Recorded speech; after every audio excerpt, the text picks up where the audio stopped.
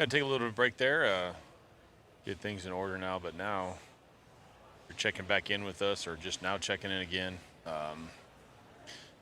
It's about to get serious. Yeah.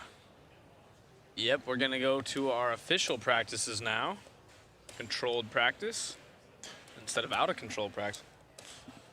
The only time I actually seen something that looked out of control was like the first 3 heats of the day.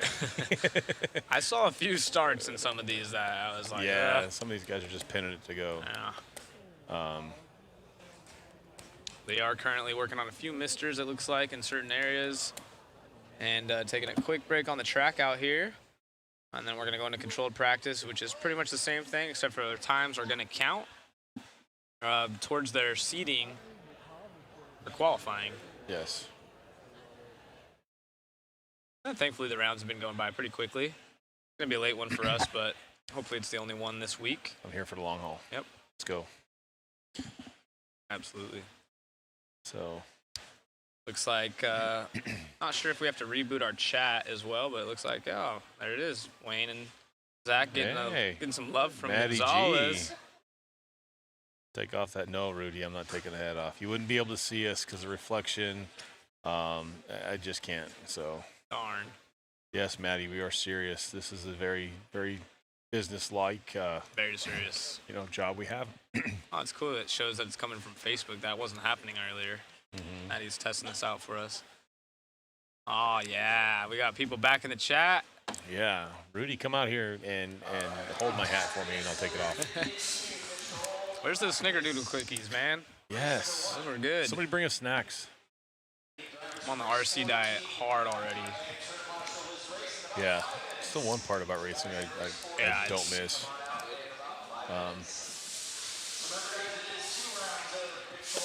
Yeah. Mine's going away too. Yeah, I don't have a hairline, so I don't worry about it. Mike likes to talk crap, but I've seen his as well. So. Yeah, his is fading quickly too. Got the Batman. Hell yeah. I'll wear a hat tomorrow too, huh? Yeah. Cover up. Yeah, I'm not too concerned about it. Who cares? I'm worried about getting sunburnt when we walk outside because it won't take long. Thank you, Del. Appreciate you joining us. Yeah, absolutely. Good. It's just to let you guys know the coverage that we're doing. It's a lot of hard work, but we are thoroughly enjoying this. Mm-hmm. We're having fun. You're going to hear us joke and blast people every now and then in a fun way. But we're having fun doing this, and it's a pleasure to be working with the guys we're working with. So this group's a phenomenal group. Yeah. If you're at the restaurant wherever we go tonight when we're there, I'm sorry. We'll shut a place down. Yeah, we did pretty good last night. Peyton's asking, what do you think the drivers are going to be changing setups and fighting for grip this weekend? A lot of the guys have been here on the warm-up and have a pretty dialed-in setup. The tire situation, now that they only have 5, it might change things a little bit, but we talked to BT earlier. They made a really good point about if you were basing your setup on that one-run tire only, your car's probably not super dialed anyways. True. So I don't think we're going to see a ton of changes. I've noticed myself at the end of the straightaway, there are braking bumps that have developed. So I think it's going to be more just not necessarily setup, but realizing that we have a whoop section with a corner right after it, and then the end of the straightaway is starting to develop. I think it's going to be more about just rolling your car through corners. Setup-wise, I don't know if it's going to change too much. And back to the tire situation, when I had my little break there, I was talking to a couple. I did talk to BT. They say they have not noticed that much of a fall off. The traction with the tire stays consistent. The problem is when you get into that third run or a little bit later, they're noticing a little bit of fluctuation in the sidewalls. Yeah. So the car's giving a little bit, feels a little bit more mushy. But as traction-wise, it's there. I think the problem with that, because I overheard that as well, but as a racer or a past racer myself, is you got to take in consideration that when they were doing testing and coming up with this one-run type thing, the track was already hooked up, and they're basing it. So that first round of qualifier practice, the track was so green that I don't really think it was wearing out the tires and mattering as much. Now that the track's grooved in, is that going to come back into play? I think yes. I think it will. But I think now, I seriously think we're going to see on your 3 laps. I think you're going to see possibly 55, 56. I think these guys are going to put their heads down and do all they can, because now it matters. I mean, these guys don't want to be stuck in a C sort or a D sort. They want to be with the same speed type drivers, so they can lay it down and give themselves the best opportunity possible. I had a question of when the mains are going to start. So mains are going to be on Tuesday for us. We have a schedule out. You guys can go check it out. Pretty sure Roar has been posting it, but you can go to Mod. I think we have one. Hobby Action has one. We got a cool little book right here. We'll try to keep you guys up to date. Today's time schedule changed because we did start late, but currently Tuesday is going to be our main event. So check in then, and we'll make sure if anything changes, we'll keep you guys notified. Hey, Chris. Thanks, dude. Yes, they love you. I guess they do. That's not even an RC guy. That's love. Yeah. Those are chat bots I made on my computer. Oh, yeah. It made me feel special. Nice. Rudy Rosala, he's over here. We party harder than 8-scale racers. Nice. Oh, we do. I have to agree with him on that one. They do practice with the race tires. Someone asked, they don't have to practice with the race tires. This controlled practice, you are required to run those tires. A lot of these guys, a lot of these guys are scrubbing them in for qualifying either way, but you are required to, and they are impounded. We've gone through the tire stuff quite a bit. Hopefully tonight we'll be able to go back through and get that interview with Jason Rona discussing tires, and give you guys all the information on spec tires, what was going on, and how it kind of developed into what it is. Got Jeremy in here. Saw Herring in there. What's up, Herring? Maybe my boys are at the paintball field together or something. Why are they all in here? I don't understand. They should be out there making you some money, selling some product. They do. Those are some good guys right there. Heck yeah. Herring's always a supporter. Yes. Heidi, your wife's in here. Hey. Thank you guys. If you guys don't mind sharing it, appreciate it. I know we just had to restart the stream. And we're going race number 1. Here we go. We're going race number 1. I think he needs to reset that. So maybe Matt will come over here. We'll reset it for the next one. He might have it. There we go. We're good. Yep, we got it.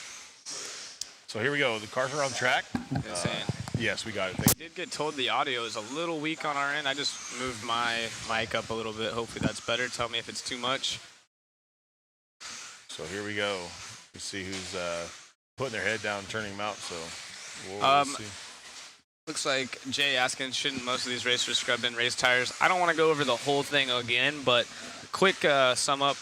You're not allowed to do anything to your tires. You literally get them out of the bag, you glue them, and then they go to impound. And when you hit the track, that is the only thing that happens. You can't even use Simple Green on them at all. This is IFMAR rule. This is spec tire, so no scrubbing of tires in. You can't use Simple Green, any additives, nothing like that. It's very strict around here. Even to clean them, you can only use water. Only water, and it's actually distilled water, not even coming out of a fountain or nothing like that. No faucet. They spent the money on the water. Yep. It is Matty G. He's a 1:01 right now. It's a 19.8 fast lap for him. Oh, Mel. You guys in the chat have been awesome. We've had a few haters here and there towards us, towards the track, towards the tires, towards the drivers or whatever. But for the most part, you guys are awesome. And I'll say it again. You guys can't hear what we can hear, but there's some funny business going on. But we appreciate you guys. Thank you so much. And I've mentioned it before. You guys are just as much of a part of this event as we are. So the racers are doing their thing. Media guys are doing their thing, and the spectators are doing theirs, and without all that together, it wouldn't make this awesome IFMAR World Championship. It wouldn't be worth coming out here to do this. Gonzalez still at 19.8. He's a 1:01, a 1:07 for Paul, 1:02 for Jaden now, or 1:01 for Jaden. So you guys are looking at the bottom right-hand side of the screen. That's going to be your 3-lap consecutive, which is what you are, or what these drivers are shooting for, is they want to have 3 laps in a row as quick as possible to seed them for qualifying. So that top bar up there is just showing, I believe, at least in the last round of practice, it was set up just to show their overall 5-minute time.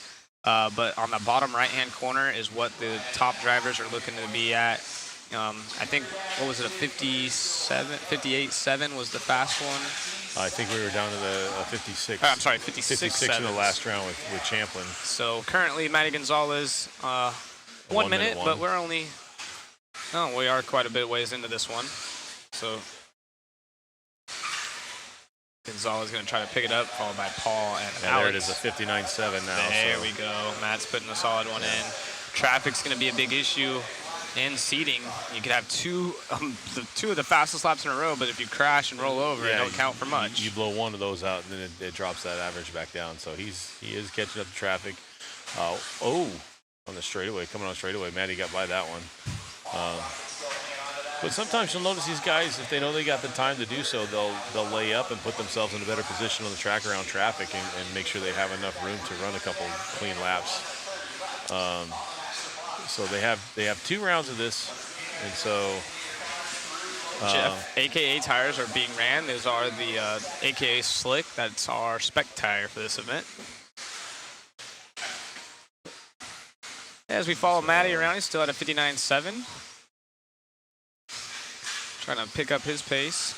Hot lap of a 19.7. Paul still in the 2 spot. And we're following Matty G around. That is that white, green, and black car as he comes over the front side tabletop. And we know Rudy's rooting for Matty G, longtime friends. Andrew Herring as well. Yeah, he's one of my favorites just because he's coming from the stock range and stepping up. I know about the last year and a half, though, he's been concentrating a lot more on mod. But these younger group of young men coming through, they're going fast. They're doing good. A quick sum up, Steve, for you. I saw you asking. To summarize the tire situation for you, going into this event, it was unlimited tires. You could buy as many as you'd like. Unfortunately, there was not enough after everyone had purchased their tires, and some racers didn't have enough, as we were doing, or most racers were opting to do 1 runs. Now the kind of been changed to everyone agreed upon 5 tires, and then A main drivers will get an extra set, so everyone's staying on even playing field. Correct. So they were allotted 5 complete sets from the start of practice this morning throughout the show, throughout the program in your 4-wheel race. So that's all they get. So some of these guys are, it's a tire strategy now. You got to figure out where your tire game is and do it correctly. But Matty G throwing up a 59.7. It's a solid start. See where that puts him. Jeremy mentioning Matty stole my paint scheme. Yeah, pretty much. Matty took it, and then he's running with it. Got the win in this one. We brought it up. Pretty proud of Matt. He's come super far in his career, and he's been fighting off some sicknesses. Specifically at this location, he had his spleen removed at a race, was it a year ago? Yeah. And then has been back now 2 times and been to the hospital twice. I think it was a BK last year or Cactus, or not Cactus, but both of the big races here last year, he got sick and he wasn't, yesterday he wasn't feeling too good. We're bugging him about turning in some paperwork, and he sent me a text saying a picture of him in the bed at the hospital getting a shot. There he is right there on screen, dropping his car off to tech. They are not allowed to bring their tires back to the pits. If you see the boxes that look like lockers back there, that is tire impound. Yeah, you see him shaking his head, wasn't happy with that run. So, Jaden saying it was at Desert Classic this year. Yeah, Matt's been fighting off some sicknesses, but he showed up to dinner last night, so he looked good.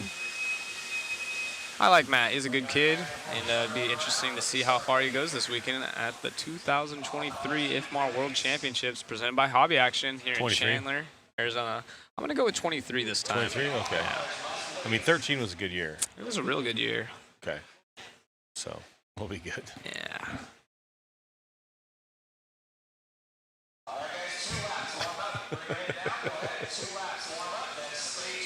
So we go heat number 2. Let's see who's in this one.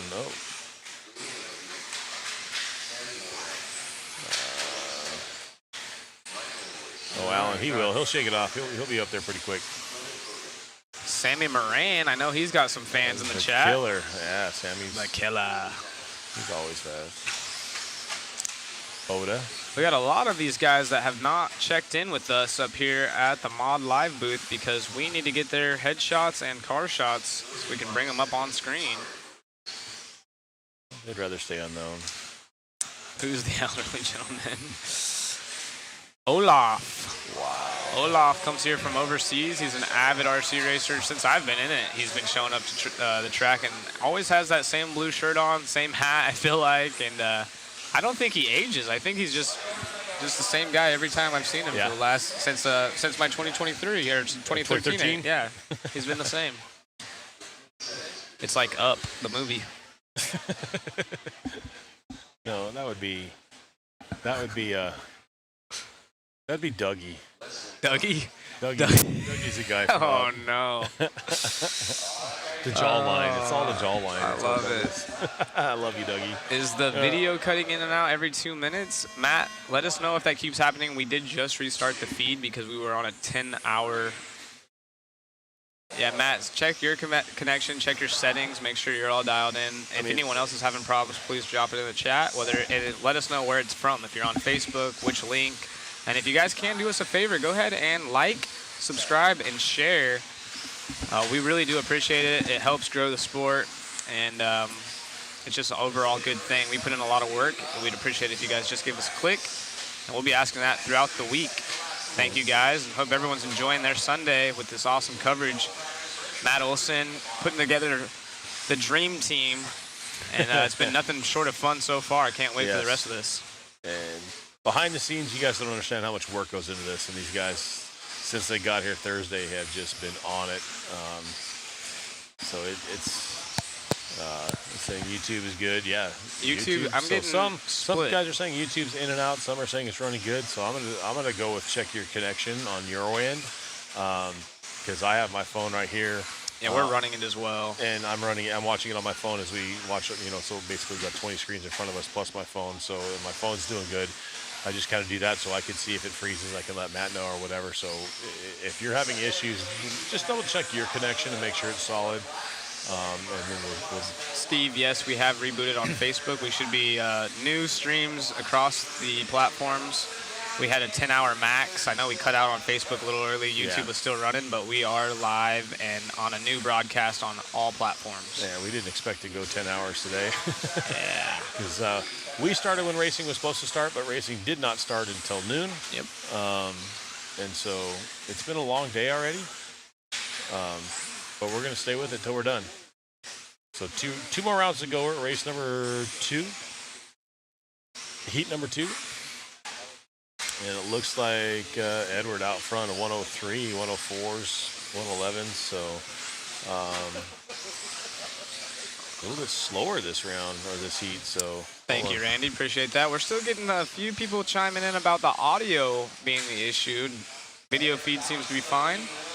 Got people saying we're cutting in and out. Maybe our mics are too close or too far. I'll do a little adjustment there.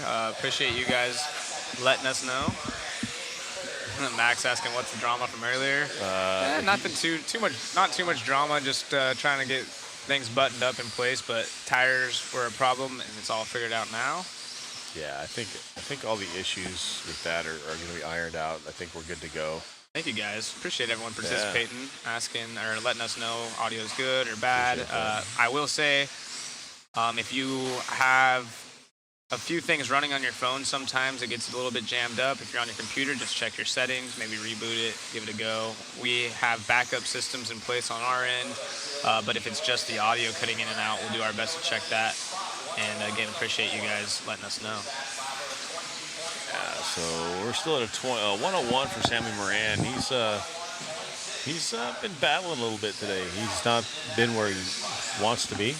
Still smiling. That guy will smile whether he's having a bad day or not. He's having fun playing with toy cars. He missed that triple right there. That's going to hurt a bit. But, Sammy, keep in mind you only got to put 3 together. Yeah, and he's still got a minute 22 to go, so he still has time to lay it down. We're going to do an instant replay right here. Let's see what we got. See what we got. The killer. And whoops. Ooh, yeah. He's trying to wave to somebody in the air, I see. Yeah, he's trying to give it a little wiggle. Kick her out. Oh, there it is. Little chassis. Tumble Raya. Poor little guy right there. Yeah. Carter got upset.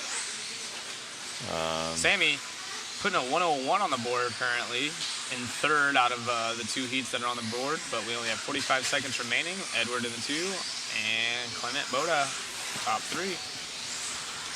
Yeah, 40 seconds left to go in this one, I believe. I've got a picture of Sammy right there on the lower right-hand corner of your feed if you want to look at that. He's an awesome young man, good kid. He's fun, kind of quiet, but he will go out of his way to make sure you have what you need to make your car working right for yourself and stuff like that. He's just another one of those good kids out in the pits. So I'll keep letting Matt know some of you guys are having issues, but it seems like that might be on your end, as most people are texting us saying everything's good. So typically if there's an issue on our end, it's across all platforms. If it's not, then it's individual to you. Typically. Yeah, check your Wi-Fi. If you are on Wi-Fi, get off of it. Maybe check that. And also, if you like using a smart TV or your smart devices that aren't hardwired, you might have issues with that. I know at my house in particular, we used to have problems with the TV going in and out, and then we hardwired the TV, so now it stays pretty solid all the time now. Spec Tire, aka Slick. Yep. Ask that as this one starts to wrap up. Sammy gonna put himself up in the 2 spot overall after 2 heats.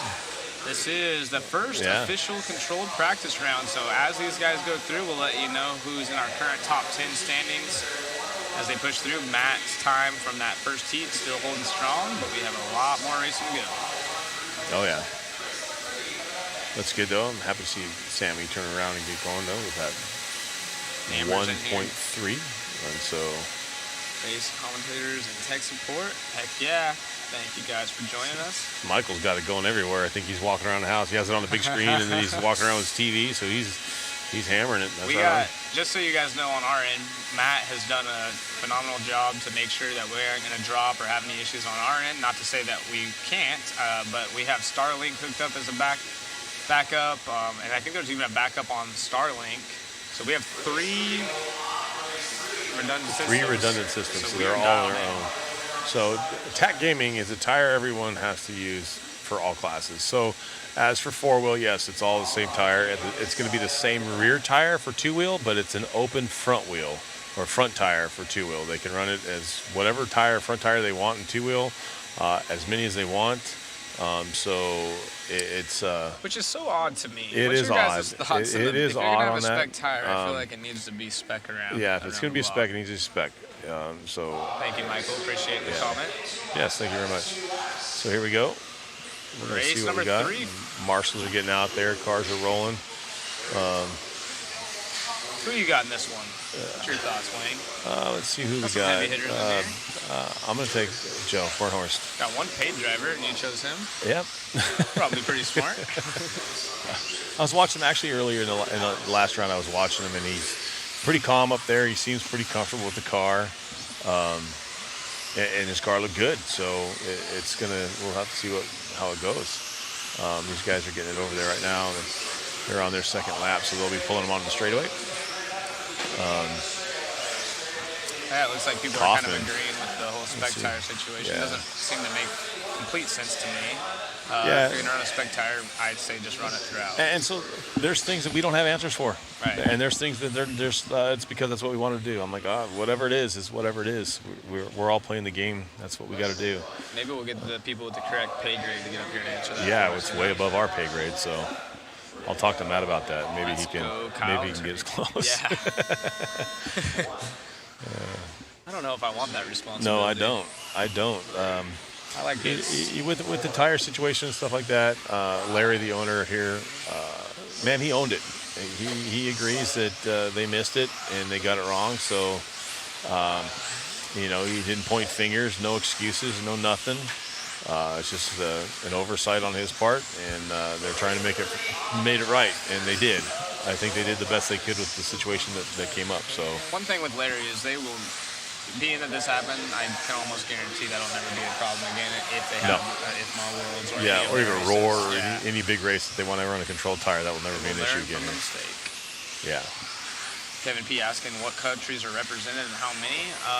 We will have an official count here soon because all of the boards for driver ceremonies, I believe they're already done, but I haven't got a chance to go count them myself. I think there were 12 boards. 12 boards and 12 countries. It's like math. Yeah. Pretty cool. That's pretty good. So, I'm not sure which countries they are, but we'll know shortly. Let's see. Bernhorst up in there. Bernhorst going back and forth. He's at a 102, 19.8 for Joe. Michael asking, yeah, we'll definitely ask somebody. We had a great time talking to Jason Rona from J Concepts, kind of giving the deets on why there's a spec tire. Hasn't always been a spec tire. But we didn't get to elaborate on the fact that why is two-wheel the only one that has an open tire policy, but we will definitely get that brought up again because personally I'm curious. Yeah, and then Shane asked the question, do you think, will people be more likely to mix the tires like running a JC or a Proline or a raw speed tire or even an AKA? I believe they will. I think there's guys that are running a Proline or a JC, they're more comfortable and they know how to, that tire is going to react. So, but then again, there's balance. You need front to rear balance in the car. So, who's to say you don't want to run or you want to run an AKA tire, right? Or whatever is going to give you the best balance. So, looks like Kaufman out front, Turner in the 2 spot, but it's 59.7. 59.7. Guys that's up to the number 6 spot. Yeah, Aaron's the only one. Well, no, Kaufman to the point right now at 59.7. I didn't see that. Yeah, he's the only one beating Matty's time. So Matty disappointed in his run, but only 3 heats in, but he's still in the top 3. Look at Hunter King up to the number 5 spot overall with a 100 or a minute .5. 100. I like that. Yeah. Aaron, Hunter, Kyle. These guys have all battled out before, and we have Bornhorst. You can't count him out in the 4 spot. They got 2 minutes left to string some laps together. Yeah.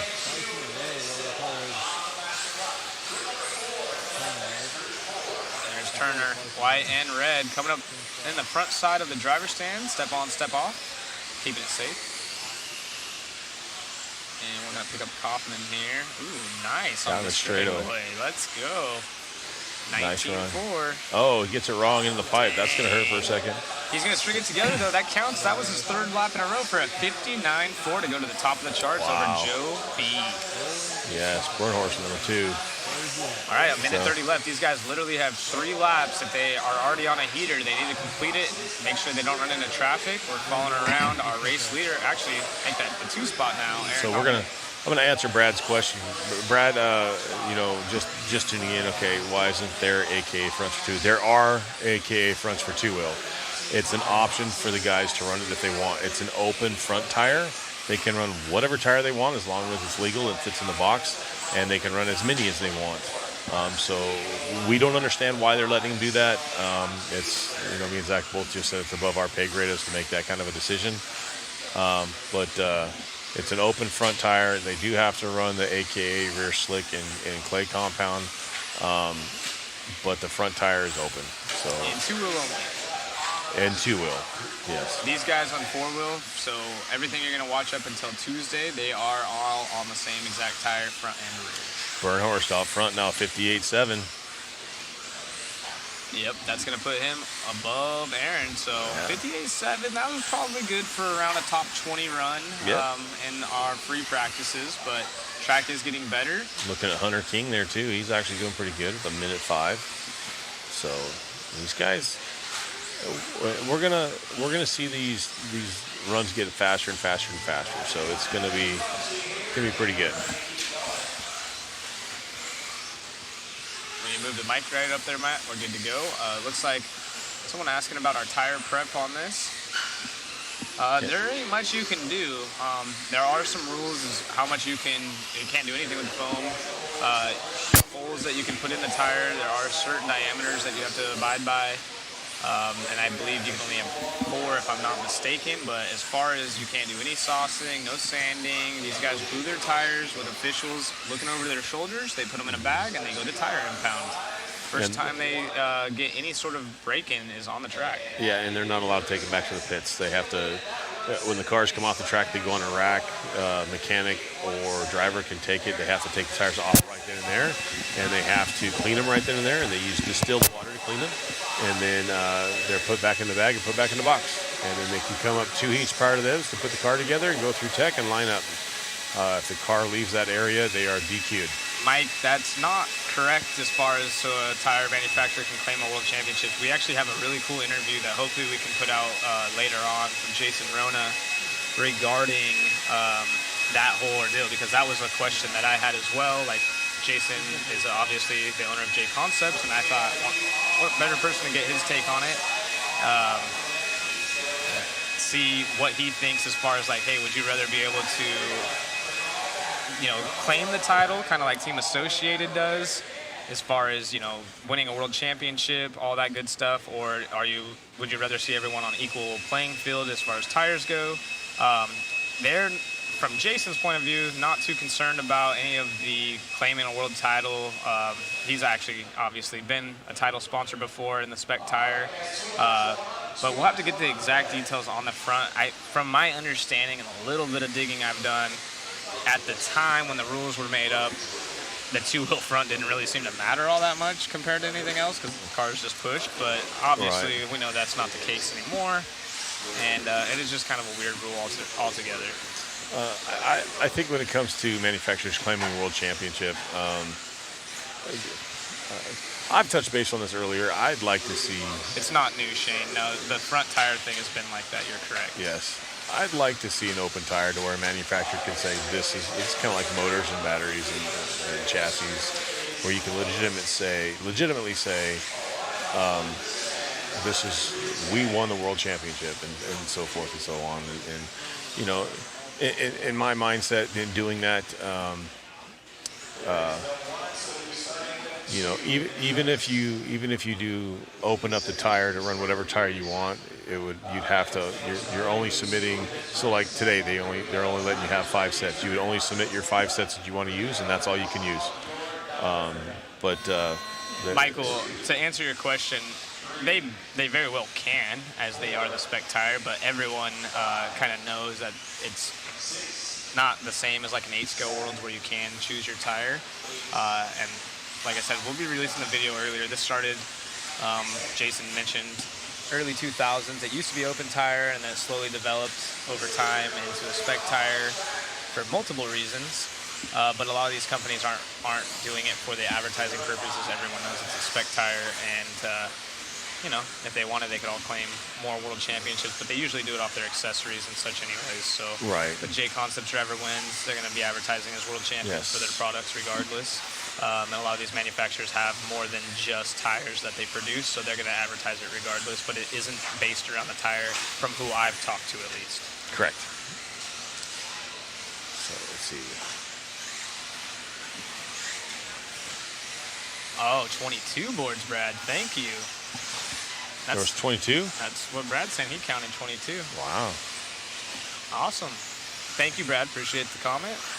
Yeah, I just kind of checked them out earlier, and it looked like there was, so, yeah. It's been a long day.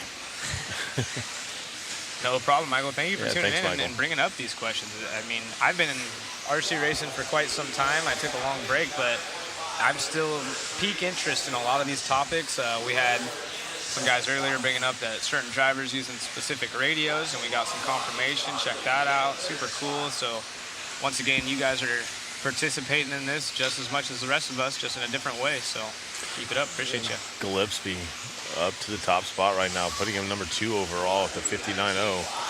So Rob's one of those guys. He can definitely get there. He's not slow by any means. You don't hear too much from him because he's one of those quiet guys, but he's super intense. Super intense. And so I think they're following him right now. Yes, we're following him right, coming over the table. So he's fast. We're going to go to an instant replay real quick for you. See what happened at the end of the straightaway here. Oh, and boom. Dang. I mean, purple car came into the racing line right there. in my opinion. Yes. He was already on the outside. He tried to jam back into the racing line, and there was already a car present. In real car racing, I know how that would have gone, but Yeah. this is just practice. I don't know if they're calling anything like that quite yet, but it is awesome having the instant replay, getting to check that out, because if that was a race and there was penalties thrown, we got the coverage. Yeah, it was an incidental. I mean, the guy's just trying to get going again, and, well, Rob trying to go big. Alan asking, you guys think Kyosho brings back the 10-scale program? Nah. I was the Kyosho team manager for the final years of their 10-scale program, and from my understanding, it won't be back anytime soon. They got an awesome thing going with 8-scale. You can see some manufacturers kind of getting out of 10-scale, and others, like Schumacher, kind of making it their main focus, where Kyosho is allowing do the 8-scale thing. But we got another instant replay coming up. Oh, that's Rob coming up short. Dang, Rob taking a beating. No, it's right not there. Rob. That's number 8 car. That's Owen. Was that Rob? Oh. So Rob needs to string a few together. He's currently third, but with the 59.0, that ain't going to be up there in the top 20, I would say, once we get quicker. Donnelly, though, laying down a 58.6, a 59.0 for Rob, but a 58.6, that throws Donnelly to the top. With the fast lap of the race. 19.3, he's by the line. Yeah. We're going to track him on the track. 58.644. And the end of the straightaway right here, we're seeing a lot of people struggle with the landing of the double with their wheels turned. They just keep traction rolling now that we have more grip. Mike asking when I'm getting a 8-scale car. He's not. A bank owns Kyosho. Yes, they had purchased Kyosho. There's two separate companies involved. Kyosho has their RTR side, and then there's also more of a racing side that makes certain products, but a bank did buy out Kyosho when I was working there. This was years ago, and I worked for Kyosho America. This is overseas in the Japan department, but they have their race team here. Chikuba is one of their designers, Auto Model. He's here on hand at the event with a few drivers. Didn't ask him if they were developing anything new, but I will probably go talk to Chikuba again here shortly. We stay in touch on Facebook here and there, but I'm also interested in that topic. So my guess is no, but we'll go check it out. Donnelly 58.644 for that run. That's not bad. A solid run. But I'm noticing something at the end of the straightaway. These guys are really starting to bicycle. So the traction at the end of the straightaway and throw in some bumps there. These guys are kind of tumbling, and it's making it tough for them to set up for that double in that sweeper area right there. So that could be something that could be a factor. We got a new fast time. Yes, we do. 58.6. Gonna go to the top of the charts and beat out Bornhorst by a 10th right there. Yeah, it's a pretty solid fast lap too at a 19.3. Yeah, it's really good. Yeah, it gets loud, guys, sometimes with the blowers behind us. So we apologize for that. Gillespie putting himself in the top 3. Is there anything worse than the Dorito-shaped landing jumps? Yeah, we touched up on that earlier. The landings are actually a little bit more flat than I'm used to. It's more of the Dorito takeoffs. These things are poppy lips, but I've always said that Arizona's built their tracks like that. It's just kind of their style and what works for them. And same track for everyone. The landings on the triples are pretty stretched out. The double at the end of the straight's not too bad. It's not as stretched out as the triple landings, but it's definitely the takeoffs are pretty steep. Well, like I said, that's kind of the style around here. Like you said, West Coast, Arizona, California type style. Smaller jumps with some kickers. It's just a quicker transition. It just pops you faster. Yep. Shoots you a little bit more up than out. These guys work their way back out to the track. Race number 5. What's up, Hoffman? How you been, bud? He's out there living the dream in Havasu most of the time. Nice. Always jealous. Probably just as hot, if not hotter there than it is here. No joke. At least you got the water, though. We got Keenan in the house, the No Name RC podcast. Thank you for joining and thank you for what you do for RC. I'm sure you got, I didn't get a chance, but I think I had read somewhere that you had covered the Ronald Falk Mayako coming up. Maybe not. Could be a little bit premature on that one. It'd be interesting to hear that take. Yeah, the grip levels came up like crazy. Yeah, someone earlier mentioned they didn't think the grip was going to come up quick. Oh, it came Being up that really I've raced here a few times, I was like, I beg to differ. This thing is going to be And traction roll city. Somebody else says that the 57 is possible. Then, we're going to see 56s. Oh, yeah. I maybe a stretch, but possibly 55. I was going to say, we've already seen 57s, Yes. 56s, Yes. 156. I think we have a 56-7, but I really Chandler. think it's possible we might see a 55. Yeah, definitely. The track's getting fast. You can see these cars traction rolling. And let the designer know I demand, Kyosho. We're on that, Brad. We'll go talk to We'll him do right our now. best. Show 255, he talks about it. So if you guys are interested in the Ronald Nyako situation, go check out the No Name RC podcast. And then also, sounds like there's 254 other episodes you might be interested in.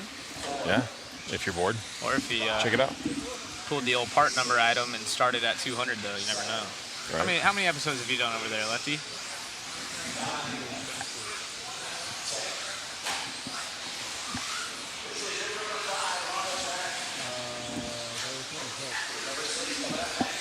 Harley Yoshi opening up. 19 out and a Koki. So Koki actually, that last round, he actually put one up there.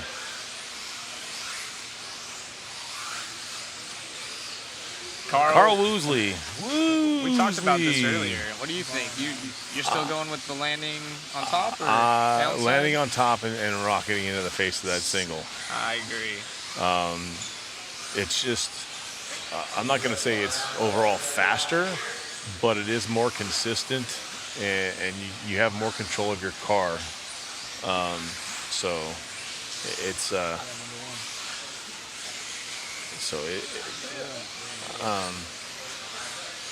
yeah. This is still practice, Brent. This is our controlled practice first round.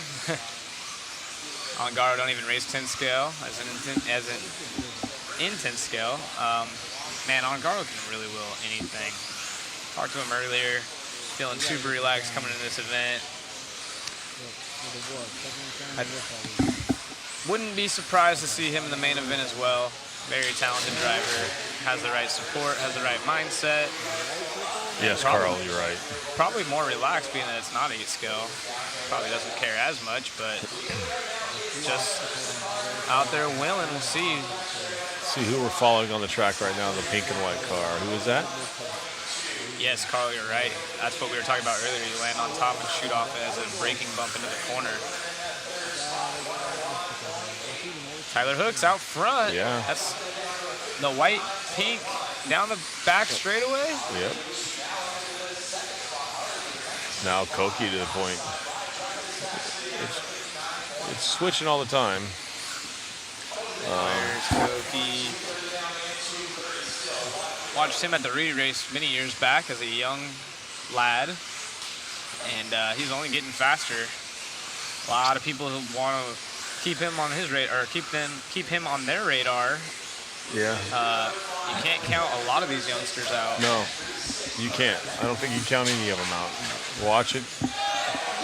Watch it straightaway, guys. Oof. I don't know if you guys could hear that carnage going on, but That was Harley. Yeah, Getting it Harley. wrong on the straightaway. Koki at a 59.1 now, 59.9 for Yoshi. Of course, he's got a rough one now, so blow that one out.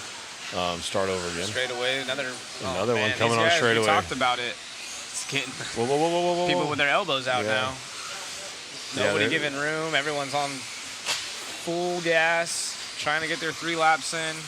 No one in this one going to beat any of our top 3 drivers thus far, but we're only a minute 40 remaining left in this. Although Koki going a 19.4, 19.5 for Harley, 19.6 for Hooks. Okay, Koki. So solid fast laps.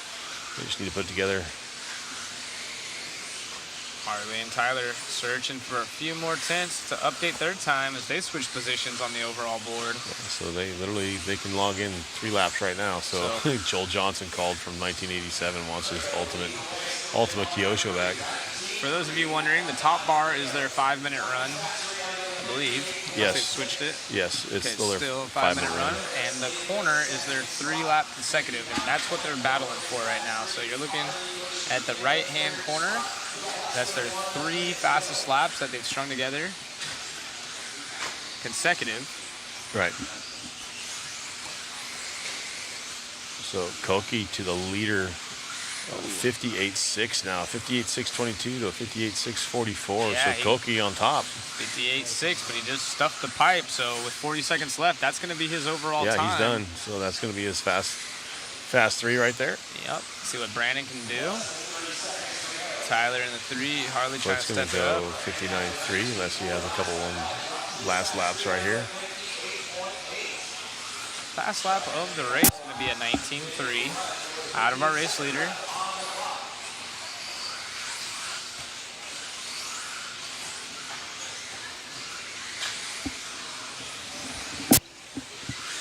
Kato out front. So you're 58.891. So Foot up to number 4 overall, Hook 6, Harley 10th. So these guys, no joke, they're laying some down. And we're going to see that. We're going to see these guys start putting faster runs together as we go through the program, just because of the way, if you look at who's in what heat, it almost seems like they put the faster guys a little bit later. So I don't know if there was. I believe it goes off of basically how the entries are. So like race 14 should be your top dudes.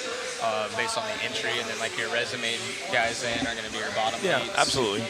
I believe that's how they set up the heat sheets. Okay. Koki. That's why you see those top 2, 13 and 14 are pretty stacked. Yeah. It goes off of how you finish the roar and how I'd say probably 12, 13, and 14 are the ones that lock themselves in by earning it. And then we know Matty G, he resumed in, he was in the first heat. Yeah. So, Mac, what's going on? Hopefully we'll see you this weekend. Yeah. Yep, it is consecutive laps, so you got to put 3 heaters together. You can set the 2 fastest laps of the whole entire event, but then put it on the pipe, crash, and it not count for anything for you. Yep. So a little bit of consistency with a little bit of speed mixed in, and that is how you're going to sort yourself for qualifying, which will go off in full 5-minute runs.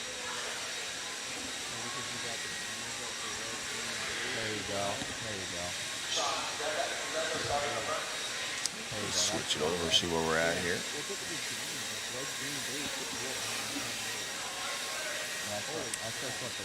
Mint. Oh, Mac was here earlier. I might have said hi, I don't know. I've been stuck in this booth. Praddy with all kinds of fans online. So Yeah. Mitchell, I'll have to make sure we get him followed around. Already hearing some cars go upside down. Like we said, these guys it's go time. Now we got to do something. Now it's not practice. These guys, you'll see them definitely start strapping it up. You know, right now, Koki's at a 58.622, Donnelly at 58.644, Burnhouse at 58.733. So your top 5 at 59.0. So they're all within half a second, your top 5. And that's over 3 laps. So we're definitely going to see faster times. I will not be surprised if we see a very low 56 or maybe even a 55. These guys are just going to start strapping it up. I'm asking how the S-Works are doing. Currently, Bornhorst, after 5 heats, is third, but not sure who is going quickest so far overall throughout the weekend. I know they got Spencer over there. One of the only teams that has a female present here. Overseas. I think the X-Ray team also. See how they stack up. But yeah, Bornhorst currently sitting third. We've got lots of racing left. Jared Mint, he's been out here. A group of those guys have been out here for, gosh, I'd say 4 or 5 months. He came and ran a JBRL in Bakersfield. And he, super cool young man. Not used to these tracks. Even this track is small by nature that they normally run on. They run on almost 8 scale size tracks where he's at. Dan coming in here asking who the youngest entry is. We were talking about this earlier. I can't confirm, but I do know that there's someone in this race that's really young. I think it's, what did they say, 14? Owen is 13. I'm not sure who's the kid in this one. Someone in the chat will probably drop it on us. But I do know we have a 13-year-old. Just crossed the line. From Iowa. Thank you, Norman, for the love. Appreciate you tuning in. It will be a good week. If you guys don't mind, give us a like, share, all that good stuff. Number 9 car, I believe number 9. He's the number 9. Martin? So if anyone knows Martin, car. maybe he looks young. I believe that's the young man at the end of the driver's stand. Right here. He's the orange and white car. Heading towards the straightaway on the triple right there, down the straightaway. So if that is Martin, maybe we can get update. We didn't put it on our sheets to get everyone's ages, but I do know Owen's at 13. So if you know anyone younger, drop it in the chat. Yeah, and this young man's the youngest one in the race right now, so. Pratt down there in the 6th spot. Charlie down to a 59.9. Chris Van Air. It's good for 10th overall. I'm gonna have to start calling him Chris Vintage Van Air, dude. Vintage Van Air. He's always got the cool RC10 shirts on every time I see him. Yeah, that's Owen, Steve. Yes. That's the one we're talking about, Vanderbeek, but he's not in this race. I know he's 13. We're trying to see if, I believe Wayne mentioned it might be Martin. Martin Starr. He might be competing with that youngest racer award. Good marshal job there, getting his foot out of the way and whatnot. Jared Ment. He was at a minute 9, a 59.7 for Charlie, so. Michael, it is an invitational in its own sense. You can resume in, but how you qualify is your sanctioning bodies, nationals, wherever your country is or whatever your sanctioned body is, you finish in the top percentage. I'm not 100% sure. I believe Roar, it's 30% if I remember correctly. From the nationals, they take the top 30% out of the entries and you automatically make it in. Any past world champions, they automatically have a spot. And then from that, you can also resume in. That's how you make it. Pretz mentally. We've got an instant replay coming. Something happened on track that we missed. Oh, Charlie on the straightaway. Ooh, got Aiden a little scared right there. Yeah, woke him up a little bit. I'm sure his boys are going to be making fun of him for that one. He's going to be a meme by the end of this, or a GIF. A little jumpy. A little jumpy right there. That's my boy, though. They have 2 rounds of seeding tonight, JV, using the best one consecutive 3-lap time. So it's go time. Charlie with 45 seconds remaining got himself in the top 10, right behind Maddie. Yes. Yes, Michael. When you submit it, they look at it. They want to make sure they actually do call on people and double check your references or what you have to make sure you're a decent, for lack of better terms, a decent enough driver to compete. You're not going to be somebody out there just, going full wood, pinging it off the walls. The Aussies, I love them in the chat. Appreciate you guys tuning in. I know you guys are some of the most patriotic, if you will, for your country. Yes. I got the opportunity to meet quite a few of you guys when I went to the Australian Worlds as a mechanic for Jared Tebow, and I had some of the most fun I've ever had. You guys are an absolute riot. So thank you guys for tuning in, and if you haven't got a chance to go to Australia. Another instant replay coming up. Let's see. We heard a bunch of cars tumbling. Over the big jump. Ariana again. Oh, crossed up over the single right there. Oh, cars coming together. Almost got it. Look at that Marshall job. Oh, check him out. Dang. Is that Root? That's not Frank Root, is it? No, that's not Root. That was sick. That's Kurt Ringer.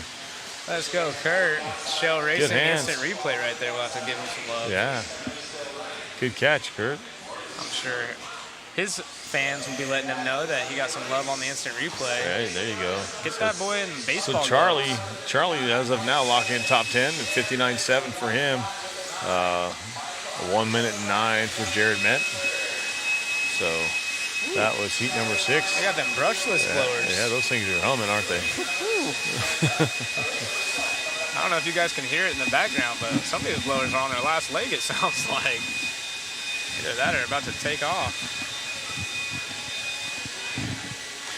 That must Maybe be. you've already commented, maybe I'm coming up with a can of worms here, but who do you think will take the title in various events? As various events, do you mean two-wheel and four-wheel as classes? Because I got an answer for that. You go first, Mike. Dude, What do you think? So here's my question to you, Michael. Is it who do we think or who do we have a favorite of? Right. Because I've worked with him, he's helped my son with my son's racing program. I'm a huge fan of Mayfield. And knowing that he doesn't have a locked-in chassis sponsor, I would love to see him do well and win at least one. It'd be awesome to see him do both, which is it's so hard to do that. And he did it with Yokomo when he first signed on with them in the first World's year with that. But right now, I'm picking Champlin, Brock Champlin at the top. I've worked with him too. I've seen what he can do. He is uber focused and it's all business. Even talking to, hey, you want to go out and do the, nope, I'm focused. I'm relaxing after racing. I'm not doing anything. Which, you know, he's super, super hungry. So yeah, Dale, absolutely Dale, I'm on. And those guys, that whole team as a whole, they came to play. All of them are just super serious. All the cars look good. So it's going to be, him and Dakota Fenn, they will definitely be on a box. Yeah. Rivkin, I know Rivkin will be up there. Some of you guys argue that it's his home track and it's not fair and this and that. Well, honestly, he hasn't been consistently the fastest guy up there, so you can't really say it's an unfair advantage or anything like that because it's his own track. He's been fast, but not as fast as some. So since about the second round, Brock Champlin's been on top. Yeah, I mean, I couldn't agree more. I think there's quite a few drivers you could pick. Orlowski is going to be one of those, in my opinion. Another Schumacher. Yeah, another Schumacher. But I think Dakota Fenn, he's been on an absolute tear. He's going to be hard to dethrone from this event. He feels comfortable on these smaller tracks like this. He can see everything just fine. His cars are dialed in. But Spencer's obviously a heavy hitter. Dakota Fenn, Brock Champlin's flying out there. What do you guys think? Drop it in the chat. What do you think for two-wheel? What do you think for four-wheel? Currently four-wheel. Brock's been going really fast. Those Schumacher cars look great. Yeah. And I wouldn't be surprised to see a Schumacher take it home in the four-wheel drive class. Yeah. We haven't seen a two-wheel yet, so we can't really, go there. Anybody but Rivkin. You can't. Well, he's got a couple, so he doesn't need them. Exactly, he doesn't need them. But it's definitely something that, we all have our sentimental favorites that we want to see do good. But, the likelihood, not that he doesn't have the support, but Mayfield's going to be fast. Yeah, Mayfield. He'll definitely be in the show. And if he's not on a box, he's definitely, I think, potentially top 5. I'm excited to see what Ongaro can do with his four-wheel as well. He's a wheel and an 8 scale. I've seen him race 10 scale before, and it wouldn't surprise me either to see some consistency out of Ongaro if he gets his car feeling like he wants. I mean, we've seen it time and time again. Yep. He will pull away from the world's best. He will. It's also one of those things too where you see and you hear in sports teams or any kind of sport that are people peaking at the right time. Did Dakota Fenn, although he's been stringing a lot of runs together, but did he peak too soon in the year? Right. Does he still have some left in the tank? Brock, he's been doing racing a lot too. Did he peak too soon and leave anything out there, so we'll have to see. Tessman, yeah. What about Ty? Ty Tessman's always going to be up in the mix. Ty's a little off right now, but yeah, that doesn't mean he's out. He'll figure it out a way. I was gonna say the thing with Ty is that almost sometimes works better for him. Him and his dad, they put their heads together, and almost being the underdog for them is better because they'll all of a sudden just pull it out of nowhere. And once they have a car clicking, they kind of like that position. And leave me alone, I'll just surprise you guys. Exactly. They're definitely, that group of guys is definitely, we won't talk about it, we'll just show you. Yep, it's definitely frustrating for the competition. I've seen it happen many times. We got Dominic up front right now at a 59.9, so he's breaking to number 11 overall.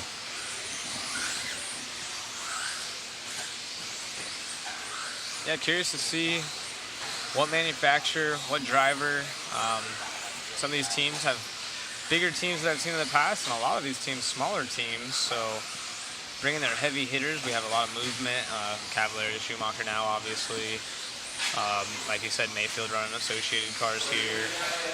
And I just can't wait to see an A-main in the top 10 out here battling it out on this. I did talk to Mayfield about that, the clarification, is to get any factory support. He is not. It's straight from, he gets his cars and his kits through J Concepts, through that deal. Other than, he has been working with Rivkin. As for setups and figuring out what the car needs, what the car doesn't need. So he's been working with Rivkin there, and they have run a lot of packs here. But as for the factory support, he does not get it from Associated. It's very odd because I know that Techno, and the biggest thing for these guys, especially at this level when you know you have a shot at winning, is when you don't have a contract, even if it's not a paid salary contract from these 10CL.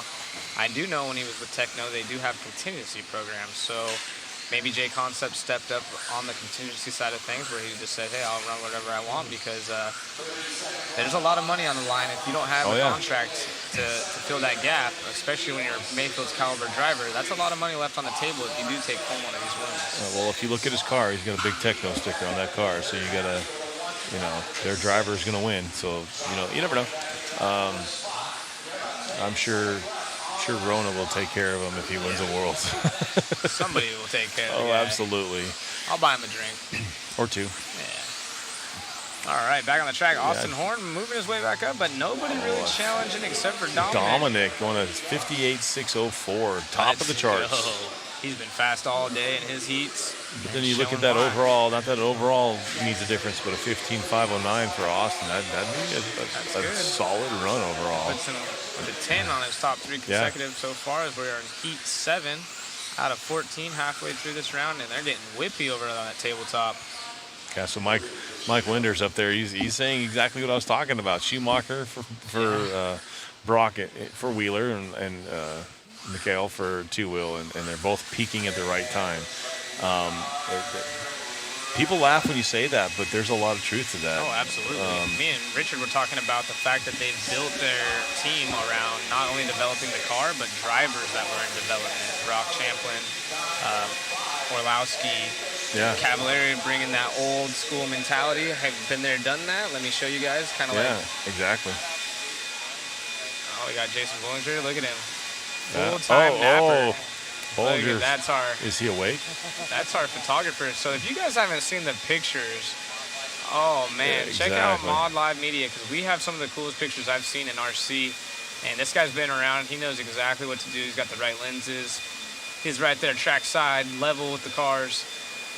Are those long socks or legs? I don't know. That guy. I don't know.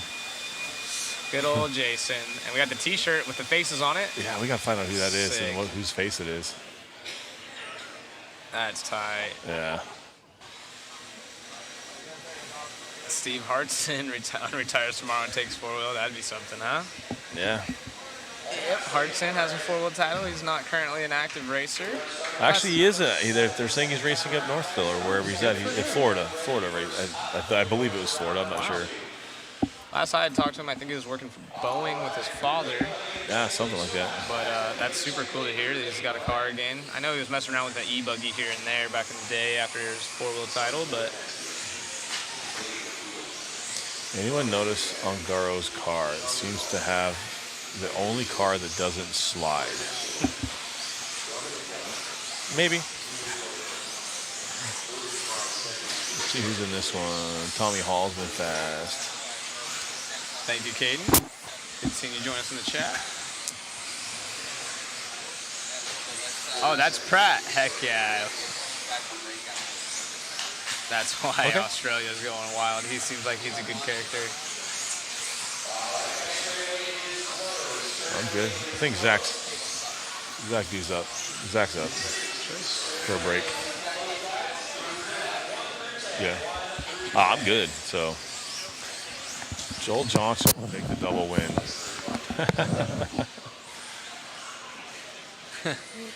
It's funny. Listen, you guys are reading what you guys are posting up there. Ben Cribben, probably the coolest name at this event. I dig it. Race number 8 about to start. We got the real Shim Shady, Brennan, in this one. Bregnani is actually one of them Schumacher's he just crossed the line right now, started. He'll be out there pretty solid. He's been fast. All day long, he's been pretty quick.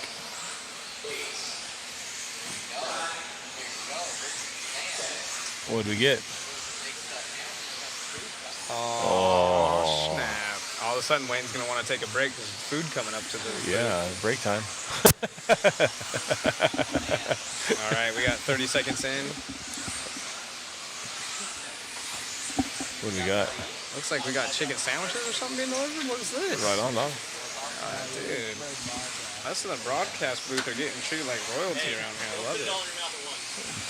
That's what she said. Sorry. Easy, you're live, bud. We got the SEC logged in here. Yeah. Thank you very much, sir. All right, Ryan up there in the 2 spot. All right. Thank you. Ben Cribben falling back, but Tommy Hall trying to make things happen. Everyone's saying or not everyone, but someone's saying the Facebook feed is way better. Mark. Wow. Yeah, like I said, on the Facebook feed, I have it going on my phone, and it hiccup once. So. Yokomo team at this event. Not that I've seen. There are Yokomo drivers here, but we're not sure. Yeah. I know there's at least 2 drivers. No, Australia.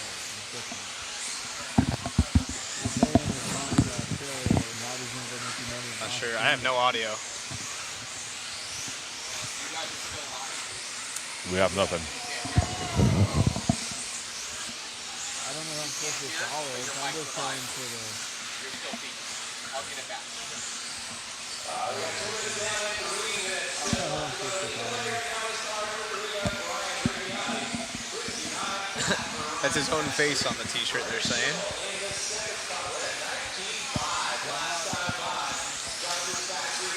I haven't seen any Serpent guys personally, but... Yeah, Yokomo, I think that's about right. About 4 drivers, 4 or 5 drivers.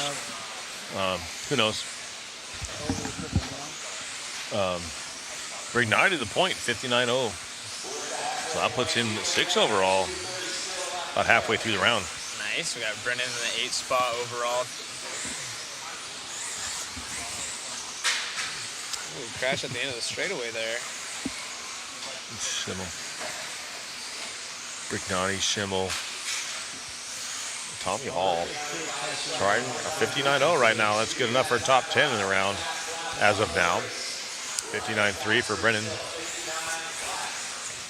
So right now, fast guy overall is a 58.604. 58.6 is the time with Brignani. 8 of 14 on the track. Might be a little bit quiet. We got food up in the booth now, so Yeah.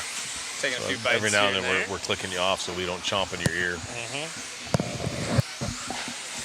Like so we can hear our master on his mic and we can hear the chewing in the background. Mother Matt.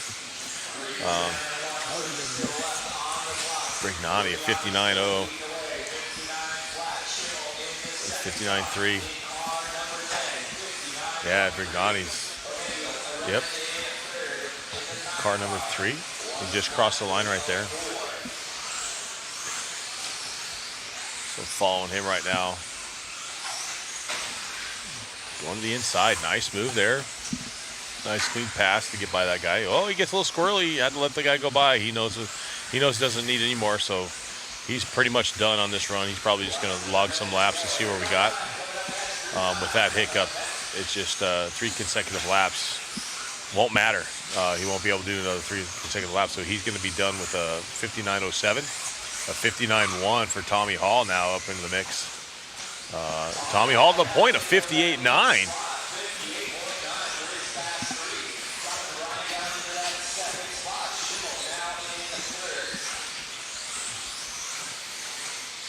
Got 15 seconds to go in this one.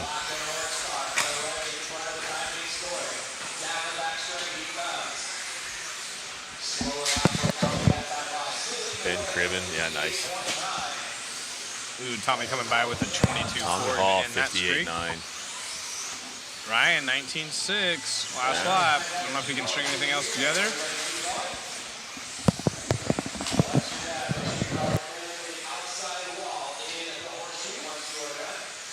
Wow, good run. That's a solid run for Tommy. Solid run for Ryan. That is awesome. And we're going to be going to a quick commercial break here, guys. We'll be back momentarily.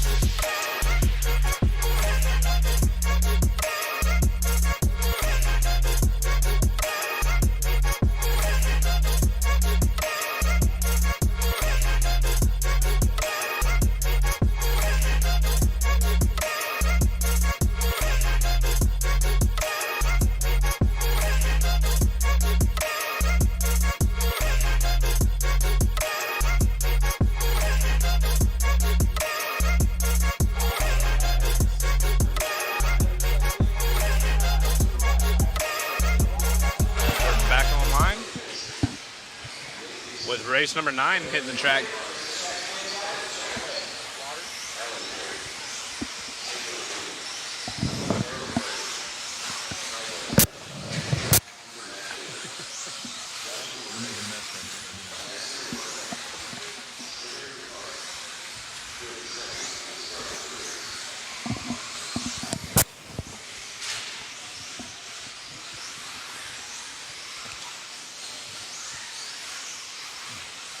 So do we know which brand seems to be most popular?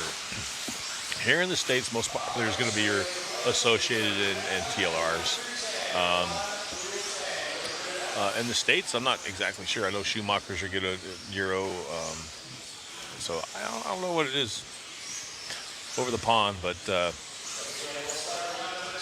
oh, we're watching Tyler Fenster shaking his head like he's not ready for this one. So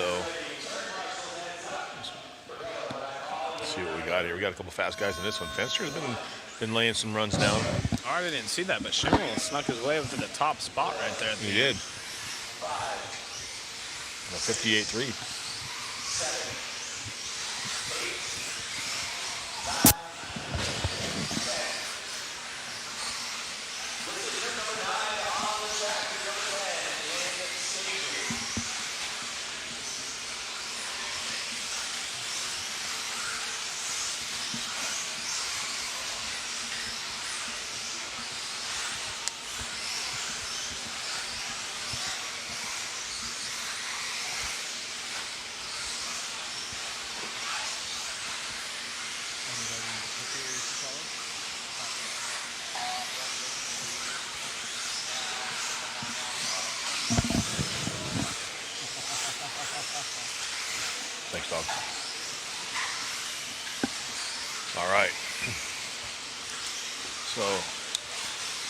see where we're at here.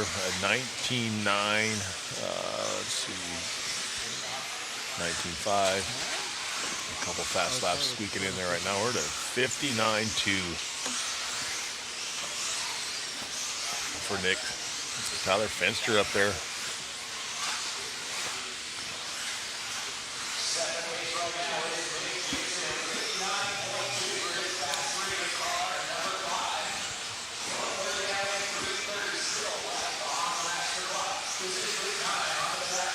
Alan Horn up there. So your top three right now on your fast three is going to be Nick, Tyler, and Alan Horn. Those guys trying to lay it down right now.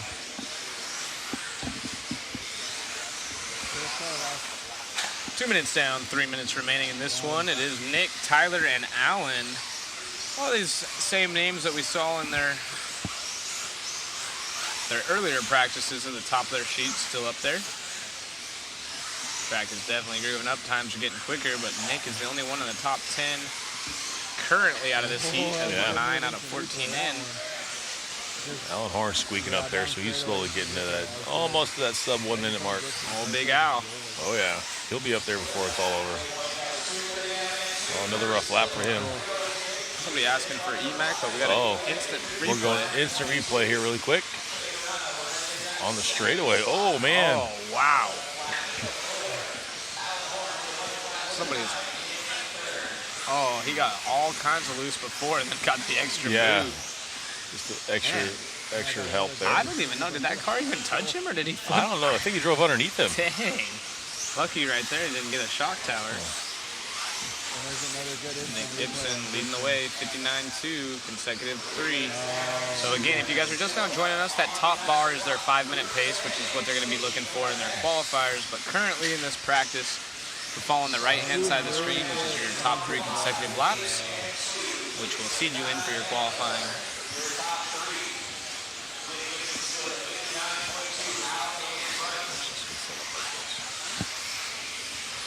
Yeah, the instant replays are pretty cool, huh, Kevin? Big fan of it myself. Yeah. It's cool to have. We can utilize that during racing if there's any dirty driving, but for now, it's just cool to check out the wrecks. It's cool to see the big ones, too.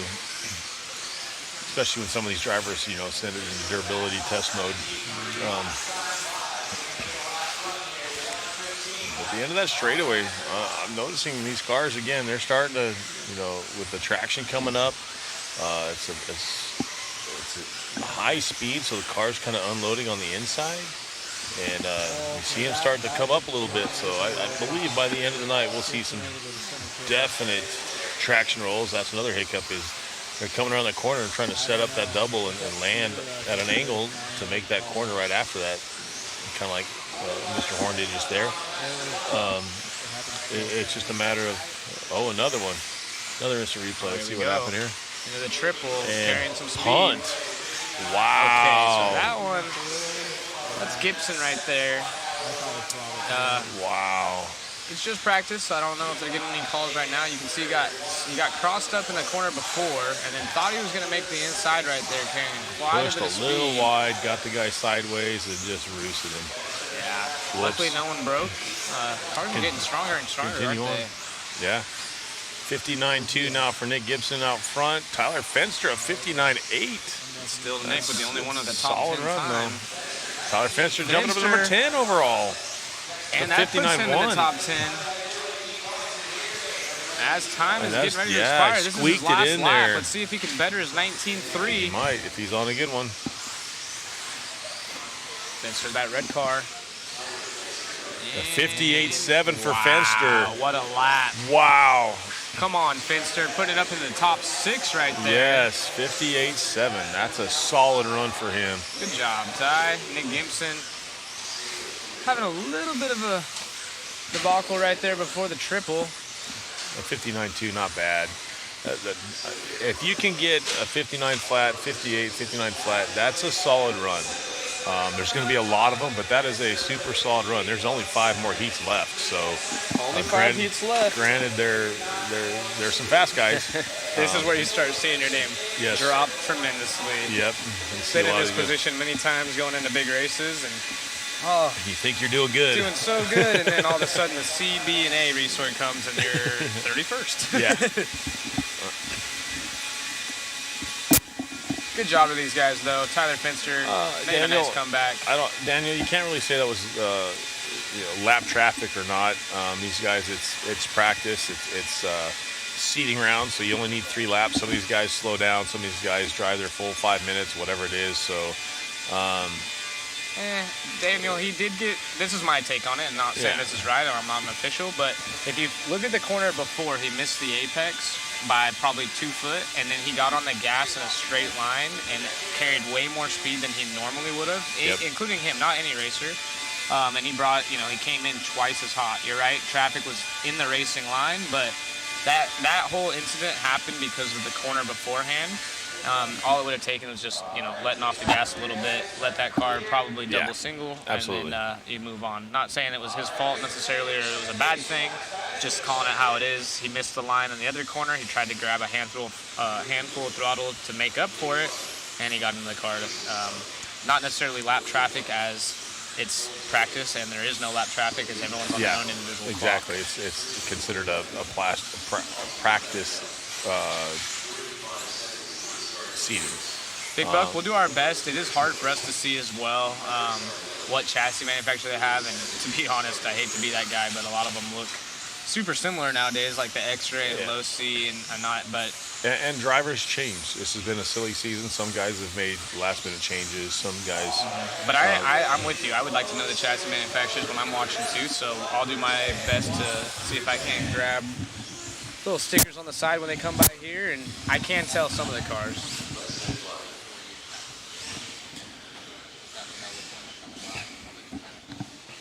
Thanks, Mother Matt. Thank you, Mother Matt. We got Matt Olson taking care of us from food to our mental I think that was sanity. Larry that just fed us. Oh, that was Larry? Yeah. Matt told him. Oh, you told him to? Matt's a very good boss. He can tell people to do whatever. He's just like, you're going to go now. No, Matt's honestly one of the greatest guys out here. Yeah, Appreciate it, Matt. He's treating us taking well. care of us. He's treating us well. Taking care of you guys. Bringing the awesome Mod Live Media to this IFMAR World Championship. As race number 10 on the track, Austin has some fans out there, I know, asking him to get followed around earlier, so I'm sure Austin will be on the top of the screen. We don't even have to ask, because if you lead your heat, you pretty much get followed, yeah? Yeah. Let's watch Davey, though. Oh, yeah. A Davey. 19.7. Opening lap. Right out of the chute. Only driver to hit a 19 on his first lap. And that kid is actually really fast. Obviously, him and his dad own a track. And I would say upper Southern California in the valley. I don't know exactly where that would be. Jared, we haven't had a chance to interview many drivers yet because everyone is hell-bent on making sure their cars are dialed. It makes sense. But we also don't have our camera set up for Richard Lake to go around and do interviews. That will be happening tomorrow, from my understanding, and we'll probably have all kinds of good content. Richard's awesome on the mic, so I'm sure we'll get great coverage down there. And I'm actually interested myself because I want to hear what some of these drivers have to say about their changes, the track, and where they feel like they're going to fit in overall this week. Tire gate, and all that kind of good stuff. So Davey Bottas, that looked like a rocket lap. Let's see where Davey's at. Jaden that was a mentioned 19.1, 19.0 for Davey now. On fire. So let's see what this lap looks like. He He might shoot it up there. Let's see. See where he's at. Davey Coming on straightaway right now. Davey bought a Nice. 57.5. Let's go. So Davey, halfway through this race, not even quite halfway, going to put a 57 on the board. That's going to smash second place. Cole Toller is going to be fast. Almost by a second. 7 tenths, 8 tenths. Wow. Kevin asking, what happened to the rubber track in Bakersfield? It switched to clay, and then it was part of a go-kart track that ended up closing down after a few years, so the RC track went with it, unfortunately. Yeah, I don't know who it was or what it was. So let's see what Davey's got now. 57.521. Last time by a 19.0. So 19075, 1993. So this dude is just Code Tollard up the number 2 spot. So those two are right next to each other on time. They've been battling all day long too. They've been next to each other, running laps with each other. Oh, Tollard coming up on traffic, gets around nice and clean. Let's see what he can do right here. That is a TLR car, for those wondering. Tollard to a 57.501. Wow, Tollard putting it down. Still minutes, 50 seconds left. Let's see if he can go any quicker. There's Bada crossing the line right there. Mistake. Oh, Bada. I'm sorry, that was not It's Tollard. crazy, but his last lap David Batty was a 19.1, and it was slow. Yeah. 18.9, fast lap of the race. Actually, last lap for Cole was a 21.0. So, yeah, and like I said, if you look at the overall time, it's going to take a 16-lap run. Yep, I agree. But let's see if we can get any better. We got a 5:01 to a 5:21. Oh man! I wish these guys were side by side on the track. They're coming up on traffic. Tollard down the front straightaway. He is our current race leader. Switched over from Team Associated TLR. Gets lucky. Downsided the number. I'm going to have to go ahead and say that he's probably got his top 3 in now because he just made a mistake. But let's see if we can pick up Davey. I'm not sure. I think Davey's going to be done too because he's got a 22nd lap time. 19.5 down here out of Killick in this 5 spot. Let's see if he can do anything with that. That's going to be his fastest lap. No, 24.4. That one hurt. 19.9 out of Austin. 19.9 and 19.5. So there's something there. Austin can put something there. Well, he needs one more. Let's see where Austin's at. He should be coming close. Austin in the 4th spot on our 5-minute time. Yeah, a 19.4 for Austin. Nice. So 25 seconds left. He can get another one. No, I know.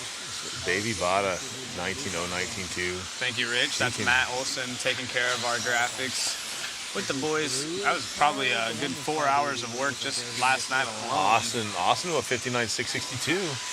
Austin's on fire.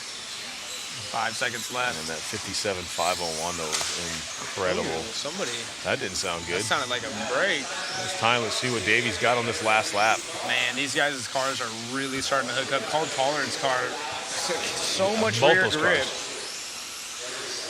Both those cars. It's crazy how different the track is from earlier this morning, where these guys looked like they had broken axles in it. Yeah, exactly. And now, wow, skyrocket.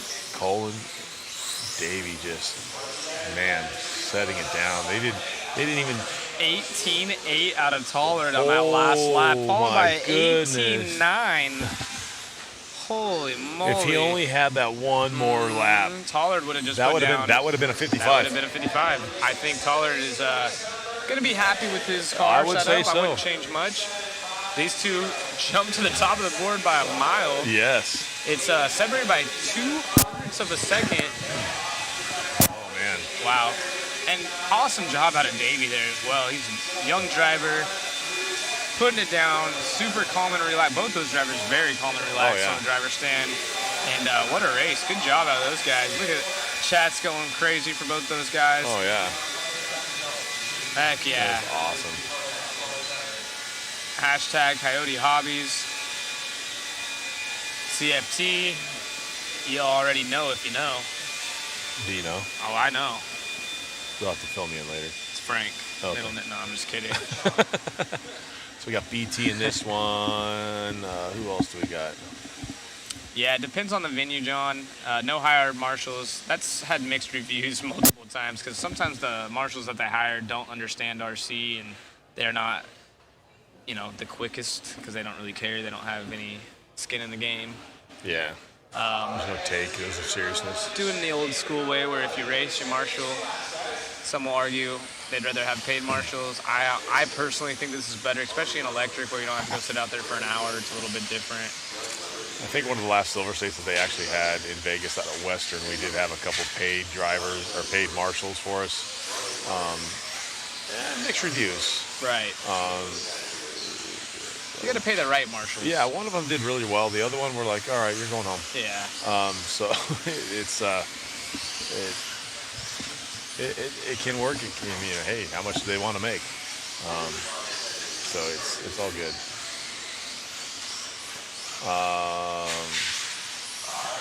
So actually, yeah, for marshals, so what you're referring to, it could be either the driver or their mechanic can go marshal.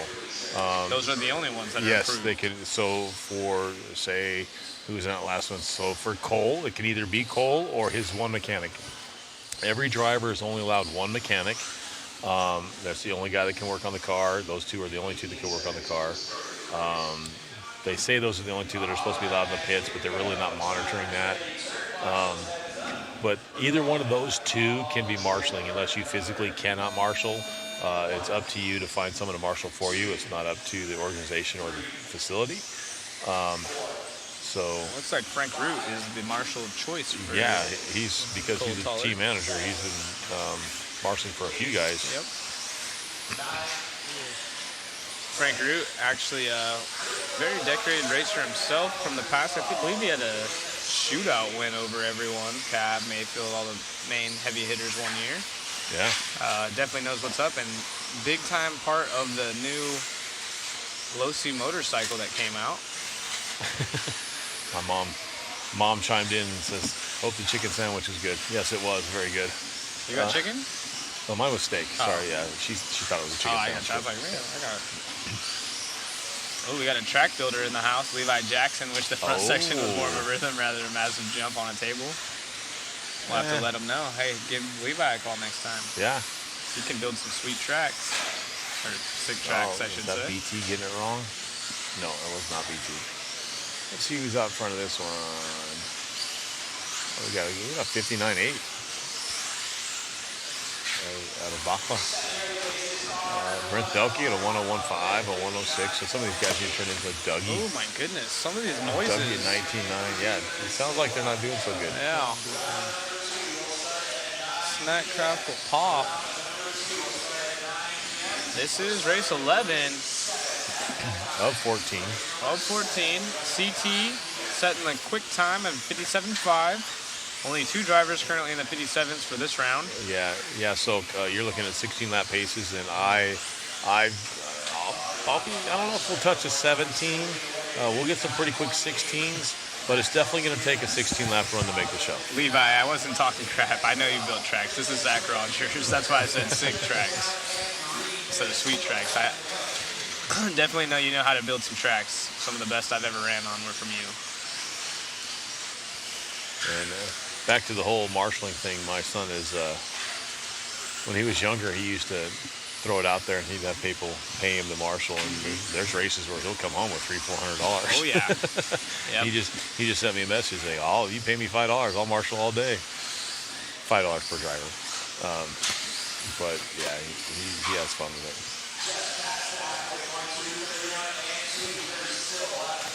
Someone's saying it's CFT, not just CT. That's one of those, if you know, you know. Fill me in later.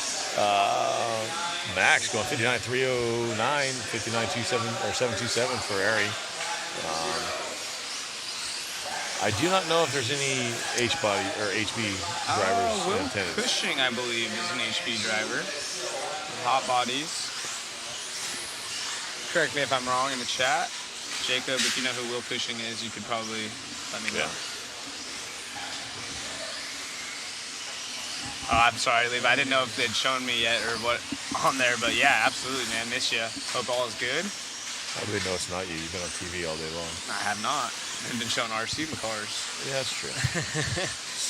And Levi's more of an A-skill guy. I didn't know he'd be even peeking his head in here, you know?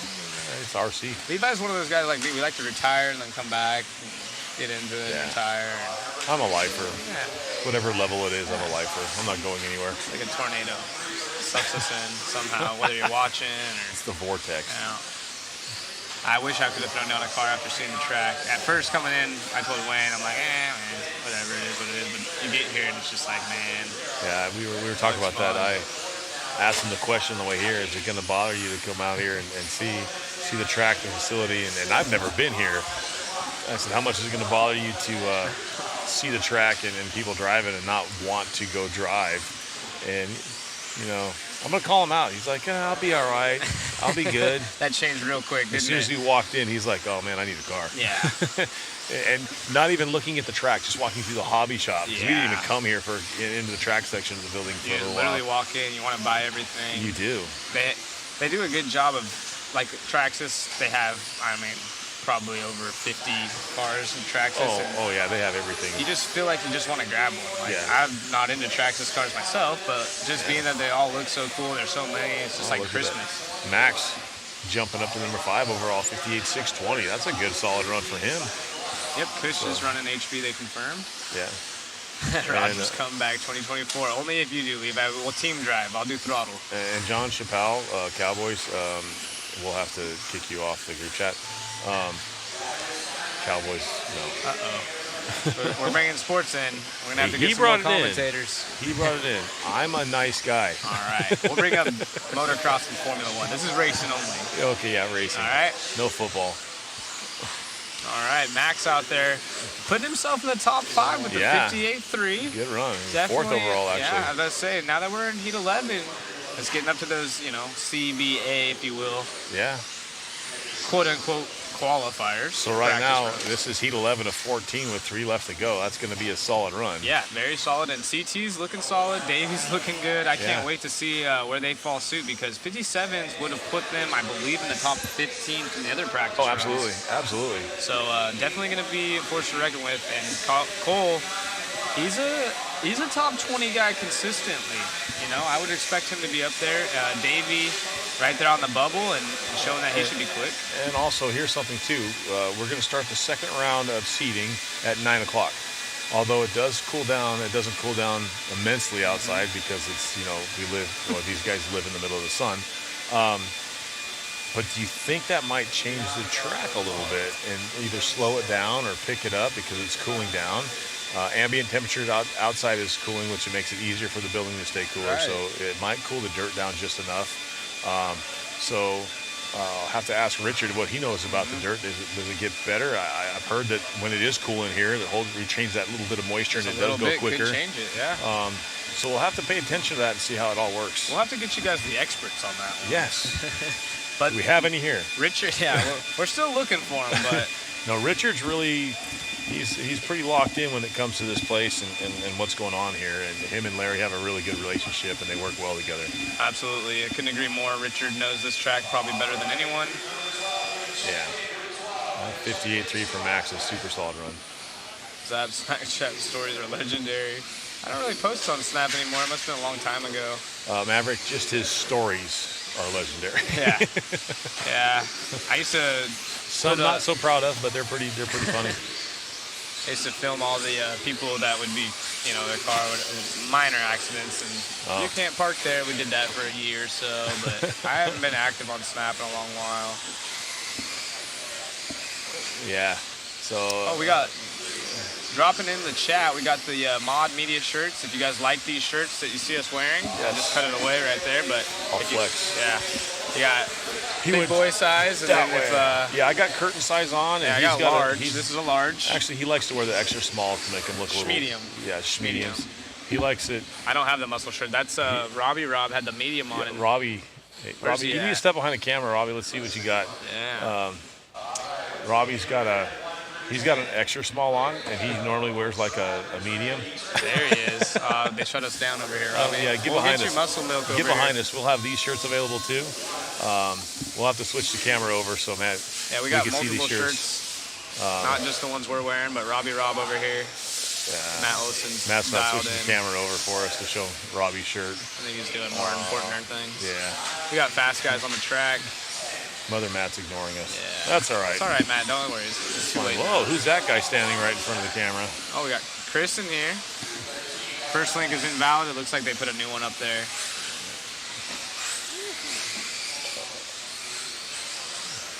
Kyle up in this one, talking about our boy Horn. Yeah. Aiden. He's been fast. There's no has doubt been about that. fast. He's a couple 20-second laps right there. 19.7 out of Heckert. Ooh, Heckert off the track right there. Good thing that's just now starting. He's got Yeah, over plenty 4 time to minutes. rope it back in. Mason Teppelman. He's been throwing some lap times together. Ooh, Kyle Layton, where is he at? I would have expected him to be here. He's in the group. Yeah. We got Chris. What's up, Chris? Green Chris from Bakersfield. New Zealand in the house. Yeah. A lot of people probably tuning in now. Morning time for the rest of the world. As Yeah. It's 8:30 p.m. local. I think it's becoming bedtime for some of the guys, so they're just laying in bed watching their phones or TVs. Yep, we know Andrew Herring out there, sleepy night-night. Yeah. No Green Chris, Tebow. yes, sir. He's a Mayako only. You probably already know this, but yeah, just no more 10 scale for Tebow. It's actually his last year in total. But yeah, it's kind of surprising not seeing Aiden him. Horn a 58.45. Misha with a 58.49. So these guys stepping it up a little bit. It's 5 and 6 overall for the round. Misha's been quick all Yes, he week, has. or all day, I should say. I'm excited to see what happens with Misha. Rob Moot saying hi to us. What's up, Rob? Oh boy, Mootsy. we got Rob in the chat. Heck yeah. Yeah.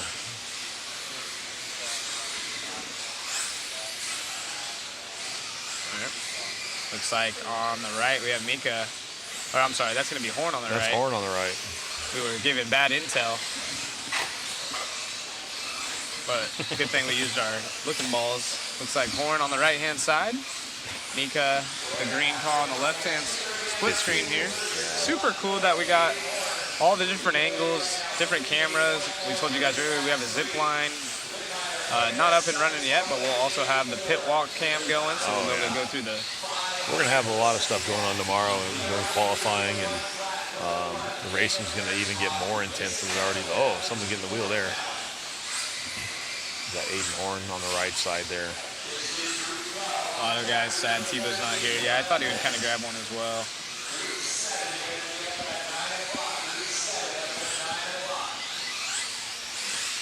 Down the straightaway. Ooh, this guy still has his first RC10 he ever purchased. That's pretty cool. Yeah, put that thing away. Tyler Kill. Wow, haven't seen Tyler in a while. Let's see, Aiden Horn to a 58.452, 58.497 from Isha. It's good enough for 5 and 6 right now with only 2 more heats to go after this one. So that's solid. But these next 2 heats... Oh, it's going to get quick. We got a lot of fast ones. I believe the next one's got... We got Shin, Brock Champlin's in the next one. Yeah. Orlowski's in the next one. Tessman, Cavallari, Lee Sester. There's a lot of fast guys in this following race. Oh, we got Steve in the chat. Another Mako boy. One of my Taft buddies, Rocky O'Neill out there. Nice. How's it going there, Rocky? If you guys... Instant replay. Here we go. Leader had a mistake. Ooh, this is Aiden. At the end of the straightaway. I've been talking about that. Bumpy. Yep. Oh, just coming up a little bit short there. Yeah, Brock will be in the next heat as well, Levi. Ooh. Man, these 4-wheels are way stronger. Yes, they are. They've done a good job on making them a little bit more durable. Yeah. Drivers like myself, with durability tests. Must be nice. Yeah, that sweeper at the end of the straightaway is starting to get a little choppy, and it's upsetting these cars. These 4-wheel drives with the low front droop like that, catching, especially go so quick down the straightaway. A lot of these guys want to touch the brakes, and it drops it. They click a little bump, and then they lose all traction. It's bad news from there on out. Yeah. There's nice and smooth. That's what you got to do. He's checking up a little bit more and ducking to the inside, going around that car there.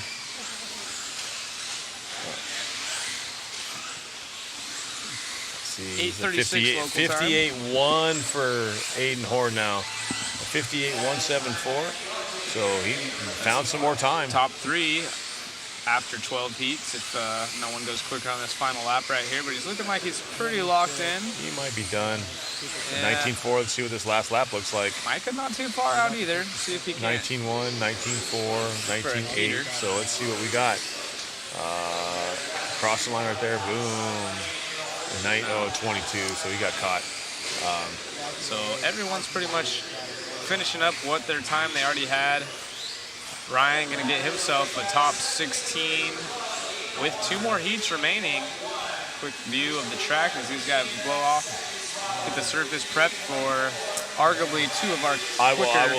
I will agree with you. This is going to be a few of the faster heats, if you will.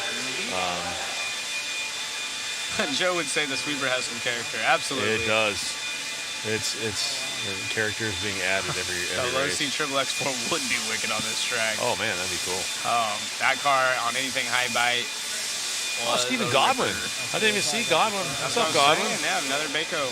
Yeah, a Baco boy showing up and giving us some support. Appreciate you guys. As you guys wake up overseas, start dropping where you guys are viewing from. We'd love to know who's in our chat. If you guys don't mind giving us a share.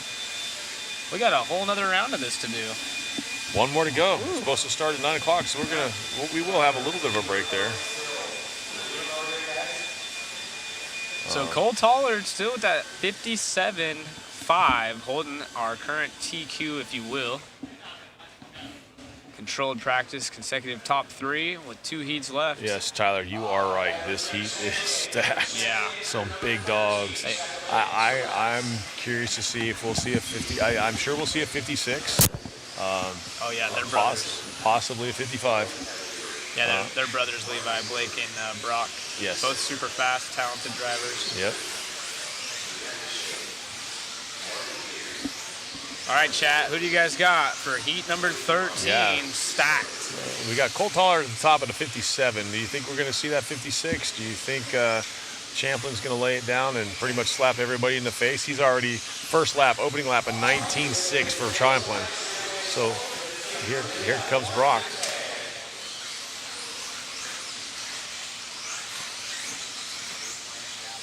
Yep.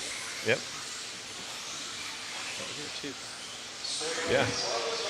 Well, they haven't even started yet.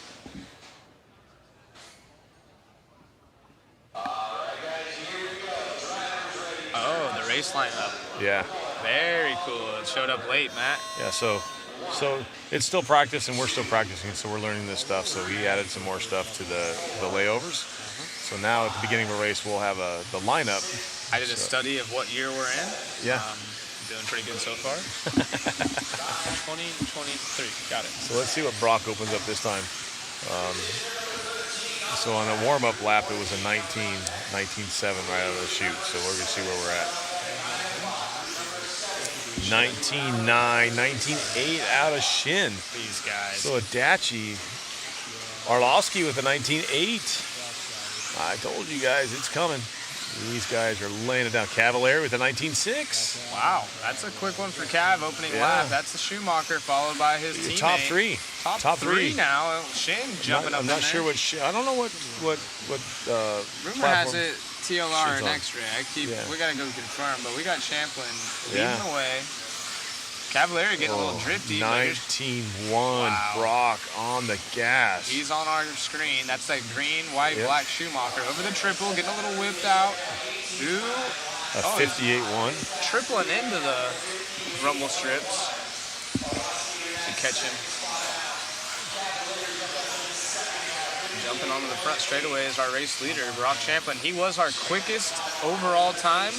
Or I should say 3-lap time in the all of practice. All of practice, yeah. Open practice, he had the quickest time, and now a 56.9. Holy cow. Wow. I think we're going to see it. I think if he puts his head down, he's going to find some time. An 18.8 fast lap. 18.8. Guys, you guys are watching. This is some of the world's best and Brock Champlin, if you don't know who he is. Not just the best, but the best when they're hyper-focused and so hungry to do what he does. This guy, you got Cavalieri up there too. So Marcus and Ryan at a 58.7, 57.7 for Marcus. These guys are rolling. Marcus trying to get himself in the top 5. He's sitting 4th overall right now. Schumacher is the only belt. Brock's gonna lay up. He's gonna blow this lap out. He made some mistakes, so I think he's gonna lay back and try to give himself some room. Smart move. He's got some solid laps in already. Yeah, so he got by that guy. So I think he's gonna strap it up right now. So his lap just started. So he's gonna try to lace 3 of them together right now. Halfway home. He's gonna get by this guy. That was not the greatest line through there, but he still has plenty of time. He's actually one of those guys where if he misses his line, he can strap it up in the next corner and find it. His line coming on a straightaway is super cool. He's like almost landing on the outside pipe. That lap was a 19.3, 18.844 fast lap for him. All right, he's got a little bit of more open track, but we got Marcus putting in some meters. 19.5 last time by is a fast lap of 19.1. The only 18-second that we've seen so far is going to be our race fitter, Brock Champlin, and that Schumacher. Yep, 18.6 that time by. Brock Champlin just turning up the heat. Everyone else just searching for the secrets, and Brock's out here. He's like, he ain't giving them out. He's got hot pockets in his pocket, just chilling. Coming down the straightaway, let's see another burner. Let's see what this one is. This car looks an 18.8, so we're down to 56.842. Marcus sneaking up there, still in that 57.7. Good enough for fourth. 58. Orlowski. Oh my goodness. He could still put some more together. Let's see where he's at. He's coming up to a little bit of traffic though on that inside triple. He can throw some together if traffic is careful in front of him. We saw a lot of people dropping Brock down in the chat, so those of you that chose him, you're looking pretty solid. Marcus to the 2 spot overall now with the 57.1. Good job out of Marcus bringing the heat. 18.892, 18.620. Good Lord. Yeah, Schumacher's looking really strong. Yeah, their whole team is up there. Well, they got the split screen going for you, so you guys can check it out. Only 40 seconds left. Oh, that is a cool shot. If you notice, it's got all the drivers on the top. Super neat. That is a good one. So we got 30 seconds left in this one. Still Brock out on top at 56.842. 57 for Marcus Orlowski, a 57.8, a 58 for Ryan Cavalieri. That puts him number 9, so top 10 overall. Still got some fast guys in the next one, though. See what's going to happen there. In the chat said waiting for Brock just to pull it off after that last lap. Save some tires, huh? Exactly. Yeah, a 19.5 is a slow lap. He's done. Pull it off. That's crazy. Absolutely insane. Wow. Yep. You're 15 now. Yeah, you're 15. Yeah. Yep.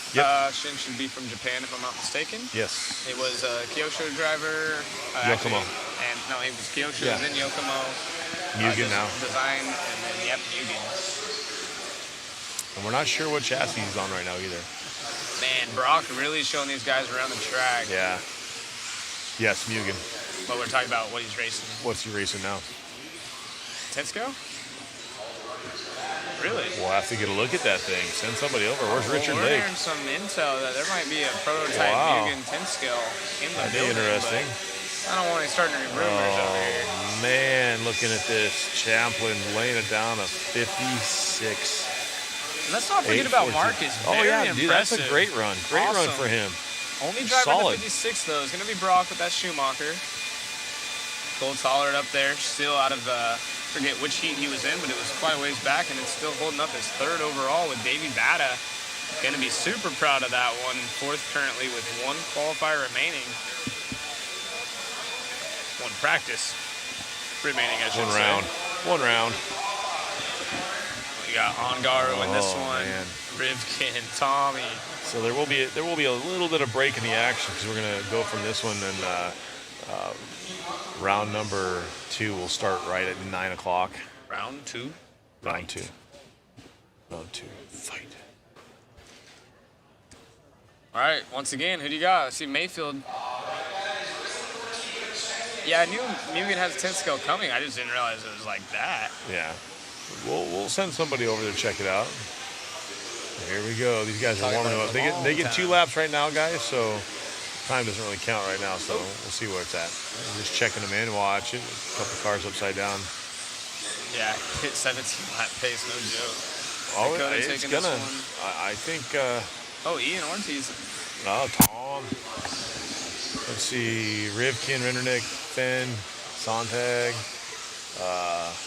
Dorn. Taking a divot out right Bruno. there. And this is like an A main event. Yeah, it's like a main. This is an A main event right here. Tater, a 19.5 in a practice lap. Yeah. Nice. 19.4 out of Evans in a practice lap. 19.4. Tom, I wouldn't be surprised. Oh my goodness. Yeah, I'm gonna go with This is going to be a tight one. I like Tom in this one as well. Dakota and Tom are my picks. All right, I'll give him Mayfield. Number 4. Wow. Tom would definitely be an underdog because he's not expected to be there, but I think he'll end up there. Yeah, he's like I'm sure he's pretty annoying to these guys because they don't really count him, and then all of a sudden he's there. He's like, what? And he's like, oh yeah, And I actually, won. he just, Dakota Finn a 19-1 out of the chute. If you look through right here, Here we go. We have a This great is angle. like we're talking about, right out of the chute, Dakota Finn a 19-1. Because it's go time. He knows. If you look right here, our angle through the chicane, all these Yeah. drivers do a little fishtail. Dakota's car is about to pull a wheelie every time he goes through it. Yeah. One of the only guys. Oh, And he he goes had some- upside down. yeah, that doesn't It's help. all right, a little reset there. He had And traffic, he a ton of 18-8, traffic. 18-8, so he's going to have to recoup and start all over again.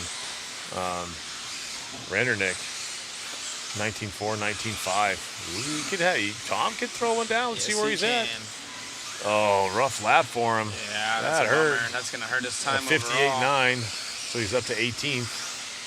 Rivkin a 59-1, 59-6. So for Bruno, Dakota Fend. Let's see. Yes, he is in the lead. Mayfield up to the number 2 at a 59-0. Or Newman showing Yeah. face as well. So not just the 58-9 American now. guys in this one. Bruno's No. always quick. Let's see what he can do. Neumann up to the number 1 spot at 58-6 for Mayfield. Ryan cracking the top 15 right now, so he's only going to go faster. He's running an all-white body, so I wonder if there's something he didn't like. Rivkin 19-0. Last lap by. That's his fast lap. 57-7, so he's up to number 5 overall. Tater up to the number 2 spot, 58-5. Mayfield dropping down a little bit, so Mayfield now 58-6, 65. Tater with a 20 though. That's going to hurt his time. Yeah. See what Spencer does. Spencer, he had a Another 20. Dakota 19-0, yeah. So 18-7 for Dakota. But then I think so Dakota Fend to the top at a 56-5 overall. Dakota out of nowhere, like it's not a problem. And like I Yeah. said, his car from where I'm watching, everyone else is fishtailing on the gas. It's almost like he It has does a look solid. 13.5 and it's not losing any traction going through the corners. He's got that thing set up. Looks really good through the ripples too. Here he comes. Oh, and he hits the pipe right there. So let's see if he It's caught up. resets. He's already at the top of the board. It's just practice and he still has He's half only the heat halfway left. there, so Dave Ongaro 57-5. Rivkin up to the number 7. Ryan Mayfield up to the 9. Wow. 56-5. Ongaro. If he can put a couple together, he can get himself in the top 5. Yeah, He's at 6 right now, 7th to 19-2. Spencer. This is crazy. Ongaro top 5 now in 4th over Cole Tollard's time. Mark is still 3rd, Brock in the 2, and Dakota with that new 56.5. And look at Tom, like you said, he just does not go away. Tom, He doesn't go away. He's a good kid, fun kid, and he's top 16 right now. He's had a couple rough laps, but if Yeah. he can get it sorted out, Tom Another is a top 10 guy. 18-7 for Fend. He's down to A little goodness, traffic. with I 130 to hate go. to say traffic, but Spencer Rivkin, they can't have much quicker traffic than that, but he gets around no problem. Let's see what he opens up with as an 18.7 last lap, Yep. which his fast lap is an 18.7. So with just over a minute left, he can string a couple more An together. and beat 18-5, that time. so Let's he's go. at a 56-3 Wow. now. Dakota Finn opening up the gap even more on Brock. Half a second quicker than that 3. But yeah, Dakota with that's another rough. rollover, so his Yeah, overall so time. I would say that's it. He's going to lock in at that 56-3 right now. I don't know if Ongaro's got anything. He just turned an 18-8. 18-8. Ongaro on it. So he's on one right now. He can click something off. Look at all these 16 lappers. Oh in the my works. goodness! Like I said, and We're gonna see 16. 17ers. I think so because the 16-5-11 and the track's still coming in. Dakota's rolled over 3 times, just what I've seen. And yeah, Still on a 16 lap. needs to get off that 25-666 though. And the misters come on halfway through this one, or I should say, Yeah, almost done. almost all the way through this race, but they got 18-5. Get a hold of that for real fast quickly. lap. Ongaro 19 flat, so that's a 57-2. can anyone defeat Dakota Finn's time with 15 seconds left. It's not looking good because Ongaro's last lap 19-0, but it was a little bit of a slower Look lap at that. before 19-2, 19-0, 19-1, 19-1, 19-1, 19-1, 19-2, 19-4, 19-4. These guys are dying. These guys are just a different level. This is crazy fast.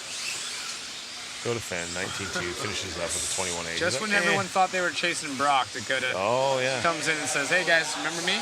Yeah, exactly. Bright orange car, don't forget about it. Yeah. Wow. So still, I mean, your top 10 on your fast 3 is going to be Dakota number 1, Brock 2, Marcus on the 3, Tater on the 4. Tater's on tag on the number 4. That's really cool. Impressive. Garo on the 5, Cole Tollard 6, Davey 7. Yeah. Bruno on the 8, Spencer Rivkin 9, Arlovsky 10, and we'll shoot down to Mayfield on the 11, Aiden Horn 12, Dustin Evans. And I believe, it's crazy that these guys are just that ballistically fast. I believe Tater's on Losi, so that's 2 in the top 10. There's 2 Schumachers in the top 10. Yeah, it's. Yeah, good job, Tater. Bringing that up. I like seeing different manufacturers. I like seeing the salad bowl of manufacturers in there instead of just seeing 6 of one of them. Of course, Associated wants all 10 of them, their cars to be there, and Losi wants the same. Who doesn't? They want. You talk to Schumacher, they want all their cars up there and whatnot, but it's gonna that was a crazy run. Those guys are just different level. It's like not even human. I have to bring up the next round here. We're gonna take a short little break. I think for about 5 minutes, and then they're gonna go into the final round. Awesome. If you guys need to go take a bathroom break, we're taking a break up here, so we'll be back, I think, in about 5. Yeah, 5 minutes. 9 o'clock. 9 o'clock? Yeah. First race of the final round will be at 9 o'clock. Awesome. Yeah, congrats to Dakota on that one. Doing a great job. Yeah. Rob Kulza, yeah, we agree. It's going to be tight. And it's fun reading your guys' comments right here. Yeah. Who else remembers when Brian Kimmel ran the X Factory cars? Yes. I remember that. Actually, one of those cars are here in the case. Yeah, we'll have to get a picture of some of the media guys to go get it. Actually, there are pictures. If you check out Mod Live Media, if you go on Facebook. We have a picture of the case in there. Case, he has his own pit spot. Heard you talking about it earlier. This whole facility has red pit tables, and then Kinwald has his own space that's blue. It's Kinwald blue, and it's super neat what they've done for Kinwald around here. Oh, man. This is like getting me pumped, dude. That makes, 30% of the top 10 under 18? That's actually a good statistic we'll have to follow. Very interesting. It's Turning true. of the tides. Yeah. But then when you're as old as me and you see these kids growing up and you look at Dakota Fenn, he's married. Right. You look at, even Ryan Campbell married with a couple kids. Mayfield married with a couple kids. I mean, it's like I remember seeing these kids. I was at the Cactus when Mayfield pretty much put a spanking on all the pros as a kid. And so it's cool seeing this kind of stuff and they're grown adults. They're grown-ass men now playing with toy cars still. Still playing with toy cars and getting paid pretty well to do it. Yes, they are. Good for them. And honestly, great group of guys. Dakota, yes, loyal to his sponsors. TLR has been backed by them since he was a kid. And it would be awesome to get a world title. I'm sure he wants one. Mike Dunham, what would you like us to go look at Mayfield's car for? I can tell you what it is. It's an Associated. It's pretty much off the shelf. There's nothing crazy about that car. Yep. J Call, absolutely. 40 plus is where it's at. Yeah, going to Mayfield's car, it's going to be pretty identical to what Spencer has as far as parts and stuff goes. Yep. They're very in tune. Practice at this track. I saw someone earlier mention, just because it's their home track doesn't mean they race here often. You're right, but they do practice here a lot. Especially for a big race like this coming up. But a lot of people did. Yeah, and those guys, you look at Mayfield and Spencer. I've touched base on this earlier. They run together, even in their 8-scale programs, even different chassis. They run together, and they feed off each other. They help each other out. They learn from each other. That's Mayfield with the prototype body. I don't think white. so. It's just standard body. It's not prototype. I don't know. I was just saying, is that why it's all white? I can't confirm. No, pretty sure it isn't. Never know. We'll get somebody over there to take a look at it. I'll go take a look at it. Mayfield likes those white bodies, though. Yeah, we want to see Shin's car as well. We definitely want to see Shin's car. You guys hear us in the media booth over there? I'd like to see Shin's car. The rumor mill is spinning online. Yeah, it is. Yeah, too bad he isn't here, Mark. We're good. Thanks. You guys want to go check out Shin's car? Somebody do us a favor. Mother Matt. Mother Matt. He's so like, these no. are the shirts we were talking about. You guys Yes. want to drop another link, Matt, for us? We had some people asking about the shirts. If you want to bring yours over here, Robbie. We got. Yeah, Robbie, come jump behind us. This is actually Stephanie. the muscle milk model right here, as Yes. you can tell. Yep. And that's actually a 2X for him. That's how big that guy is. This is a medium right here, but this is actually an extra large on the arms only. He's just that like, buff. He's so yoked. it's Yo, just check out the something back crazy. on that. So, yeah, easy. Yeah, Rob's Don't blow out. Rob's helping us out with the cameras. Super good Yes. guy. That's part of our crew. I'm sure you guys have seen Super the fun introduction. guy. Yes. And he's actually past Marine, so thank you for your service Absolutely. again. Thank you very much. Told us some stories about his tours and whatnot last night. It's Very interesting. It's very interesting. I was going to say it's kind of cool, but it's not always cool to hear some of those stories and the stuff that they go through. So We had some really good story time last night. yeah, we did. That was kind of cool. Kind of went around the table. It's funny we talk about story time, but it was cool. Some of us didn't. We met each other briefly on Thursday, our Friday morning. And so when we went to dinner last night, we sat at the table and we really, literally had story time. We all just kind of talked about each other, about ourselves, and then gave each other our stories on how we got involved and when, and our life stories, friends, family, racing, whatever it is, what you're into. And it kind of Is that Cliff Letton here? I see Cliff L. The mod media thumbs up. That seems like a Cliff thing to do. Just give could be. Just a quick thumbs up. Actually, a Just cool like- story about Cliff. My dad raced motocross with him way back in the day, and I was reading one of my dad's old motocross magazines, and I was like, Cliff Lett, that's the RC guy. And I started talking to my dad about it, and the whole story came through, and then I realized who Cliff was. This is when I was younger. Pretty cool story. If it is you, Cliff, thanks for joining us. I appreciate the thumbs up. I have a good one about Cliff Lett. I can't remember. It was a track in Riverside. And I was just a kid. A guy named Ed owned the track in Vegas, and me and a couple guys, me and a buddy and his dad, we went down and raced. It was in Riverside. They raced oval in the morning on the dirt, and then in the afternoon they changed it to off-road. And so it was racing off-road, and I was a squirrel. I was a kid. I didn't know. I'm just like driving my car, and it was during practice, and I completely squared up and punted his car off the track. I was like, I didn't know who he was. I didn't do it on purpose. I just didn't know what I was doing in general. But then they, later they told me, hey, do you know who that guy is? And I'm like, oh, I don't care. I don't know who it is. Right. And they're like, it's Cliff Lett. This is what he is. I'm like, ooh, that wasn't good. That's a bummer. And then Yeah. that's Yes, when you signed the Rowdy TLR Rosie. for life. Yeah. Almost. No, I was running TLR then, but J Concepts live in the house. yes. Yeah, we will tomorrow. Exactly. We're in our practice stage 2. We have cameras. We're still waiting to set up. We got microphones, but we will be getting all kinds of cool footage of the track walks, the pit walks, hopefully tire tech, everything, so you guys get a full experience of what we're seeing live. And Rosie, yes. Pork Chop is here, Rowdy. He's sitting right there on the other side of the wall, right behind that associated sign. I don't know if they can hear me to get a camera on that, but Pork Chop, Then long you putted time racer. J. What's that? Someone said, then you putted J. I did. Nice. I didn't punt Jay Aldridge. He was lap traffic. Yeah. He was in my way. So we're over here trying to get the next round started. Yep.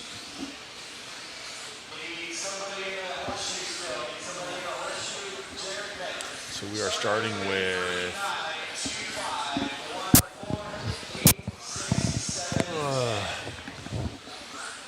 Is this right? Heat 7. Brian. They are on a switch. I think the RD will switch them up and forget to turn them off. So you switch them on. We have the same system at our track. If you turn them on, they stay on the timer. So if you forget to shut it off, it's going to come on. Or it's going to. If you forget to shut them off, it'll come on time. So typically you just want to shut them off whenever they're done running. So that's why, Brian, they come on.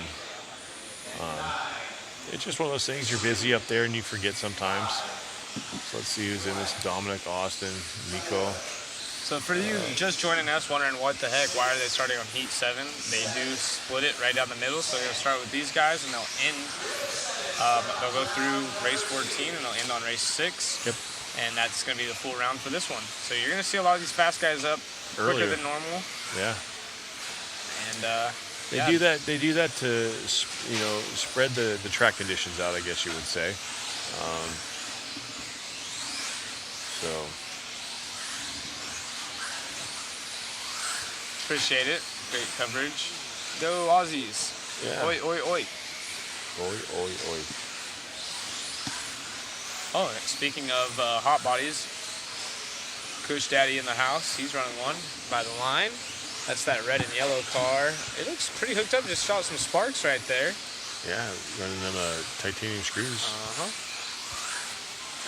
Here, Dominic out front right now, 59.1. Dominic been fast in this heat every single Austin time. Horn, a 59.8. So yeah, doing pretty good. Sorry. Pit walk. Yeah, it'll happen tomorrow. Yes. We don't have it set up today, but we are going to be doing lots of pit walks. Yeah. We'll have Richard out walking around. We might rotate around tomorrow and see what's going on. We'll each go out there and ask questions or get some dirt in the pits, get some feelings, be it hurt or happy. Either way, we'll get some input on how the drivers feel and how the program's going. The program, once we got it going, it's been super smooth. Obviously, it's a Worlds. Everybody's on point.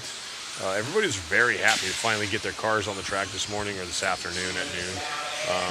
So it's once we got cars, everybody was pretty uptight this morning, but once we had cars rolling, everybody seemed to calm down and settle in and been pretty happy. After about the third heat of the first round, people started to see the track come in and came in really quick. Yeah, it did. And so I would like to try. I'm definitely going to jump down on the surface and walk the track and see what kind of personality it has after the last round. We got a couple cars upside down. Looks like Horn upside down, Austin Horn. Because there are some areas. Ooh, Bradley Fineline in the house, painting a lot of these top guys' bodies. Some of the best paint schemes ever coming out of Bradley. You're a painter. I am a painter, and people show me his bodies. Can you paint this? And I say no. Yeah, call him. I can't. Call that guy. If you want that, you got to call him. I can't compare to that guy. He's Bradley. You are a very talented painter. I've hit him up a couple times and asked him questions online, and how do you do this? And he's open book. He's whatever. He's just super talented. Your paints are awesome too. So it's cool when I talk to him or whatever and see his work. And it is funny though. People are like, hey, could you do something like this? Oh, I can get it close, but it ain't gonna look that sharp. Ooh, he's coming down on Friday. Oh, heck yeah, man! Maybe get him up here in the booth and talk about some stuff. That would be cool. Bradley, when you get here, come see us in the booth. We'll have to get you. See how many world champion titles my you shirt. have. Yeah, I'm sure Brad. He's got it. I know he's got Cavalieri titles. He's got a lot of box art. He's got box art. Yeah. And we're gonna pick up our leaders over here on the left-hand side on the split Kyle. screen. Kyle on the left and going on the right.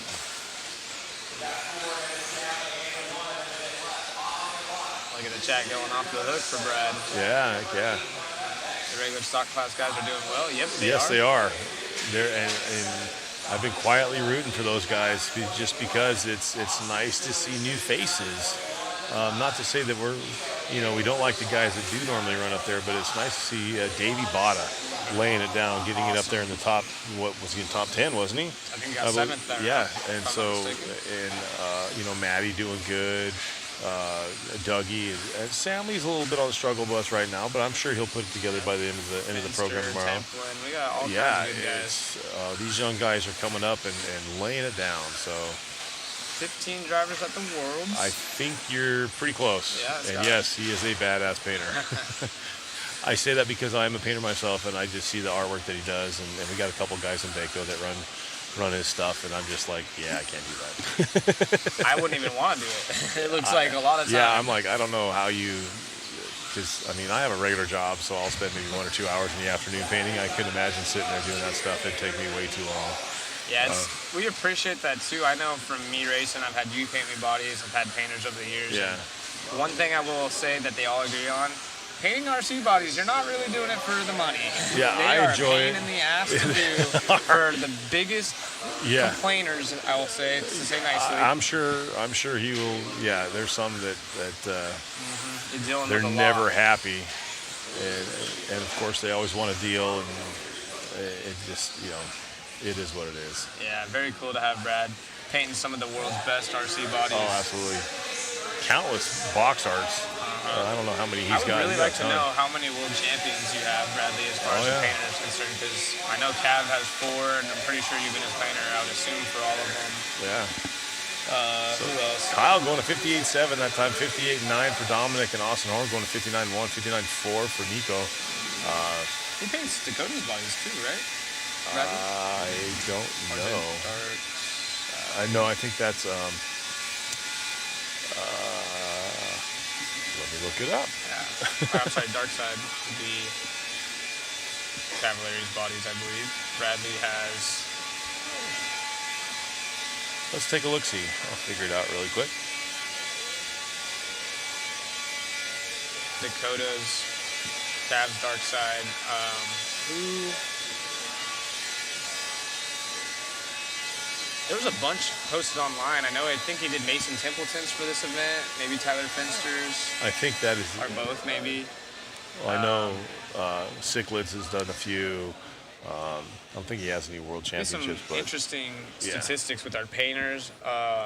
We had so another Bradley, statistic. yes. So Dakota, okay, thank you, Oh yeah, Bradley. Dakota. No world titles yet? What? No way. How? So Dark Side's Cav. I got that Yes, one Dark Side is backwards. Cav. Dark Side does a lot of the AE guys. Yeah, but I could have swore. Wow. Well, hopefully, maybe this week will Hey, be the first he's time. looking pretty good right now. So National titles we can go crazy Yes. on, because Dakota. he's locked in there. Yeah, Dakota has quite a few. So we're just boosting you up a little bit Yeah. prematurely. We have one Dark title Side, maybe. Dark Side's also. I mean, there's a handful of super talented Yeah, painters Dark out there. Side's awesome. And like I say, I'm not at that level. I do it for a hobby to have fun, but I look at that stuff and I'm like, how? Yeah, it's amazing. Like I said, if you haven't checked it out, go check out Bradley's work. Not a painter, but you can appreciate it. Yeah. Where are all the Japanese drivers? There's quite a few here. Not a ton, but there's a few, I think. The Aussies showed up strong. There's quite a few of those There's guys. quite a few. And even if there's not, their presence is known. Yes. Because they are not shy of where they're from. And it's fun. No. They're loud. Their shirts are loud. Everything. They're. Actually, it was kind of funny because we all went to dinner at the Outback and they were there last night, so it was kind of fun. Only felt at home. All right, here we go. Switch that one over. Race, or heat number 8 is the name, but it's heat 2 of this round. Yes. So yeah, you're Brennan. noticing now we're on the second heat of the final round of. Yeah, we're getting all screwed up on that, huh? What's that? So we're on the second heat yeah. of the last round, but it's race number 8. And Someone asked, why are the Japanese drivers' names in reverse? Here's the only idea, and I could be completely wrong. I'm not sure. I believe it's because they read backwards. I think they it's go 'cause from they right read to for- left. Yeah, but I'm not sure who's in control of putting this in the system, because I know. Yeah, that's Live RC that Yeah. put it in, and I believe that's how they write and they read, so that's how it's entered. Yeah. in. I mean, everywhere I've seen, here Yep, we have Larry an Adachi G. Shin, and so, Larry G does Rivkin and Mayfields. yeah. Larry Genova. So he's got world titles as well. Well, I guess we'll just have to wait till nationals before we can boast too much about Bradley's, but Bradley's always done Frank Root's bodies, I'm pretty Yeah. sure. And his bodies have always been super clean. Larry's an amazing painter as well. There's so many good. There's a ton of guys. A ton of guys out there that are super talented, and like you said, it's aggravating because the time and materials and whatnot put forth, and everybody's, there's a lot of people that are hard to please. They want it cheap. We got an instant replay here. Let's see what happened on the track. Leader have an issue. The leaders. Tommy.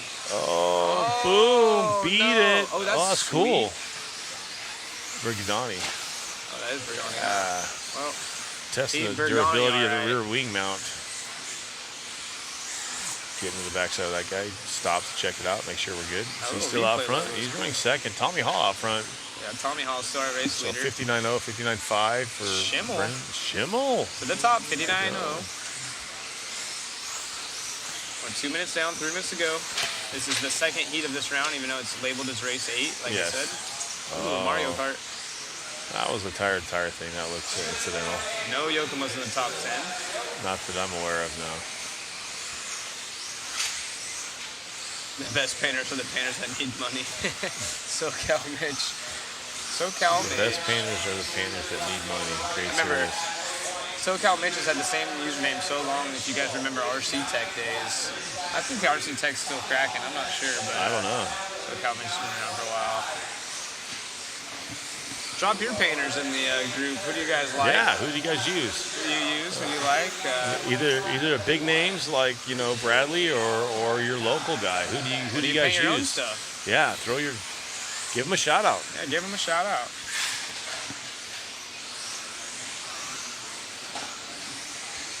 You guys can drop links in here too, so I don't have any. I'm not that high tech. No war paints in there No, yet? no war paints. All right, fair enough. Kevin King, Bradley, Fernando, TKS. Kevin King has been Bradley for a long time, that's right. We do not know, Fernando, if that's a Mugen prototype. We've heard whispers. But Custom RC graphics, that's going to be Larry. only the best, yeah, Eric. Side. Oh, Zeke, my man. No Zeke here this year. What's up with that? Just showing So at on the home? split screen, we got Schimmel and Tommy Holler, Zeke. Trent Nashmore, he uses war paint. That's surprising. Yeah. Huh. Who's that kid? My local painter. Nice. Thanks, bud. My two-tone banana fade. Zeke's retired, huh? Well, that's a shame. Kyle, we won't talk about that.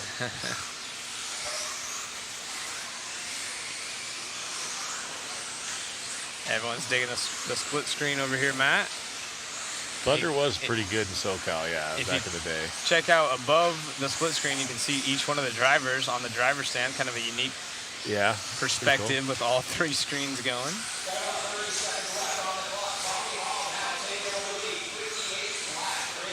Andy Jacobson, I remember that one. Bodies by Andy, maybe, or did he just go by Jacob? I forget. Ian Ortiz.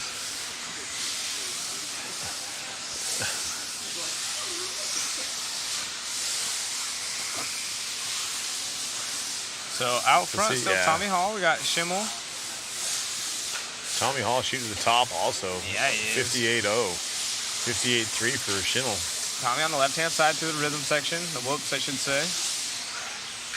Step off, using the speed roller, using the corner.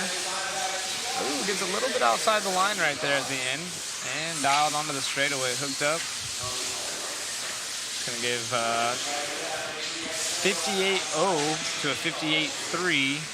Another decent run for Ryan again. The 59. I know it's not going to be quite as quick as some of the other guys, but that's not a bad run for him at 59.8. Brian Hall, Edie though, saying 58. Nathan Lavery. What's up, Brian? Shin's four-wheel is a TLR, they're saying, so. Trenton. Andy's making bodies, that's awesome. Is he doing on-road, He is. off-road, or what's he doing? I Oval? think I've seen some oval stuff. You might have to correct me on that. I know he's still painting, but I think he's producing an oval body or a sedan body. I'm not I want to sure. say maybe Matt Olson was having his bodies done by Andy back in the day, no? Yeah. There you go.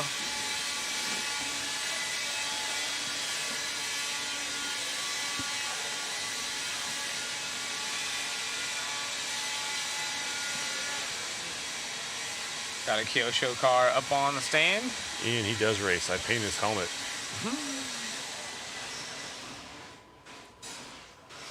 Chris doing a lot of on-road painting. That's cool. Yeah.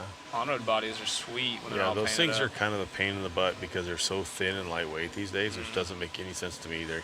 They purchase a lightweight body and then they Reinforce the put heck out all of the it. reinforcement on there.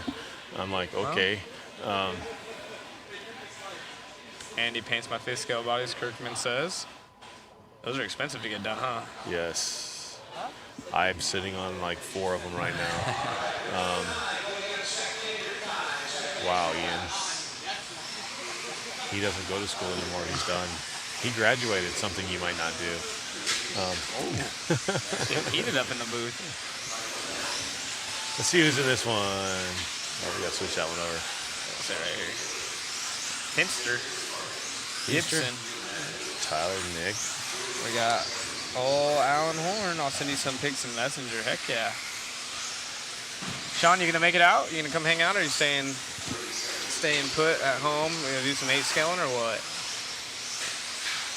Got some local painters over at Hoosier RC. Yeah, Hoosier. My older son will be running there every now and then. He lives in Columbus, Indiana, so he'll be out there every now and then when he can.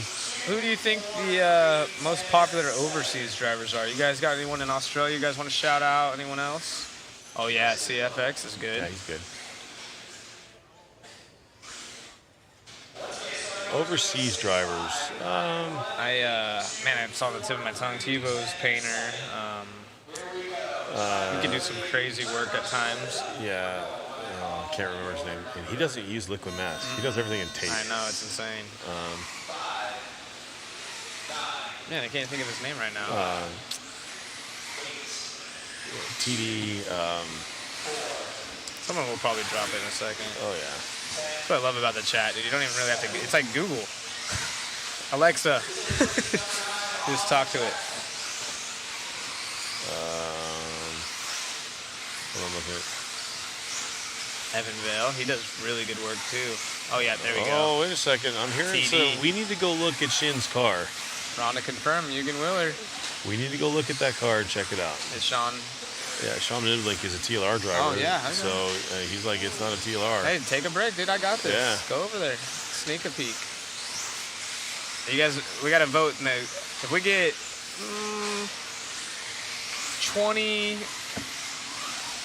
thumbs up, we'll make Wayne go over there and check. Yeah, give me 20 thumbs up. Give me 10 thumbs up, and I'll go take a look. But you have to do the emojis because we can't see if you like it. You guys gotta actually drop an emoji. You gotta give me an emoji. Uh-oh. Fenster in the lead. Oh, they're freaking Ethan. swapping like crazy. These guys got more lines than graph paper they're out on there. They're on their 3rd lap right now, so let's see what's going on. Uh-oh, there's 10 right there. No, they gotta be 10 individual. people. Yes, we do. I like it. There's a whole bunch of likes coming in, Wayne. Culver. Oh, I'm screwed. Hell yeah, you're taking a walk, bud. Look at Mud Duck. You're taking a walk. Look at this. I'm going for a walk. These guys are going ham, Wayne. I'm going for a walk. You know, you can bully them around. You're bigger than me. You take Shin and be like, look, I have to do it for my job. Yeah, exactly. Sorry. It's my job. So Kevin King's in. Oh, look at that, James Rodriguez. Oh, it's going crazy. Thank you, guys. I'll see if I can get a picture. I'll take my phone.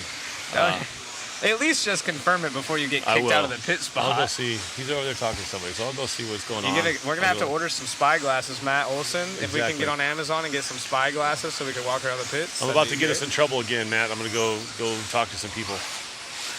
Go get a Dr. Pepper, Wayne. I need a Mountain Dew is what I need. And a Monster. Mountain, go do your job. Right, Let's see that. Come on. We'll go as soon as this race is over. We'll talk about this. Wayne's all nervous now. James Rodriguez, I'll give you money. I'll give Venmo. Undercover reporter, there you go. Exactly, Venmo. They have him as I'm definitely going to go. I'm going to go over there. Kevin, I think it's because that's how they write, and so they unfortunately don't know Shinadachi for some reason up in the tower, and they put it in there. Adachi. And actually running much more stuff and Yokomo at the same time. So I might be able to talk to him and see what's going on.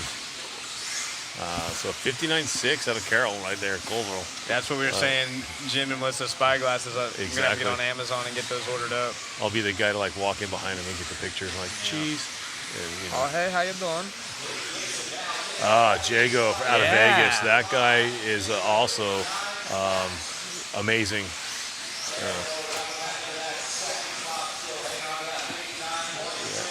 Someone's probably giving him the heads up. Yeah, I bet. Yeah, exactly. They're like, hey, Shin's they're looking. phone's going crazy. So now he's going to slip out the TLR car. Yeah, exactly. Oh. There's a Mugen sticker on the side of the body. Yeah, well, I mean, So, we figured that much. we know he's running yeah. their 8 scale. Yeah, we figured that much. Just like Mayfield running Techno. So, I'm going to cheat over there to Fenster to the point of 58.9 up to number 4 all over. That's 3 now. 58.6. Putting himself in front of Kyle on that overall, but still behind his friend Schimmel. Yeah. Those guys bicker like brothers and sisters. It's funny.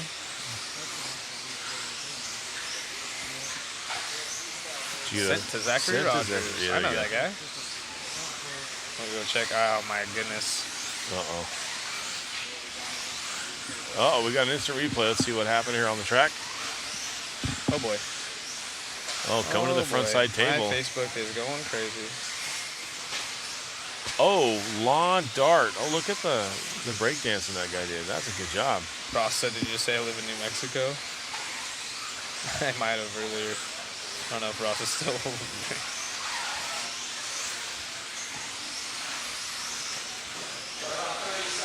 Yeah, Fenster to number 3 at 58.643 right now. He should be coming on the straightaway, just crossed the line. Fenster at 58, 59 flat for Nick, 59.5 for Carroll, 59.6, 59.6 for Ellen. So these guys, 58s, 59s. The bottom cam, which one would be the bottom cam? I'm not sure exactly which one that is. But we'll throw that at Matt. He'll take a look at it, see which one it is. That's right, Joey. That's right, Fenster. Laying it down, man. That's it's cool to see these young guys doing good.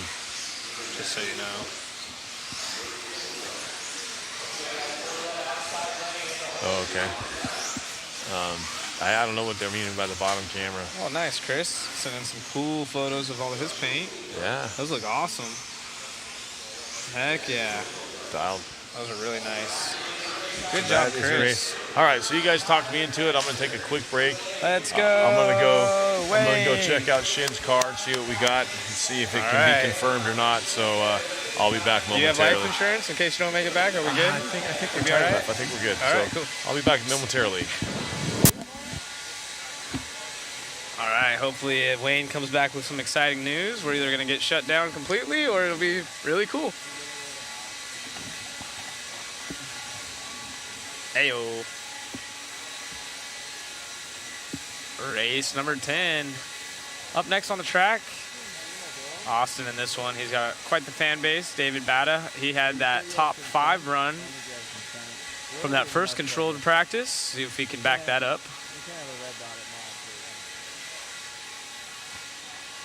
I didn't see the car jump onto the straight. I must have missed that.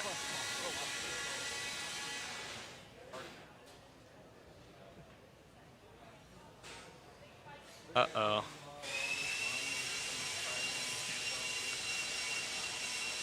Hey, did you guys see the car jump onto the straightaway? We got any instant replays of that? Probably not. No, let's see. Does anyone know what was it with like a minute left, they're saying? Got 1 minute left.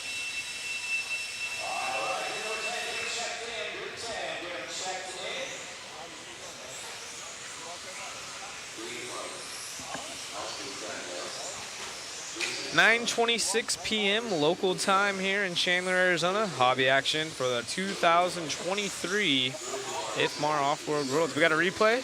Awesome, guys. We're gonna check out this replay. Hopefully, the car jumping on the straightaway. On the right-hand side of your screen. Yacht. Nice. Hey, that thing had a better lip than some of these jumps. That was solid right there. That could have been bad, but it didn't turn out. Didn't look too bad.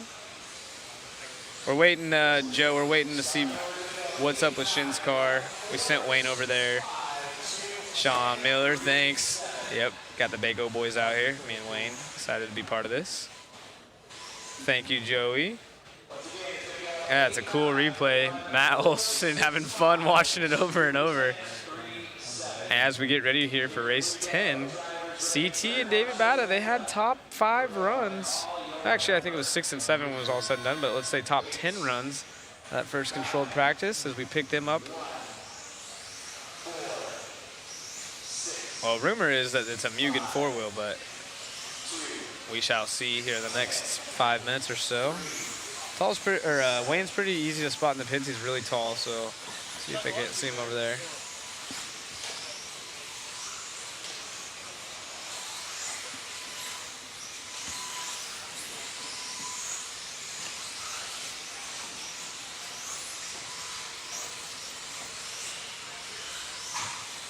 I think so. He's already in traffic. No. At least he took him off.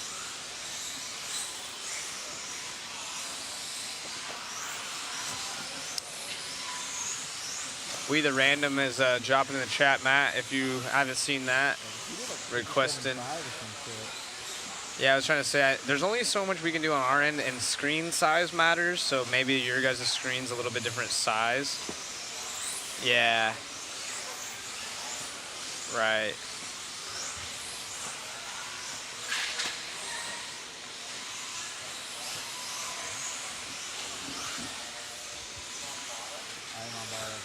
No, Mugen. We're talking 80 since their last race. Yeah, rumor. I mean, they have their A-scale program. Obviously, Shin's part of that, and seeing if they do the 10 scales. But we are following Davey. Like I said, he had a top 10 in the overall of the first controlled practice. Right now, has a 3, 58.5. Only 2 minutes in. Oh, Wayne's back. Let's see what we got. Let him get his headset on. But yeah, that would be my only critique, just so you can see more of the finish line, more of the sponsors banners. Yeah, I don't think he was too worried about the sponsors banners because the sponsors are actually scrolling through the bottom of the screen, and the way, like where it's set up, he was just trying to get the tip of their heads. But Matt also is part of this chat, so he'll be able to read that as well. But we got Davey in this one. Yep, Davey and out Cole. front. It's the same heat that they were able to get their top 10s. So I learned something pretty interesting. That is a TLR-based 4-wheel drive. He has Mugen 10 scale shocks on it. Mugen 10 scale shocks. And they do have a 2-wheel that we will see this week. Wow, I would have thought the opposite. Yeah, I would have thought the opposite also. Interesting. Yes. So you guys heard it here first. Mod Live Media. Did he say anything about being able to see pictures of it? Will we see it? Like, I didn't ask too much about the 2-wheel. He just said, they have the 2-wheel. It'll be here. So I don't think he has it readily available for us now. But the 4-wheel drive, he kind of winked and was, they're Mugen shocks. Okay. And so we'll have to see. Well, there you guys Obviously, go. if you see a 10 scale for a shock for a 4-wheel drive, yeah, it's a 10 scale shock. So there's got to be something in the works, maybe. That's very cool. I can't wait to see the 2-wheel. I'm interested. So Tallard. Yep, we got right hand. 57.4 and Davey Botta 57.8 now. Those two guys have been battling all day long. I know, it's such a cool heat. It's like not quite like a big main event, but definitely like a JVRL or something. Oh, they're fast. Super fast guys. I think in the last round they were 7 and 8 or something like that. I think it was 6 and 7. Yeah, something like that. Cole, 57.4 currently. Carr is definitely hooked up. He's on the right-hand side. We have Davey on the left-hand side. Yeah. Davey almost downsiding the table. He's like super close right there. Super close, huh? I almost wonder if he'd be faster if he choked up a bit and just shot off that. Exactly. But hey, he's driving and I'm not, so I'm just gonna go with what his process is. He knows what he's doing. Yeah, he'll be all right. A little bit of traffic there. A little squirrely right there. There it is. That was pretty sweet. Oh, that's not squirrely for him though. Yeah, that's just controllably He's just that fast. Let's see what this lap is. Successful mission. 19.1. Cross the line to 19.4. He's a 57.522. So yeah, fairly successful. Of course. Thank you, We the Random. Yeah, I'm not sure. Like I said, Matt's on it. He was seeing maybe if we can get more of the finish line. Yeah, the finish line's on the straightaway, but I think that corner looks like it's the straightaway, but it's not. There's 2 lanes behind that. We either random, so the straightaway you wouldn't be able to see it because there's 2 more lanes behind the straightaway. If that makes sense. That triple pipe right there is up against the driver's stand, so there's still the rhythm section that have to go past, the triple, and then the straightaway where the start finish is. Adam Drake. Yes. Welcome, Adam. Hope you guys are doing good. Hey, Adam Drake up in the house with the heart emojis. Yeah. Hey, the heart or love. stars? You can't see from here. Heart eyes, isn't it? Is it? My I eyes are can't old. see it's got red stars if that's the case, but either way. I want to know why the Seattle. Schumacher is being so hush-hush, whatever is on their cars. I don't think it is. From my I don't think it's. Yeah, they're not. They're not like covering their cars or anything like that. Do you know something we don't know? 'Cause exactly. From my understanding, they've been pretty open every time I've been over there. Yeah. X-Ray is the only one that shut us down. So Sulk, you are correct. He's running. I went over there and talked to him. He's running that's a Mugen 10th scale shock on his 4-wheel drive. I assume the 2-wheel shocks probably have the same bodies with just different shock shafts. Different shafts. And he said they have a 2-wheel, and so he kind of left it at that. So it'll be interesting. Let's see what they got. We'll have to butter them up throughout the week. Maybe bring them some Star V's and see if we can't get some 2-wheel drive shots. Adam, you want to drop any knowledge on this? What's going on, Adam, dude? what do you got? Come on, he got text messages is what happened. Exactly. Hey, they're talking about it on the live. Hey, you better shut these guys up before they spill something. let me jump in there and just let them know I'm listening. We got you, Adam. Christopher asked Drake, well, we just did. Yeah. Adams. All is well. Thanks for the amazing coverage. See you guys in a couple of days. Heck yeah, but we want to know now, Adam. We want to know now. Inquiring minds want to know. It'll be good to see Adam here. What do we got for a Mugen platform on the 10th scale side? Do we have something coming? This is exciting now. Yeah. Check it out. I'm a free agent. I might grab myself a little exactly. I mean, you never know. I remember their 10th scale gas truck was actually pretty good. So. I actually made a drawing of that when I was in high school. That was that nitro truck they had in a magazine. Look at these guys. Adam got a call saying to shut you guys down. Yeah. I'm good. Yeah. We got a guy walking by giving us the drink sign, and the Roar president Clayton definitely, comes by. He's exactly. Like, you guys are gonna start drinking we're on the good. job? We don't need anything to drink. No, not us. Too much info too quick. It's always good. Clayton's got a smile on his face, so it looks like things are going somewhat smoothly. Yes, please. All right, BT. In this this next race, we got Max. Who else? We have Brian Wyrick. Oh, I'm sorry, Brian Wyrick actually. I'm pretty impressed with the quality of this. Oh, yes. Thank you very much, the random. Yeah. Yeah, I appreciate you. It is a lot of work. Tomorrow we'll get to show you what we have going on behind here, and it's crazy. It looks like we're at, I don't know, CBS studios. I will say this. It's a ton of work, and me and Zach aren't we're helping out. We're doing our things, but we are not doing a tenth of what Matt does or the video guys. Those guys are busting their butts. And we have Starlink to back this up. We need to talk to SpaceX. It looks like you're, you look like a space command control over there, ready to launch something with all your screens and buttons and dials and. We got Ziggy Stardust in the booth. Matt doesn't even get that reference. Only the older generation will get it. I bet Adam will jump in here. Yeah. If you know Ziggy Stardust, drop a like. I'm kind of bummed because he got quiet really quick. He's not saying anything. He just said thanks. Thanks for the shout out. We'll see you in a couple of days. Come on, Adam. He's making some phone calls. He's Shin, like, what are you thinking, exactly. He's like, these hillbillies are over here we thought it was going to be a surprise. There you go, Adam Drake, 10th scale, 20. Hey, Rhonda's in a, yes. Dang, everyone. This is cool.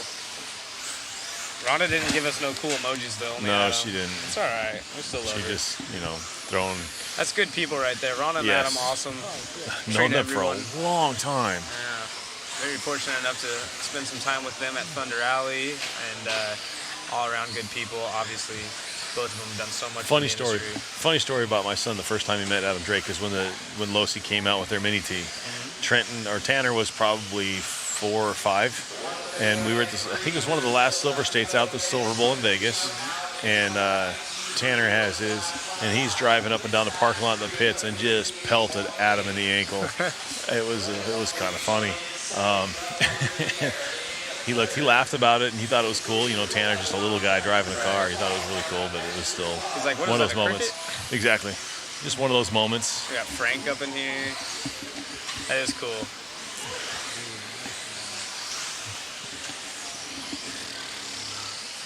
Coca-Cola product.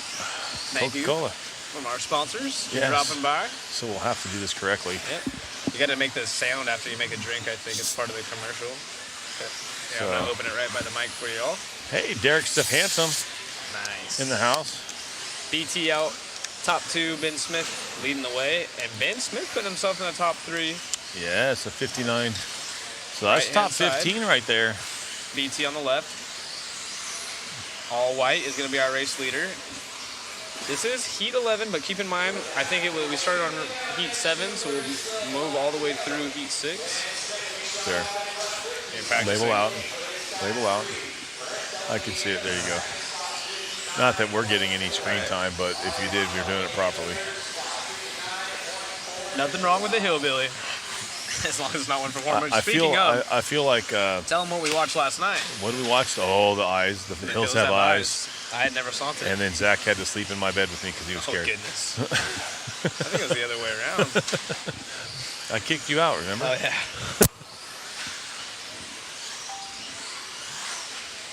What did we lose? Okay. We'll keep talking. Jeff Brown, oops. We lost it, but we don't know what it is. Can you guys put an update on 10 scale TLR new kit status, please? We can't.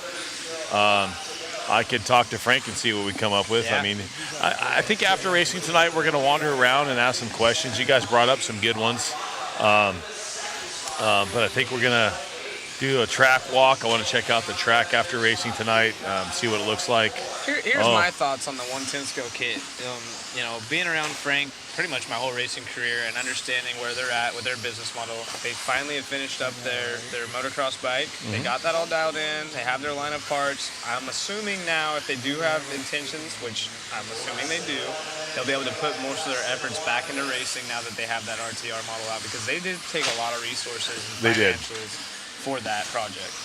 So I mean, and the way they kind of cut back on their team side, a lot of the 65 drivers or the 75 drivers or however their structure is, they kind of laid back on that.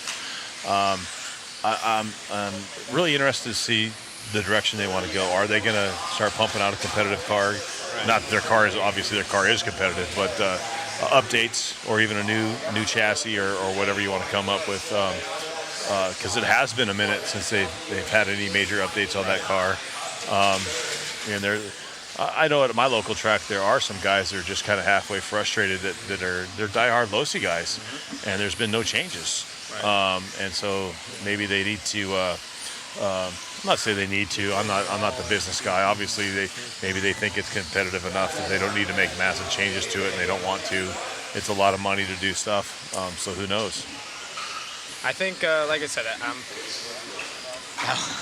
that was a positive negative. Sitting 8th. You're sitting 8th, Tyler. 8th right now. Yep. Yeah. No way. Well, in this so far, it's only, right only now. 8-11 though, because they started at 7. Why? Well, you will be. Yes, sir. We're going to a commercial break, guys. We'll be back momentarily. Don't forget the UTV.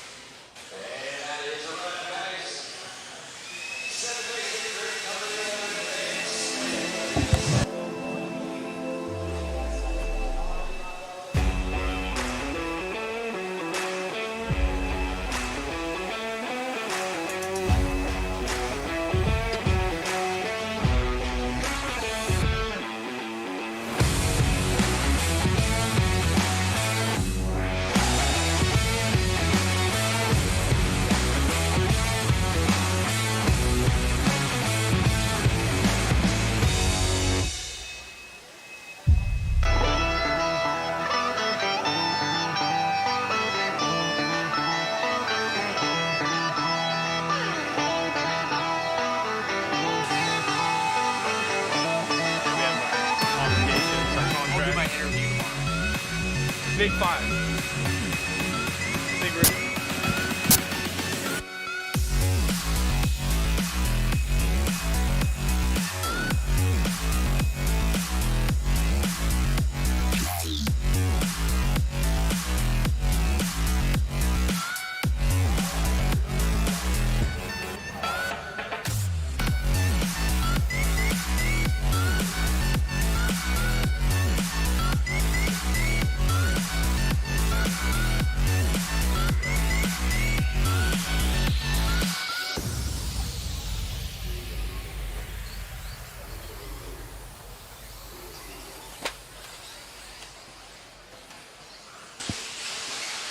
And we're back.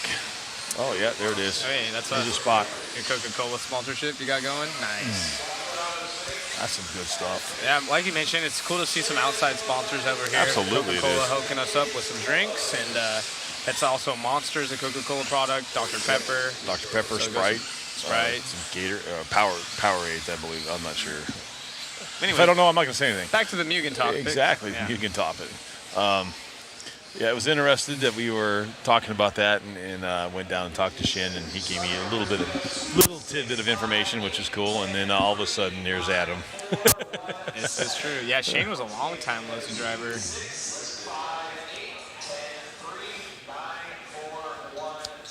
Came from Kyosho and now on Losi, I think, pretty much since then. So that's got to be some years now. Let's see where we're Has at. anyone ever thrown the controller? Here's a fun one for you. Oh, God. There's a little sticker. We'll have to get. There's a little sticker chart. Actually, I up think here we on got the a picture of driver's that. stand. Picture that on the live, Mod Live? on the Mighty Mod Live. Yes, we got a picture of that. Go on Facebook, go check it Yes. out. There's a, if you go through the pictures of day one, I think it's the first album that has about 182 photos. Yes. You can go through and scroll. There's a little sticker chart. I just remember 181. 186, 181, something like that. But yes, people have smashed their radios and they are counting them. Yes, there's a sticker on there, and it shows both the ones. Mayfield has smashed one. Mayfield. He's done more than one, but one here. Yes. Looks like. Oh, eight Have you more guys getting ever somebody. smashed? Have you ever smashed a radio, Wayne? No. No. No.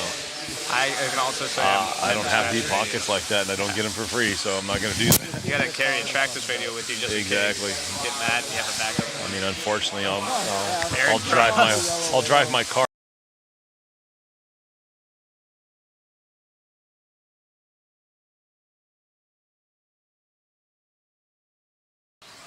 First of all, you donated 2017 Top Gun. Heck yeah, Chris. Thank you.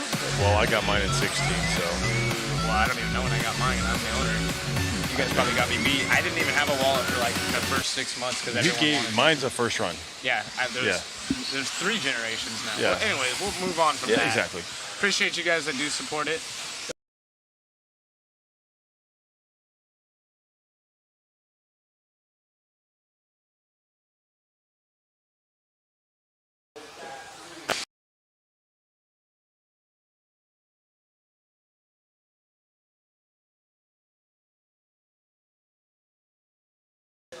Started one. Some of our top guys doing their part, and you know something I've learned, not to get too far off topic, but I got into the paintball industry after RC, and one big difference I've noticed is the pros in paintball are outside of a couple. I don't want to name drop, but you know, obviously Drake's a really good one. They do a ton of stuff for the public. I mean, videos every day, Instagram like crazy. They're doing you can go do some coaching lessons with them almost weekly. It's just, and it's same kind of industry. It's small, but there's people getting paid to do it. You know, there's probably a good 20 to 40 guys throughout the world that are making a good living. But they're super involved with it. So shout out to Adam and anyone else that does a lot in this industry. Mayfield is super anti-social media, but super good in person. Yes. So definitely got to give him some love. I mean, obviously, if you're at a race and you see these pro drivers, if they're thrashing in their pit spot, that's not the time. But most of these guys, even now, I think if you had a question, you could probably stop by, tap them on the shoulder, and say, "Hey, I got a question." They'll be more than happy to answer your question. But then it's a time-sensitive thing. You don't want to do that when it's the wrong time. You know, especially Mayfield if he's busy. Hey, there's Adam right here. Uh-oh. Alan's saying yeah. Oh, it was he trying to silence the talk, but Adam, I'm assuming Adam's replying to me and not that comment of the thumbs up and I'm strong. thinking Adam's response is like, yeah. Nope. I'm gonna go with who's responding with me. So hopefully he's not shutting it down because it's been a fun topic to talk about. Misha out here in second behind Aiden. Aiden at a 57.9. Yep, trying to get his name up in the top 5, seaming it in. It's still Pollard, Bata, and Smith holding. 57.9. That's good enough for 4 right now overall. Shane saying with dinner with Mayfield and Cav. Yeah, a lot of these guys have had. They're all buddies off the track. It's cool. They all kind of somewhat hang out. And they are a good time. You get a few drinks going. You get them after a main day. That's where it's fun. Yes. Yep. Especially if one of them wins. Cav, he's fun to hang out with when he's got a little alcohol in him. Brock's a good time. Those guys hang out and they have a good time. I've never seen Adam get out of line or anything. No, with some drinks. he seems pretty I'm not straight. sure. Does Adam drink? Do you drink a beer here and there, Adam? I don't think so. Let's say I've been with a lot of pros when they've had their moments, but Adam's not one of them. He's always very level-headed. He's the dad. He's the RC dad. Yeah. The Godfather. He keeps everybody straight and narrow. Rhonda says nope. Mr. G, can anyone go watch these races live? Do we need tickets? You do not need to buy tickets. You can come straight to the facility right now, walk in. You probably won't want to get past the hobby shop without wanting to buy something, and then you'll come back here. They have stands set up. You can come inside, sit down, and watch. And you can even, peruse through the pits and see how everybody's got their stuff set up. So, absolutely, Mr. G, come on out here and take a look and watch some races. Pretty much any RC track across the U.S. and the world, for the most part, is going to be free entry to go watch. Outside of maybe 1 or 2 events, but yeah, I think most of these events, they want the spectators. We're trying to build this. This isn't a big.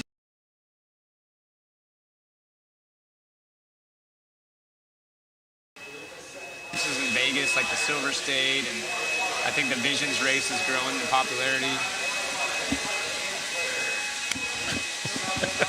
Sick, Matt, thanks. We can't hear shit. We can barely hear you. Like every once in a while, you'll scream in our ear, and then we can't hear nothing. Over the commercial? Oh, now we're good. Okay. Once again. It's a practice day. That was a short commercial break. That was very short. So Rhonda says no. So I'm assuming that they don't go out and partake in adult beverages after racing, anything like that. Fair. Makes sense. Barely hear you. The problem is, and if you guys are listening online, when you're talking to them a lot, it's nice to have it down. So if you could just, when you're talking to us, because it's nice having it low, because we're talking to the chat. But then all of a sudden, when it's something important, we don't hear you. Yeah. All right, group 13 getting checked in. 13 getting checked in. Chase Lemieux, Ryan Cavalier, Ty Besser, Marcus Gray, Christopher Sturdy, Lee Simpson, Michael Orlowski, Martin Beard, Amanda Schultz.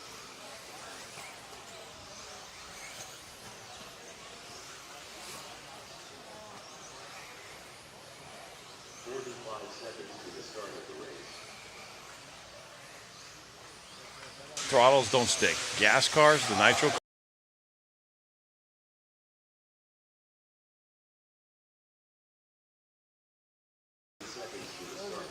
Built in there, it can happen to electric. It used to happen a lot more back in the day when.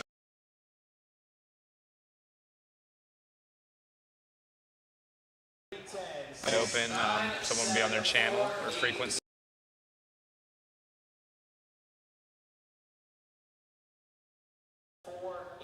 Back to racing right now. This is that hot heat. We got Brock in this one. We got Marcus, Orlowski, Cavallari, Easter, Lemieux, Tessman, Shin. Cole Tollett right now is at top spot still at a 57.407. Davies running second at a 57.522. And we're going to see what these guys can do right now. Got a lot of fast guys in this one, so. And Brock has an open track. All right. Yeah, let's see how this plays out.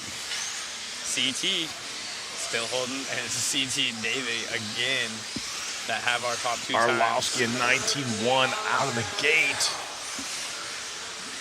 Lead putting another 19. Yes. So top 3 19s.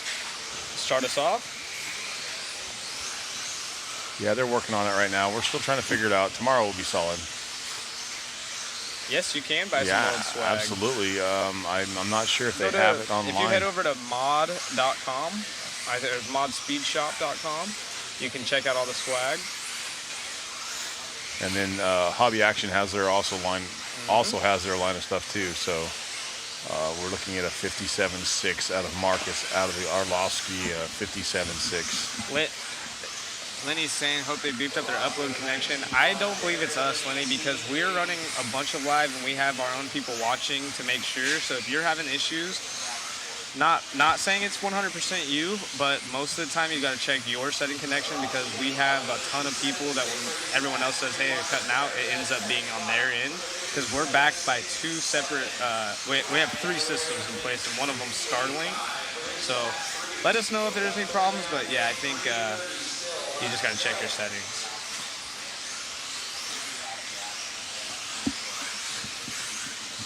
But we will check on our end as well, but So I don't know what it was for the first round, but I'm looking at Cole and Davey Bada running first and second still, and this is the fast heat.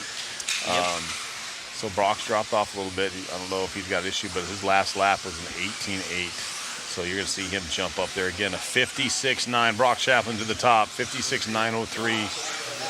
57.6 for Arlovsky. So now Brock Chaplin up top. Races every night this week, every night except for Wednesday. So if you come by, we will be here. Just Wednesday, the track is dark. I don't know about night, because we're starting at 9 o'clock in the mornings. So yeah, they might be done afternoonish.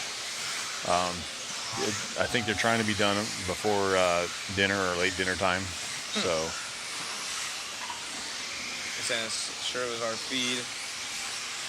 Matt's checking it out for us right now. Everything checked out on their end. Is it working good now for you guys? Let us know. yeah. All right, looks like it's fixed. Oh my goodness, a 56.6. Holy cow, Brock. Arlovsky 57.6 with Champlin. Taking it up, that's up. An 18.813, 18.845. Oh, let's see if he's got another burner right now. This one could be quick. Let's follow Brock along. He's going on the triple in front of the timing tower. On the straightaway right now. This could be interesting. An 18.9, so 56.76. Let's see. Arlovsky needs to get himself up there, and he does so right there. 57.0 with that 18.8 last time by. Let's see if he can connect a few more. These guys have about 4 laps left. Here comes Brock across the line again right there. A 19.8, so that's going to hold up just a little bit, but he's got a little bit of traffic. He's going to pull off to the side. I think he's going to call it a shot. Call it good right try now. one more. These guys are, I'm sorry, I said 3 laps left or 4 laps left earlier. Well, they got a minute, so if they're doing it under a minute, he can separate himself and do something and get it going. Arlovsky, though, with that 18.8, if he could string a couple together, he'll be able to challenge. He's already up there with a 56.8 now, so he did knock off 2 more Yes, tenths. he did. So he's up to number 2 overall. This lap right here is going to be crucial as he comes on the straightaway. Oh, no, he's got red, so he's down. Yeah, that's a bummer. So let's see what happened to Brock. Brock needs to put a couple together. He got 21.1, so he might be on 2. 25.4 on Mike Arlovsky that one. Yeah, I think he just pulled to the side to see where he's at. Brock just a 19.4, so that one's going to be 19.1, 18.8. Another top 10 would be really solid for him. Absolutely.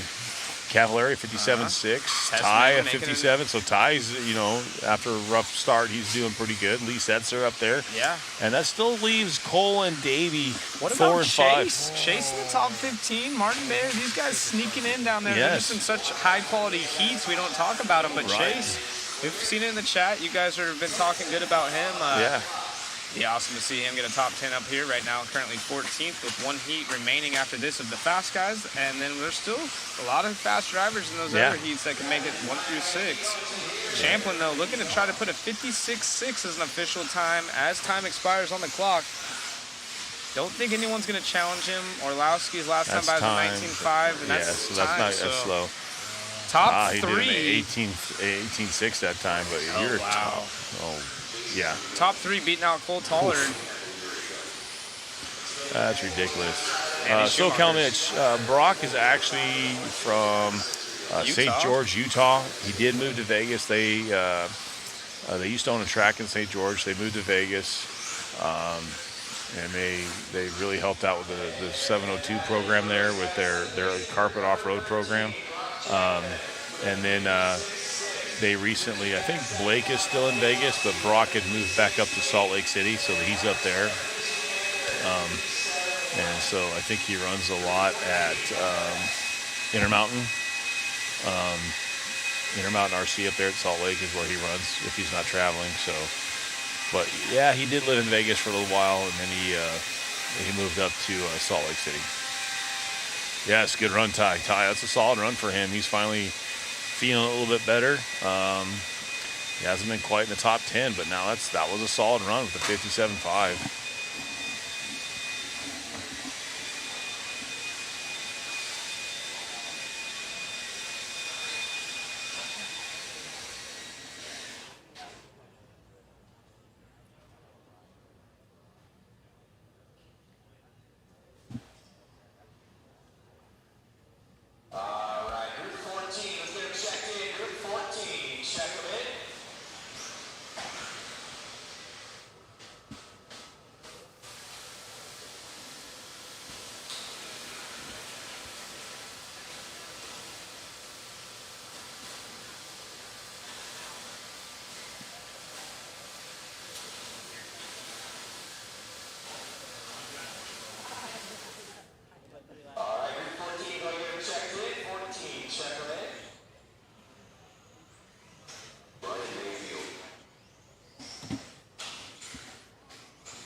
Yeah, Brock laying it down that last round. Let's see if anybody's got something for him. We got Dakota in this one. Dakota was laid it down that last round and pulled it out by a couple tenths. We got Dakota, Tater, Ongaro, Bruno, Spencer Ripken, Mayfield, Evans, Newman, Rennerdick, and Daniel. So it's going to be Lots of guys asking all kinds of questions. We're going to have so much stuff to go over tomorrow. Yeah. Should start A lot of writing people stuff right here in Facebook land want to know about the Mugen car now. We got the Mugen 2-wheel. Did you hear about that, Matt? All I know is there's a Mugen 2-wheel. That's all I know. Yeah, the phones are going off the He hook. would not give me any insight. I do know that they have a 10th scale shock body or shocks on the 4-wheel is what he told me. Yep. It is a TLR 4-wheel, but they do have a 2-wheel here. Very interested to see that. Yeah, that's what he said. No, so I don't know. It's cool that he's been an open book about it because the X-Ray guys, as always, They're covered up over there. War and CO. Oh, this is what I want to know. Heck yeah. Yeah. All right, guys. This is the fast heat.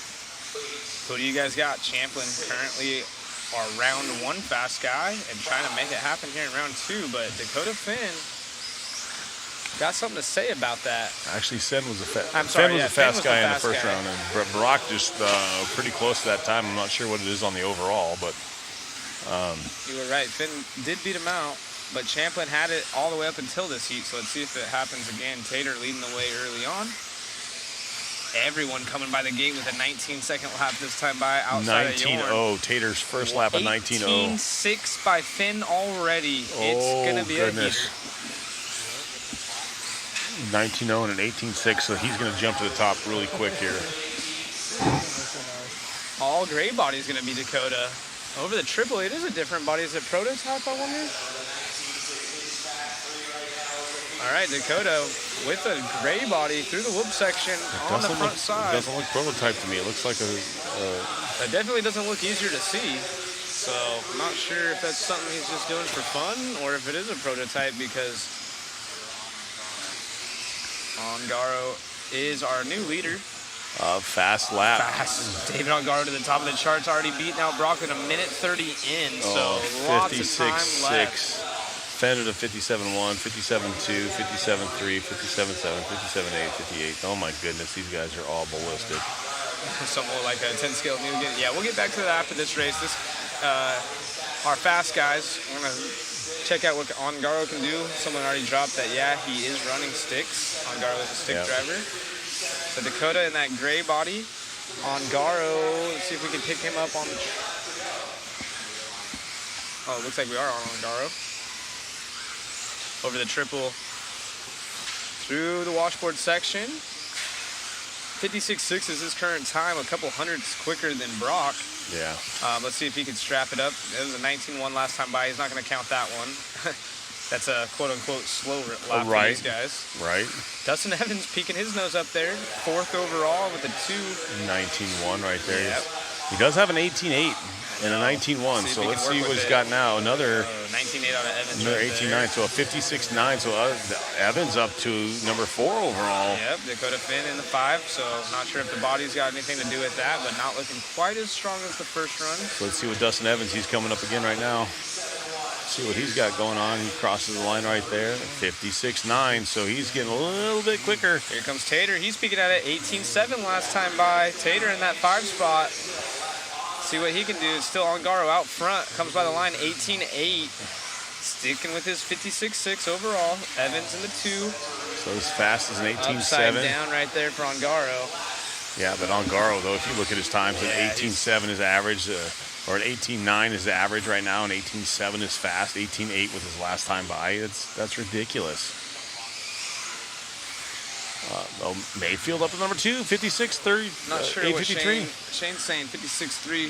Yeah, 56.8, but that's not the. That's Mayfield, 56.833 right now. Looking at Dakota and Brock right here.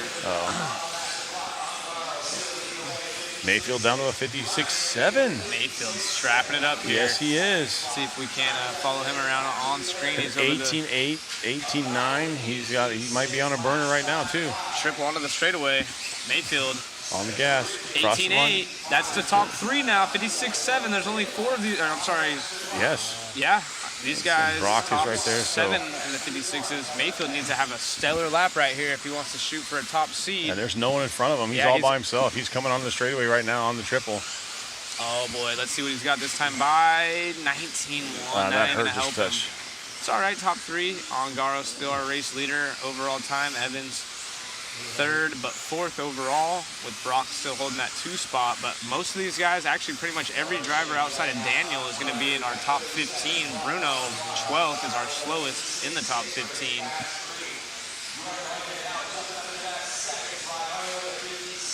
Ongaro, Jorn Newman now coming by the line. Oh my goodness. 56.7. If Jorn has another good lap or 2, he can contend for the top He's spot. only going to have one more right now. Mayfield crossing the line here in a second. Final 10 seconds. Ongaro looking pretty solid. Mayfield, I think he knows his time's up. He's just going to cruise. Right there. That was Daniel. No harm, no foul. Even Tom Rendernick is up in the mix. He's running 11th overall. This time, let's see what Dustin has. Dustin's up back up at number 2. So Dustin Evans putting himself 3rd overall. Let's see what he's got. He hit the last pipe. lap for Dustin. Did he scrub it? Yeah, he scrubbed it. He had an 18.6 right before that, but then he hits the pipe after the washboard. So it looks like this one's going to be a stalemate between Ongaro and Champlin. 56.627, 56.76. Wow. 6.76. That last lap right there really messed with Dustin's time because he was coming hot with that 18.6, but that one when we went through the washboard. Holy cow. And to give you a time right now, so right now I'm gonna put it out there. Your TQ for a round is gonna be close, probably right in the middle of a 17-lap run with Dustin Evans going at a full 5-minute run. His pace was a 16.505. So fast. So we're gonna see 17-lap runs when we go to qualifying. Absolutely, there's no doubt about it. Yes, Evans, absolutely. As far as consistency goes, Evans and Rivkin 16.505s. We have a 15.503 out of Finn, but Finn has been super fast on his individual time. So right. I don't know. What do you think? He might be checking up, just trying to get by himself to lay some times down. So, oh my goodness. Man, it's going to be exciting come tomorrow. It is. Ongaro, though, going to take that one. 15.66. Top. I'm not sure what that is on the overall when it comes to the overall seeding, right. but Wow, what a race right there. It feels like we're already in main event Qualifying, time. I yeah. know, It's something. like This it's is good. just it's Tell them to do it again. right. Get a close up of Finn's body. How fun. So no, we're not. There's some things we can and can't do. We're not going to go around and take pictures of stuff without permissions or not. So we need to make sure. Yeah, I mean, we'll, if it's on the track, if it's out in the open, it's fine. Look, they're trying to get it right there. It's the gray one. Oh, it's getting taken away. It's getting taken away. Somebody get that body. They're going to tech with it. They're grabbing all those Somebody cars. go get her. She's going through tech. There It's it a is. standard body. It's a standard J Concepts body. I'm not It's sure. nothing new. It doesn't look new to me, I anyways. was about to say, I'm not sure. It could be lightweight. Could be. It definitely has different paint on it. I know that. Yeah. I saw that with Yeah, my eyes. I think I saw that too. Yep. So if you guys didn't see that, it's a different color than normal. Besides the obvious. Get that Coke plug in. Huh? Someone said get that Coke plug in. We got the Coca-Cola We have to. sponsorship, you know? We're not. Coca-Cola was nice enough. They're hooking us up. They have this cool thing just on the outside of the pits. Literally, it's like an airport kiosk. It doesn't take anybody. Yeah. You basically go. There's Self-serve. cameras on you. It's self-serve. You pull what you want. You scan it and you pay for it right there. That's all you do. And they are sponsors. They're sponsors of the event. J And so- Concepts Live. Jason said there's going to be a new body for this event, so very well. Wow, could be a could prototype. be. We'll have to go check that out. Maybe even Mayfield, because Mayfield was running an That's what I off-color. was saying earlier. I So- think maybe these guys might be trying I mean, out some new it bodies. looked like a standard J Concepts body. I mean, most of the time they're going to be minor changes, but even if it's just a lightweight version. Steph Hansen. Yeah, it does look like an S1. Look good. It Man, did- look cool. Obviously, the body worked because he was sailing it. All right, guys. So we are in Heat 1 of this final round. Keep in mind these guys are still competing with Ongaro, Champlin, Evans time. This is just the other half that was first in the first round. Yeah, so we'll go 1 through 6 now. We got Matty G. Yeah. That's everyone's favorite Matthew, is Matty Gonzalez. Yes, it is. Thank you, Rob. So Appreciate it. maybe we'll go talk to Jason and see if there is a new body. Yeah. I mean, he's an open book. Jason, He'll yeah, answer any that's he's questions. cool about it. I also want to give a shout out to our camera guys. I saw someone in the chat earlier mention how good they've been doing with keeping Yes. the guys in center frame, with how quick the cars are going. Appreciate the positive comments, guys, especially with our camera crew, Matt Olson, Richard Lake, everyone involved. Really cool. There's a lot of hard work, and even the mistakes made, everyone's owning up to them. Like you mentioned about Larry with the tires and everything. It's just, yeah, it's just what it is. I mean, whether we understand how it was made or not, that mistakes were made, and I'm not going to say mistakes. I'm going to say learning experiences, because it's not every day you run a Worlds event. It's not every day you run into stuff like that. So he definitely learned an event or learned something this weekend or this week, and I can guarantee you with the way Larry runs this place, if he has an event here with a controlled tire, we will not have an issue again. Won't be a repeat. They say it's a Yokomo body chain is. I'll have to go confirm that. Yeah. Maybe we should tell Jason we need to start working on a Mugen tool body, huh? Get all kinds of stuff going. Yeah, we've already stirred the pot with Mugen already, so. The Mugen tool. Your boys over here digging the replays. Yeah. So I'm sure Alex, if you were driving Trenton, there'd be a ton of replays because either you'd be punting somebody or doing, nice, epically wrecking. Alex with a sweet drift right there in the yellow car. They're coming down the front straightaway. 59.5 is our leader space. Oh, a little kick flip. Oh, double kick flip. This is the X Games. Yeah. He's like, if you're not going to move, I'll just land on you. Waffle stomp. I'm here for style points, baby. A couple cars running tight together. There we go. One's going wide. Let him go by. Is that Matty G coming on the straightaway? It is.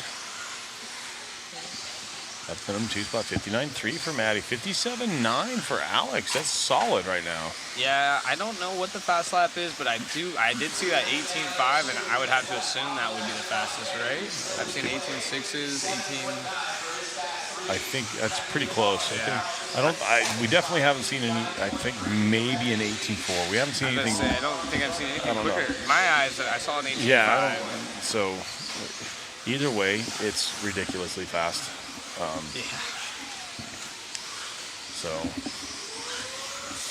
once again, we appreciate guys, chiming in and talking with us. Trenton, I'd be giving people the best instant replays. Yes, you would. At least one or two until the car broke. But yeah, we appreciate you guys chiming in. I hope most of you guys get to watch tomorrow while you're at work, or listen, or whatever it is you can. So we got Gonzalez on the right-hand side and Alex on the left of our screen here. You guys can check them out going through the washboard sections with Matty G. He's searching for a little bit more pace, about a full second off that last heat as far as lap time goes on the fast laps. There's just under a minute left in this one, so these guys have to start strapping it up. Their average lap. 19.1 out of Alex. That's a pretty solid lap time right there. Actually, he's got an 18.7. Quick So lap. It's Matty looking for his first 18-second lap to run. I'm sure he'll get it. Still what they're considered a controlled practice, set, seating. Talk to a few guys. There's a few guys that want to be in that A sort. A few guys would rather be in the C sort. Yeah, I don't. And I kind of understand their thought process, but then again, I don't. I'd rather be with guys that might be faster than me, so I know to chase them and judge my time. To a certain extent, you don't want to be that guy that's in everyone's way. Exactly. I don't want to be that guy. You want to be that sweet spot, right? Yeah. I think Ty Finster came by and was saying, "I hope I'm in the C resort." Yes. And obviously that's where he feels comfortable. He doesn't want to drive over his head. We talked about that going in. That's kind of where I feel like he should kind of be around that area, and it's probably best for him. And for Tyler, I think realistic. I think a C, maybe a low B finish would be amazing. That would be amazing for him. That's great for a lot of these guys. Yes. So I think that's kind of where his goals are, and that's like coming to an event like this, especially someone with his background and his racing experience. Absolutely. I'm going to win the Worlds. Sorry, no, you're not. And he knows, I know him well enough to talk like that, but he's realistic with his goals. So making a B, squeaking into a B is a solid run. Absolutely. And so it's just, you just got to understand. Yeah, you got to understand where you're at. Manny, yes, this is how you develop a blue groove. The rubber gets laid down. You can start to see that tint on the track. You see it a lot more on the outdoor races back in the day just because the consistency of the dirt was a little bit lighter. But you can definitely see it here indoors, and the traction's picking up. If you watch from the beginning, 12 hours ago? We weren't racing yet. About 12 hours ago, it was super loose. Not loamy, well, we started. First cars on track were at noon, and it was a little squirrely. It was definitely squirrely, but track's only going to get better throughout the week. Definitely didn't look that good the first round. Man, that race or Heat 14 got me all fired up. I want to see that happen again. Exactly. I can't wait for qualifying. Oh man, it's starting to thin out in here a little bit. Everyone heading home. I'm gonna sneak by. Hey everybody, give Zach a couple thumbs up to see if he can go down there and take a look at some of those bodies. See what we got going on. If we can get 100 thumbs up, let's see what we got. Separately though, it has to be separate people. 100. No. Racing is gonna start at 9 tomorrow, I believe. Is that correct? Yeah, I think they got one practice round, then we're going into qualifying starting at 9 on Monday. Yes. 9 local time here in Arizona. And then we're starting qualifying approximately 11:15. Yep.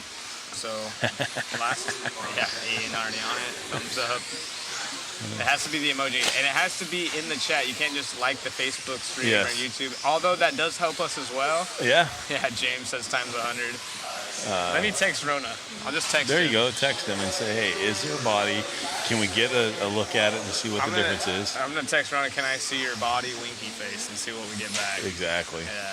Hopefully he's listening. I see Jay Concepts Lives gets tagged a lot here, so it's either Hannah or him or maybe someone's seeing it. Someone I think I don't know if she's still here. I didn't see her. But somebody's watching.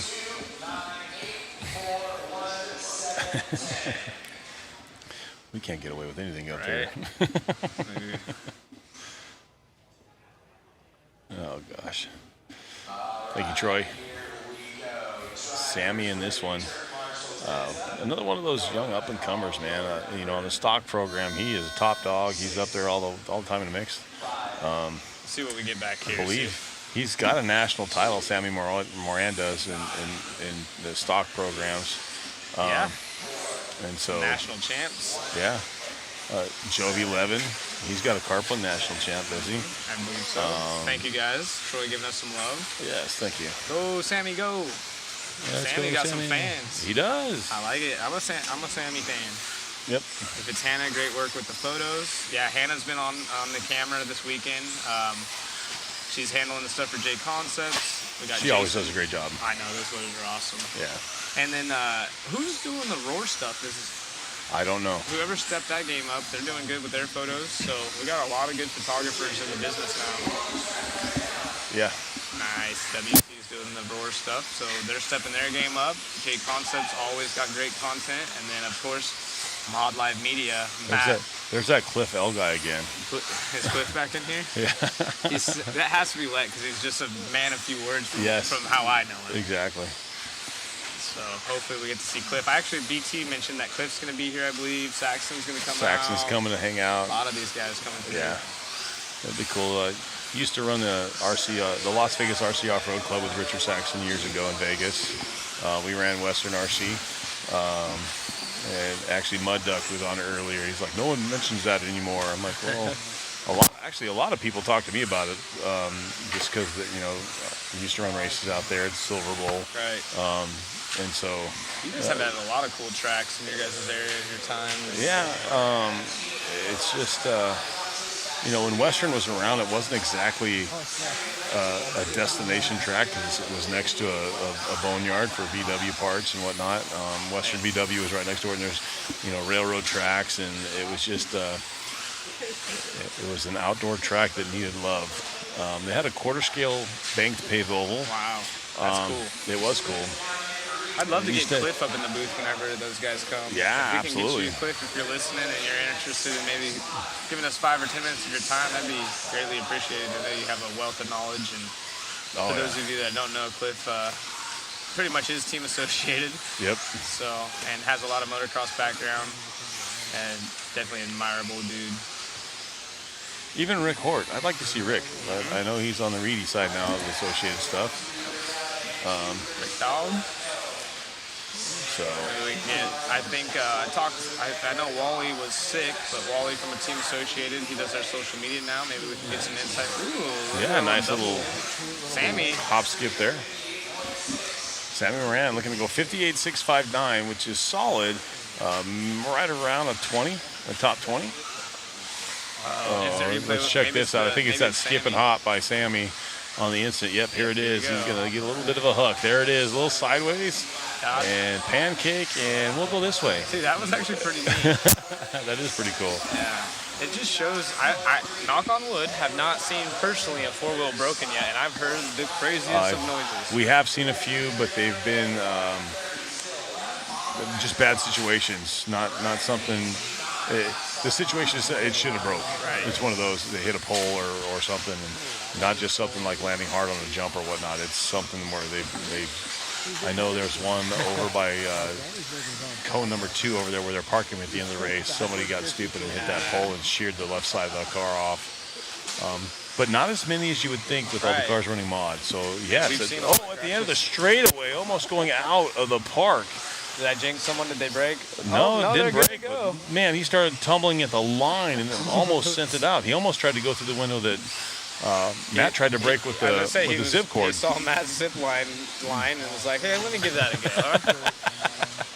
Matt, don't worry. You still beat him. Yours was much better.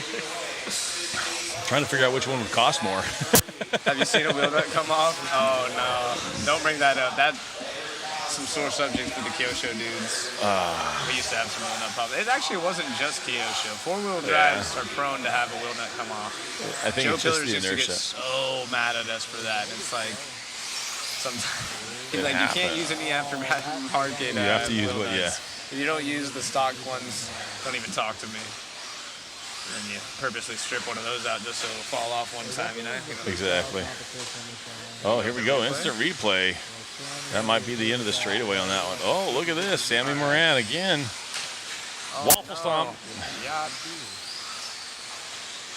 Yeah, right there in front of the driver's stand. This one, quite the doozy. Sammy's car looking a lot looser. Maybe might have to talk to him and say, hey, bud, did you throw a 13.5 or a 10.5 in and do your thing? Yeah, I think maybe he's just trying to overdrive it, maybe. Yeah, just a lay little some bit. power down. Look at Sammy getting all kinds of love, though. He has a lot of fans, as he should. He does. And like, it's, hey, he came to my local track and helped me out last year with his tool drive, and that gave me his personal setup sheet with all his notes. Sammy. Yeah, that's exactly Sammy. Yep. Definitely knows his role and knows his job. At a young man at that Great age. ambassador. Yes, absolutely. Decent run. 58.448 for him. 59 for Clement. So that's not bad. Someone keeps tagging at J Concepts Live. I think they're on the J Concepts Live shared event. So there's an open mic somewhere. Matt Olson, I believe it's very faint, but I can hear it. I'm assuming because we're sharing from J Concepts. I believe that's just our, It's just you you talking. But they're saying they can hear you faintly. Oh, David does? Uh-oh, that's like the worst guy. That's the worst guy to have a mic. Uh-oh, we got a text message from J-Ro. Uh-oh. What do we got? Only the all-white or gray ones. You want to tell us what? Perfect, so they are Oh, we protos. just lost it.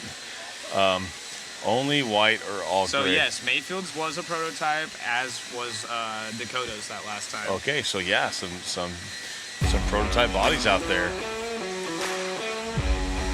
Dakota's going to stick to his race paint P2 body. Okay. Nice. So there's audio's about to go out.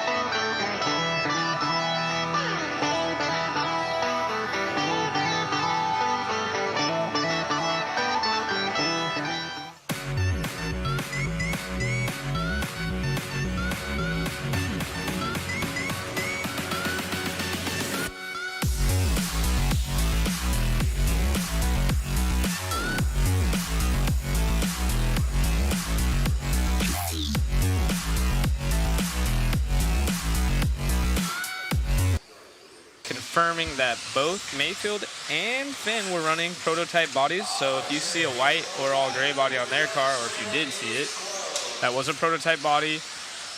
But it's already confirmed that they both will be sticking with their original bodies for now. The paint scheme's on. And they've been running the P2 bodies. Yep, So the P2. That's what they're going to be running as of now for the rest of the program, I believe. Yeah, so big shout out to Rona for being transparent like that. That's super cool. We've played the games of super secrecy and this and that. And it's cool to just, hey, we see it on the track as a prototype, and we're at the World Championships. Everyone likes try to it. know. I mean, you might find something. You never know. That's what this stuff's about.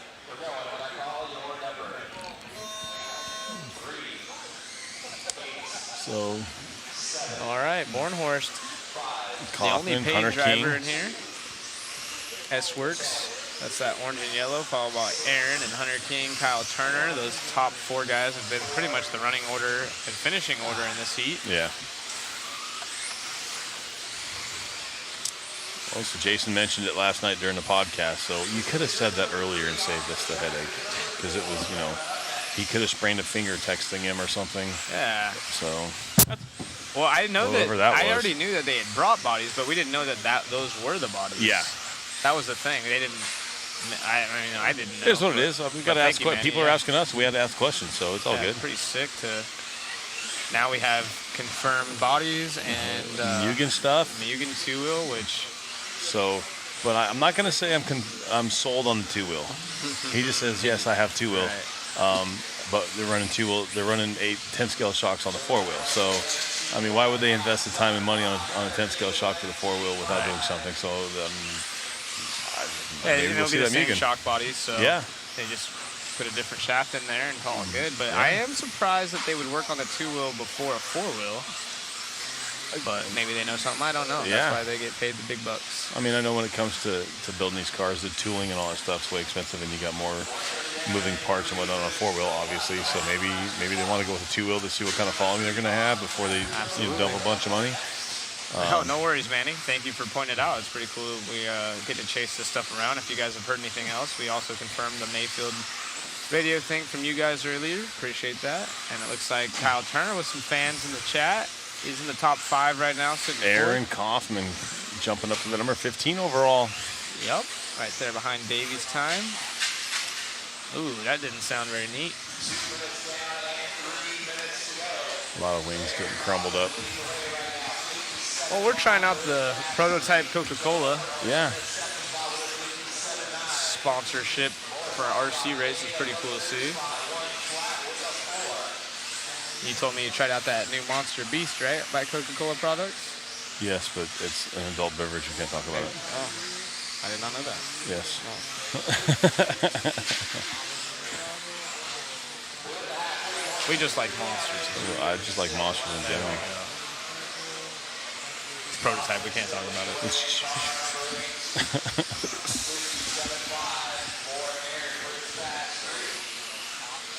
Kaufman, we got an instant replay of Kaufman. End of the straight again. End of the straight. Oh, that was a sensitive. No, that could have been bad. Yeah, he needs to head over to the ice tin because this guy's ice skating out there. Yeah. Doing little tricks, a little ballerina action on us. Trying to go full send here. Kaufman 57.5, 57.9 for Hornhorst. Oh, squirrely down the straightaway. It looks like the car, they're starting to slightly duck walk a little bit coming straightaway. So that to me is telling me that the traction is definitely coming up. Yes, absolutely. And at the end of the straightaway, they're still kind of halfway bicycling up. Yeah, even the Marshall's got more traction now. So yeah. So you end up you put a lot of traction at the end of the straightaway and bumps, and things get interested. And that last heat, we saw a car tumble literally from the scoring loop all the way to the end of the straightaway. What's your thoughts on best Marshall shoes? Best Marshall shoes? Yep. Crocs. Crocs? In sport mode. In sport mode? Yeah. All right. I like it. You're not going with the old school Nike or Adidas over here. We got maybe a good pair of Vans. Maybe a solid Vans, some Reeboks, some dad Vans, or some dad shoes. I'm sorry. Converse and Chucks. What do you guys use out there in the Facebook land? Cleats. Nice, Daniel. Some cleats. I'm gonna use a golfing shoe. Got Vans, golf shoe. Get all kinds of grip. You'll break your ankle out there. You go to turn. Aaron getting a little bit sideways. I need to wear that because if I twist and slide and go down, I'll break a hip and then I'll put a shell in me. We'll make you a jump. Moccasins. Nice, Rudy. We'll make you a roller. Just stick a fork some in moccasins? me. Bury me there. Rudy, you're not going to wear some... Hey Dudes. Yes. Hey Dudes are comfortable. Look at Matt looks. He's like, what? Huh? Yeah. Hey dude. Hey dude. Half cabs. You guys remember the old Osiris moon shoes? Gives that ankle protection. That what protection? Ankle. Oh, okay. All right, this one's winding down. Aaron looking like he's going to finish up with a 57.5. Good enough for a top 15 out of this one. Not bad. Hornhorst still getting his car dialed in. Not too far behind. 15.79, but not going to put him in the top 20, unfortunately. I don't remember what his last time was, but this is a 22nd currently overall. So once we get, I think, who else is in these top 6 heats or these first 6 heats? We got a couple heavy hitters here and there. I think Mason's in one of these. Mason Templeton. Maybe one of the Horns. Austin Horn, I think. Boots. Somebody's marshalling the boots. So we're slowly crawling to an end here at this long day at day 1. Yeah, I'm getting a little bit tired now. Yeah, a little bit tired. Thank you guys for staying with us. I know quite a few of you guys have been here the whole time, so appreciate you. Rob getting ready for his race. A lot of you guys checked out for a while and came back to us. Some of you guys are watching now, especially on the West Coast. You guys are watching now, like I would do, laying in bed and playing on your phone or whatnot. Getting that pillow talk. Why is this on repeat live? I don't know. I don't even know what repeat live is. I don't know what that means. Sounds provocative. Rudy Rosales. I'm going to say maybe. Rudy, where'd you hear that? Yeah, where'd you hear that? Hey. Can you confirm? Yeah, I don't know about all that. Yeah, we don't know what you're talking about. All damn day, according to the wife. That's the best answer I've heard right there. Exactly. All caps to 12:30 here in Kansas. Yep, Shane's That's funny. checking in back there. Got some emojis coming in. 63%. Almost done. We got two more. 4, this 5, one and 2 more. 6. Doesn't look like You got anyone's Rob Gillespie. He can put it up there again. Yeah, I was gonna say. Donnelly had a good run last time. He did have a really good run. Owen, that young man's doing good. Owen's cars didn't even show up until I believe this morning. This morning, and he's out here holding it together. As we take a look at the tire lockers, those guys have been hard at work all day. Yeah, they haven't had a break. Those guys have been consistently in and out, in and out, in and out. It looks cool, huh? I like seeing all the organization they got over there. All the drivers are labeled their bags of tires in each little block. Appreciate you, Kyle. Thank you. Hope all has been well. Bummed to not have you out here. Anyone from Red Army racing this weekend?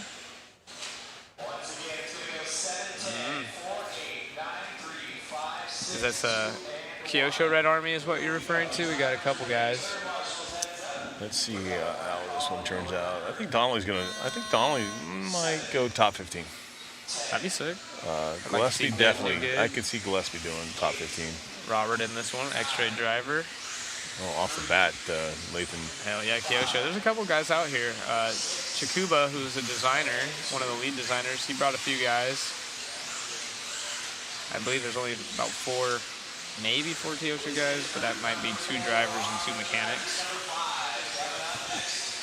They always hook me up with the Japanese candy. As soon as I see them, I get some haichus. Those guys are awesome. All the Japanese drivers always couple 19.7s out of the chute. Feed been on point. Thank you, Denny. Appreciate you. Yeah, there's a lot of work that goes behind this. Not just on our part, just everything. We have the easy part of this. We just sit here and make fun of people and, start rumors or end rumors. It has been fun, investigating to see what's going on with different stuff. It's pretty cool talking to different people, getting their takes on stuff. And the chat's been the most fun I've had. I love you guys in the chat. It's been sick. I find myself looking at the chat more than I need to because I need to start following the racing more, but you guys are entertaining. So appreciate you joining us. And it's been fun. It is challenging because we have the screens in front of us. We want to see the stuff going on the track. We want to talk to each other. We want to talk to you guys. We want to talk to the chat. Checking the times, so there's seeing this and that. Even where we're at, there's a ton of stuff to do. And we got the easy job. I know, it's we're crazy. over there watching Matt and the guy behind the the guys, running the cameras and stuff like that. They don't get a break. They're going full wood. And they stay smiling, too. No one's in a bad mood. Everyone's having a great time. Other than you. Sometimes you get mad at me, but no, never. No. Stream quality's still good. Yeah, we're still live over here. Yep. We are running it all the way through. We're here to the end, man. A couple more left, though. Yeah, I got a couple. So if you guys are just now tuning in, you see Heat 4 of 14. We will be stopping at Heat 6 because we started with Heat 7 this round. Yep. So only a couple more, and then we're going to close out for the night. If you're running how we're doing this, this is the last round of seeding. I think they'll have a practice round in the morning. I don't think that'll change anything. I don't know if that's going to be a seeding round or whatever. This is a free practice, I believe. Or actually, I'm sorry, controlled practice. Let's go back to Monday. Yeah, controlled practice at 9 a.m. our time. Yeah, starting at 9 this time tomorrow morning. I don't know if that's going to be another seeding round or not. It could be. But they made it sound like it's just going to be a practice run in the morning, and then they go into qualifying right at 11 o'clock or 11:15. And so So tonight, we're just kind of, today was kind of a practice day even for us, figuring out what we got to do on the live feed and stuff, making sure we're bringing you the best content we can. Tomorrow, we'll have a few more cameras up. We'll have one walking around in the pits. I think the three of us, between myself, Richard, and Zach, we're going to be moving around and kind of sharing different roles. Yeah, lots of new angles coming out tomorrow. Yeah. Talking in the pits a lot more. I'm sure we'll have a lot of coverage that you guys are excited about. And getting back to the racing real quick, Rob Gillespie leading this one. Yep. Luke in the 2. Yeah, so for a 15th, he needs to be down to a 57.5, which is absolutely ridiculous. I know. He's about 6/10 off that currently. That is Gillespie, Team Associated driver out of Utah. Home track, Salt Lake City. Been there a couple of times. It's super high bite, so he likes it when the traction comes up. That's his style. He's won some pretty big races over some of the best in the world. Yep. So he knows what to do whenever his stuff's dialed in, and he does his own thing. He doesn't really get too involved with chasing all these pro guys' setups and this and that. He's always been very just his own driver. Yeah, That's he just does his what thing. it is. And here he is, coming up on traffic on the triple, coming on the straightaway. Inside move. Nice. Getting through traffic. Car looks solid. Ooh, 19.4 going through traffic. Through traffic, still putting heaters down, but not improving his time yet. See if he can string 3 of these together, but only 25 seconds left. Not sure if he's going to be able to contend for a top 15. Yeah, he needs a burner right now to bring that down. Let's see what that one was. It's crazy watching him. A 19 flat. It's crazy that's fast, but it's not fast enough. Yeah. You're going to need to be consistent 18.9s, 18.7s, somewhere in that range. You know, it's frustrating. You watch him, and if you didn't know and you just watch this car, you're like, there's no way people are going faster. And then you realize how far off the top guys and are. When we talk like that and say, oh, he's, how far off he is, we say that, we mean that respectively, because these guys are all fast. Every one of them is fast. Yeah, absolutely. I wouldn't want to have to race Rob right now. Look at him flying around the track. He's honed in right now. Setting it. Let's see what that one is. Suddenly we can only run 5 sets. 19.5. And it wasn't to help the pros, Lloyd. That's false. Actually, if anything, it helps the other guys more. Yeah. And so what's funny is, Lloyd, some of the pros bought more tires than they need. Actually, the pros, some of the pros didn't have enough. Some of them didn't have enough. The pro guys were the ones trying to help more than the guys that had all the tires. They were the ones offering up their tires. Brian Mayfield specifically is a hero around here. I will say that the tire thing was, I like what they did, because it leveled the playing game. It leveled it out very, very much. Should have been the rule from the get-go, in my opinion. It should have been. There should have been a cap. Yeah. So, Mayfield's always been my hero. Just stand up, It's dude. funny. It's like anything in life, right? You talk to some people, they have a strong opinion about Mayfield, and then you talk to the others, and they absolutely love him. So just kind of your cup of tea. Yeah, lucky. You can never have too many tires. Well, you can only run them once. Yeah. So, and that was the thought with this, is they thought that it was a one-run tire and they would be chucking it or whatever, but they figured out the drop-off isn't that much. There wasn't enough tires to go around, so they cut them back to only 5 sets per driver. We've talked to BT. BT said it. He's like, if some of these guys are setting their cars up for a one-tire run, they need to work on their car a little bit more. Makes sense. They're relying too much on tire traction instead of mechanical traction. And it so, makes a good point. Speaking of, he brought up Formula One. I actually see a good reference right here talking about, these guys are slow talking about Haas, but they're only half a second off the top 5 pace, And like BT said, or someone mentioned, BT is kind of like the Toto Wolff of RC, and he liked that comment because he is a fan of Toto. But like you mentioned, you can't just put your whole entire eggs into the basket of tires. No, you can't. You gotta. It's a balance. You do need to have the mechanical traction of the car. You do need to have. You need to have your tire traction balanced with your mechanical traction, so either you don't have too much of one or not enough of the other. But if you're betting on that tire to be good enough just for one run, To me, that's sketchy It's thought sketchy. process. Look at this. We got Josh Lett here. Wow. How you been, Josh? Love you too. It's been a long while. Good to see you still following the RC scene, at least for the Worlds. Very cool. Are we allowed to wear a shirt color I other see than black? I see Zeke messaged me on Facebook back here. Let's see what he had to say. Yo, since it's seeding, it's your best 3 laps from either of the 2 rounds. I'm 99% confident. Yeah. Haven't heard you mention it. Yeah, we've mentioned it quite a few times, Yeah. Zeke, if you're listening still. Might have just missed it, but yeah, that's... So basically, right now they've run, this is their second round of seeding, and they will take their best consistent run of 3 laps. How are they going to run an 8-minute main? 8-minute main? Huh? They don't run 8 minutes. They only like run a 5 minute. They like run 3 5 minutes. The chat has different info than us. Somewhere. Look it up. Yeah, I'm not sure.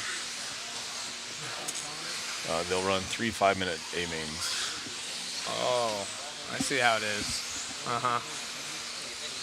Probably good. We got our Coca-Cola product. I'll take one of those whenever you get a chance, Matt.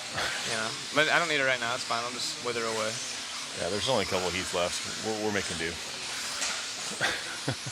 Wouldn't think there's enough grip on this track to be after 1 run. Scott Foy saying, yeah, it's you know how the pros are. It's just that little tiny bit of an edge. It doesn't mean, some of these people might say like, oh, these tires are just junk, but it's going back to the reference point, right? What is junk to you? Is a tenth off? A tenth off for these pro guys is junk. Yeah. Most people don't even notice in their RC car. Well, that's just it. I touched base with that when talking with Richard Blake. Is these guys, when their tires, when their cars are on tires, or when their program is on, they can feel that 2-3 tenths drop in a run. They can feel it change lap to lap. Whereas I'm like, I'll run a tire till it's completely dead. I'm like, oh, okay, it's falling off because my car's junk. But the same tire that these guys want to run once, because it's true that right out of the bag is when they're the best. They're the best right out of the bag.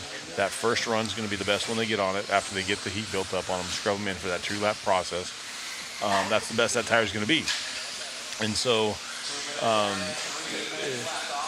the way we've heard from drivers, they're saying that the drop off is maybe 1 or 2 tenths. Maybe half a second off, which is a big drop. And then it kind of plateaus, and so you have that little bit of drop off. Talking to some of these guys, that you could still get the rocket lap. You just got to drive the car a little different, a little bit more aggressive or whatnot. And then... But we are at the IFMAR World, so like to your point, I mean, even if it's 100th or 200ths or whatever the slim margin is, that tire in their point of reference is done. Yeah. So yeah, you're right. A lot of these guys can get a month of these out of these tires, but when we're talking about the World Championships and your competition is putting a fresh set on that might be 100th or 2 quicker at the end of a run, and that costs you a championship and a lot of money in your pocket. Yeah. I'd be running 1-run tires as well if that was my option. I mean, when they decided to go ahead and only allot, 5 sets per driver. Wow, Tyler just flew through that section. Sorry to cut you you did. off. I noticed that too. Right I caught there. that. That was awesome. But once they cut it back to 5, it changed the mindset of a lot of these drivers on how they conduct themselves through practice and saving tires or just scuffing some in or whatever they want to do. Yeah, exactly, Scott. It really can be that big of a difference, unfortunately, for these guys. And looking at these times, it's a difference between a top 3 finish and a low C main finish, because these times are so tight. If you start losing a tenth here, 10th there, it's going to drop you 10 spots in no time at all. BC, yeah, these guys are doing that, being that they only have 5 sets of tires and they have to use those in their practice runs, and there's 5 qualifiers, so they are going to be used to having a used set of tire at least once or twice. So AAA mains won't be any different. They will get an extra set for a AAA main. Right, but what he's saying is if there's 3 rounds and you only have 1 set of tires, you're not going to have a new set every time, but they also aren't going to have a new set every time in qualifying either, because they're already starting on. Correct. With that being said, we see someone down here dropping some news about the Mugen and the bodies and all that stuff. Yes, we've already touched up on the radios as well. And it is confirmed Mayfield does run Fly Sky. Yes. And as far as Finn goes, not going to comment on that right now. Yeah. If you're asked not to. But yeah, definitely touching all bases. And you guys have done a great job in the chat, bringing stuff to our attention. We're doing our best to try to go get you all the news we can. And if you guys do want to know something, there's some things that we can go and investigate. If they have something out in the open, we can go look or whatever. But if we're gonna be respectful. If they got it covered up or they don't want to give us answers, we're not going to sit there and pry and be that kind of person. There's reasons, and so like Jason Rona's an open book. Yes, they have a body here. There's a prototype. Fenn and Mayfield both ran it once. They're sticking with their P2 bodies. And so it was, Jason's like, oh yeah, this is what it was. So he's an open book. He doesn't care. Yeah. Which it's a body, so everybody saw it. Right. And that's what kind of sparked the questions. Is like, especially how come, when they don't have their paint scheme. Yeah, they're Like, just running, one color paint jobs, and everybody's like, what the heck's going on? 25 real quick. Sorry about that, but got a 25 for that one. Okay, yeah, nice. Harley Yoshi right there, and Tyler Hooks in this one. All 58s. The only ones in the 58s, but not going to be quite good enough for top 25s outside of Kato. Is this it? Are we going? Okay, so why give them the new set for the mains? Because AAA mains is going to be 3 mains compared to everyone else. That doesn't make AAAs are only going to have 1 main to deal with. So if everyone's allotted the same amount in the mains, everyone's got a fresh set for all 3, rather than, through qualifying it's all even. So they want to keep it even for AAA mains, but those are the only drivers that race 3 more times rather than the single main. And at that point, nobody's got anything left in their pocket. Everybody's out, so they're going to give them one more. You get one more set to decipher. I mean, and they might even play it smart and have one set that's decent. They're all allotted one more set, regardless of what they have in their box. Right. So you can do what you will. Yeah, exactly. So if you were managed to put your car in the A main, only using 4 sets, and then you have 2 brand new sets. Right. Keep in mind, it only takes 2 A mains to win. Right. So if you got 2 solid runs, you know what I'm saying? Put them on there. If you're thinking that it's going to take a 1-run tire and you're that confident in yourself and you're going to save 2 sets for that A main, right? Hey, that's your game. That's your plan. You can do whatever you want with tires. We will see most of these guys have pretty even spread across their run time on each tire. But then the A main guys, I would assume, maybe the first A main, they start on a tire that's already scruffed in. I'm sure there's going to be a little bit of play. Each team's going to do it differently. And you'll see some guys attack qualifying different. You'll see some guys attack their mains different, depending. Some of these guys with qualifying, they may go easy instead of just trying to strap it up. They want to get comfortable and get a decent decent points run instead of just trying to go balls out and losing some stuff. Yeah, no problem, Lloyd. Thanks for all the questions. Yeah, absolutely. It. Even if we have to push back a little bit on some of the answers, we're here to answer questions. We're fans of the hobby, the sport, whatever your take is on it. And this is all stuff that I'm interested in from a racer standpoint when I was racing, as a spectator. Absolutely. Everyone likes the behind-the-scenes stuff. So. And Scott Foy, you're absolutely correct. It's the same for everyone. It's how you manage your track time. Yep. And so, knowing that there are only allotted five sets of tires, everybody instantly you're seeing them scratch their head on like, what are we going to do? So it was really interesting to see how that played out. Well, yeah, and they cannot touch the tires. Yeah, they cannot do anything to the tires. Everything is controlled. There's officials watching when they glue them, and as soon as they're done, they go in a bag and they go into impound. They don't ever go back to the pit spots, ever. As soon as the cars come off the track, you'll see them dropped off over in the tech area. Their tires are taken off. They have specific rags, specific water, specific everything that they clean them with. Yep. And then they go in a bag, and they're impounded until you need them again. And once you tech and get your tires on, you cannot cross a certain line, or you have to retech your car, or risk the chance of getting disqualified. Absolutely. Those tires do not leave. I think we have a camera that has the wall of boxes there. Those boxes cannot, or the tires cannot go any farther than that right there. They go on that table or on the shelf. That's it. You notice what race this is? This is the last one of the night. This is the last one. Yeah. I think we did it. We did it. We did it. We're still here. We're not falling asleep. Hey, we got Charlie out here trying to make something happen in his new prototype ride, his privateer ride. No stickers on that body.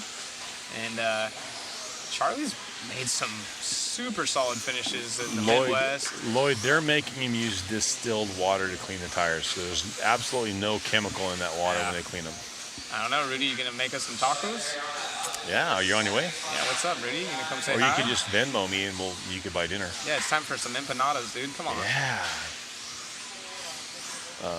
Yeah, no Simple Green, nothing. Nothing. I mean, they literally can't do a single thing to these tires except for wash them with distilled water. Exactly, and there's people over there watching when you're cleaning. It's crazy. Yep. You can only use your left hand to glue them. No, I'm just kidding. It's not that crazy. But there are certain requirements when it comes to the vent holes. They have to be a certain diameter. You can only have so many. No bigger than, yeah.